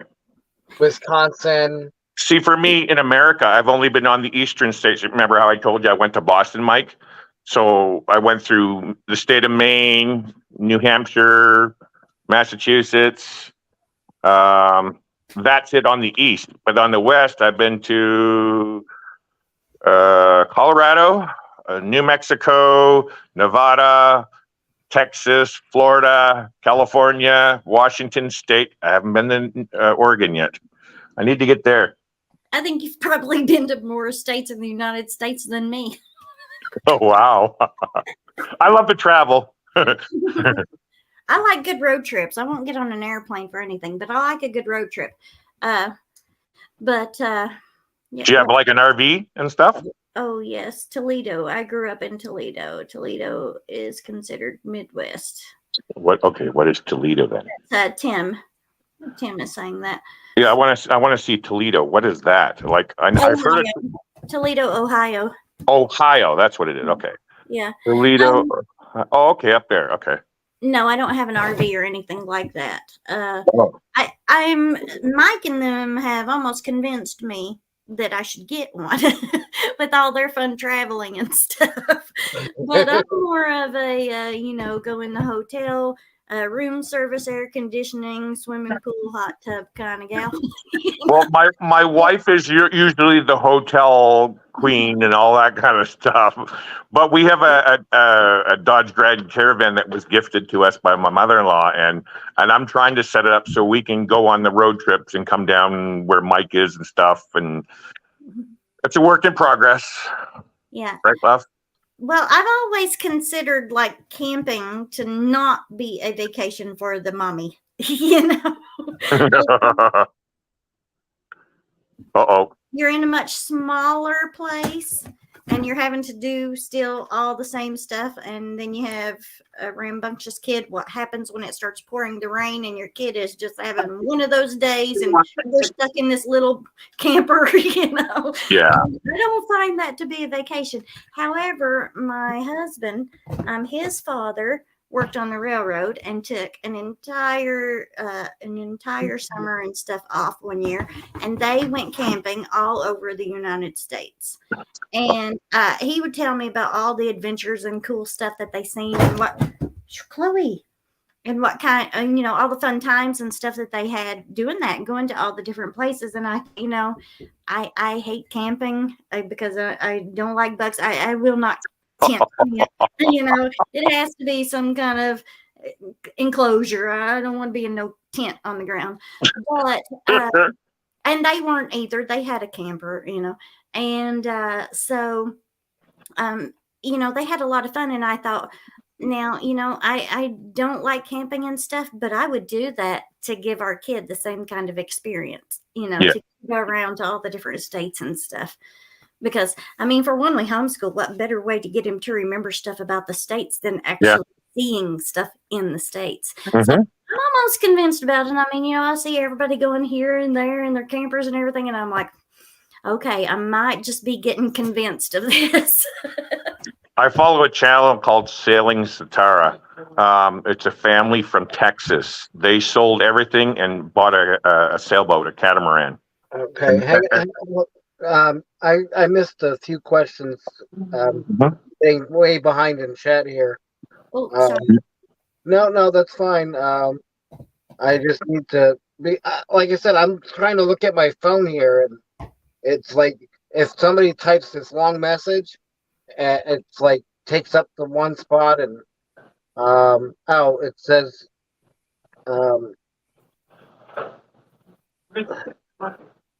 I'm guessing that's for you, Kim. Yeah, that's the one that I was saying. Toledo, Ohio. Yeah. All right, and then this one here. Amy says she misses Walmart being open 24 hours. Me too, Amy. Is that a Billy?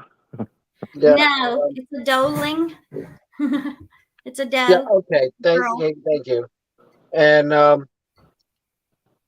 Bernae, could you drop Kim's link? There you go. Thank you, Bernae. And yes, it is in my house because her mommy just abandoned her, decided not to feed her. So we are having to bottle feed her. So that's why she's in the house. No, I don't normally keep goats in my house. Actually, this is the very first one that's ever been in the house. My wife, Anana, she would have the goat in the house. Yeah. Probably in my bed. Yeah.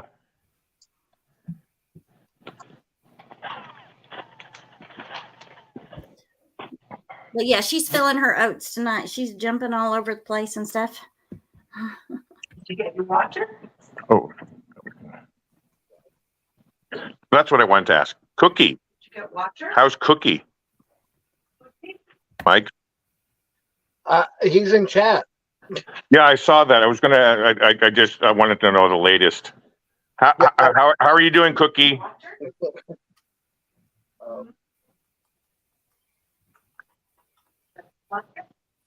And I'm gonna have to call it here soon because I'm falling asleep.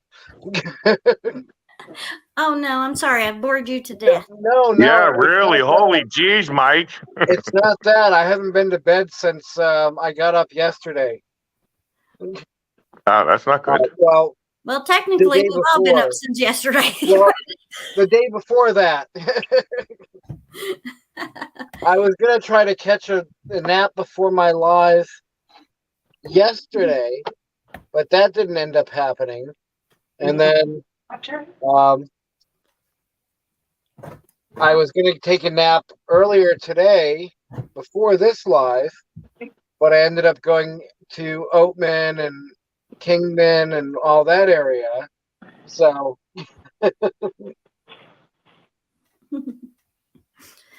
yeah, I understand. Well, I still have to make Mark's lunch. He'll be up in another 30 minutes, and I usually make his lunch for him, and so that he don't have to take the time to do that. And I haven't done it yet. Is it 1 o'clock there? 20 after 1 there?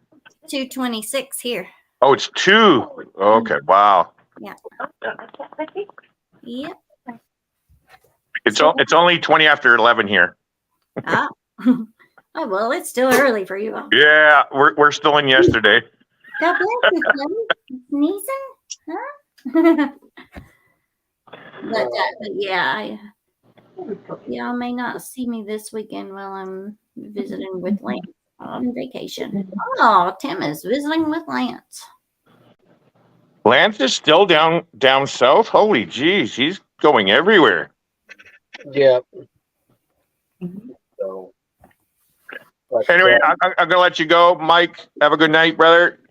Thanks for having me up. It's nice meeting you, Kim. Very, very interesting topics that you're talking about. Well, I'll Yeah, talk about anything. Just bring up whatever it is. and you piqued my wife's interest because my mother-in-law, her mom, is all about natural remedies and all that kind of stuff. Mhm. You probably get along with my mom, and so is my wife. We have like a whole cupboard full of all these different things, and they got me on. So when you said serapeptes, it's like, oh gosh, I know that, and I said to my wife. Yeah. Well, I've not had great experiences with doctors. They always seem to give me stuff that causes me problems. I'm one of those people. I'm really weird with medication. Like the only thing I can really take without it really messing with me is Aleve and Pepto-Bismol. Yeah. Like anything else messes with me. Like they gave me Vicodin for my neck once. 8 hours knocks me out. I won't touch any of that stuff. Like 8 hours, and I can't even take like Alka-Seltzer or like nighttime NyQuil, whatever. Yeah, I can't take them. They violently make me throw up as soon as it hits my stomach. sounds like you, Muff. I'm very weird when it comes to medicine and stuff. So I take 1,500 milligrams of vitamin C every day, and I rarely ever get sick. If I do, then it's usually just the sniffles. But I don't know what happened this last time. But whatever, I kicked my hind end for 3 weeks. Wow. But normally I don't get sick, and because I take 1,500 milligrams of vitamin C every day, and a lot of our food that we eat is grown or raised here. Yeah. It doesn't have all the preservatives and stuff in it, and All organic for you, right? yeah, everything. Well, I mean, it's not like we don't buy anything from the grocery store, because we do. I like a good can of beefaroni every now and then. Actually, I just had beefaroni not too long ago. But we do grow a lot of our own stuff, and we do raise a lot of our own meat. But we'll go to Little Caesars and we'll fix bologna sandwiches and stuff like that we don't make here. Oh, wait, see, you could have brought my bologna, love. I could have a bologna sandwich. I hate bologna, but my husband eats it every I single love day it. for lunch. I love it. I'm like, I don't know. I mean, he literally eats 2 bologna sandwiches with cheese and mustard and ketchup and salt and pepper every single day for lunch. And I'm like, how in the world do you eat that every single day? You know what's really sounding funny here is you're just like my wife and I'm just like your husband. I'm like, I don't know how anybody can do that. Yeah. Anyway, Mike, Kim, I gotta go. So good night. Nice meeting you, Kim. And I'm gonna check out some of your videos. It's nice talking to you. Take care. Bye-bye. And it was great catching up with you, Kim. You too. I'm looking forward to you coming and visiting sooner. Or I just got to figure out whether it's going to be going to Michigan or back from Michigan, and probably coming back from Michigan. So end of September. But I've got to work that out still. But do you want to hang out hang on 1 second?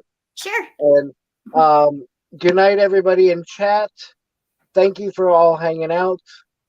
Good night, everybody. And I will be back on at 11 p.m. Have a good night.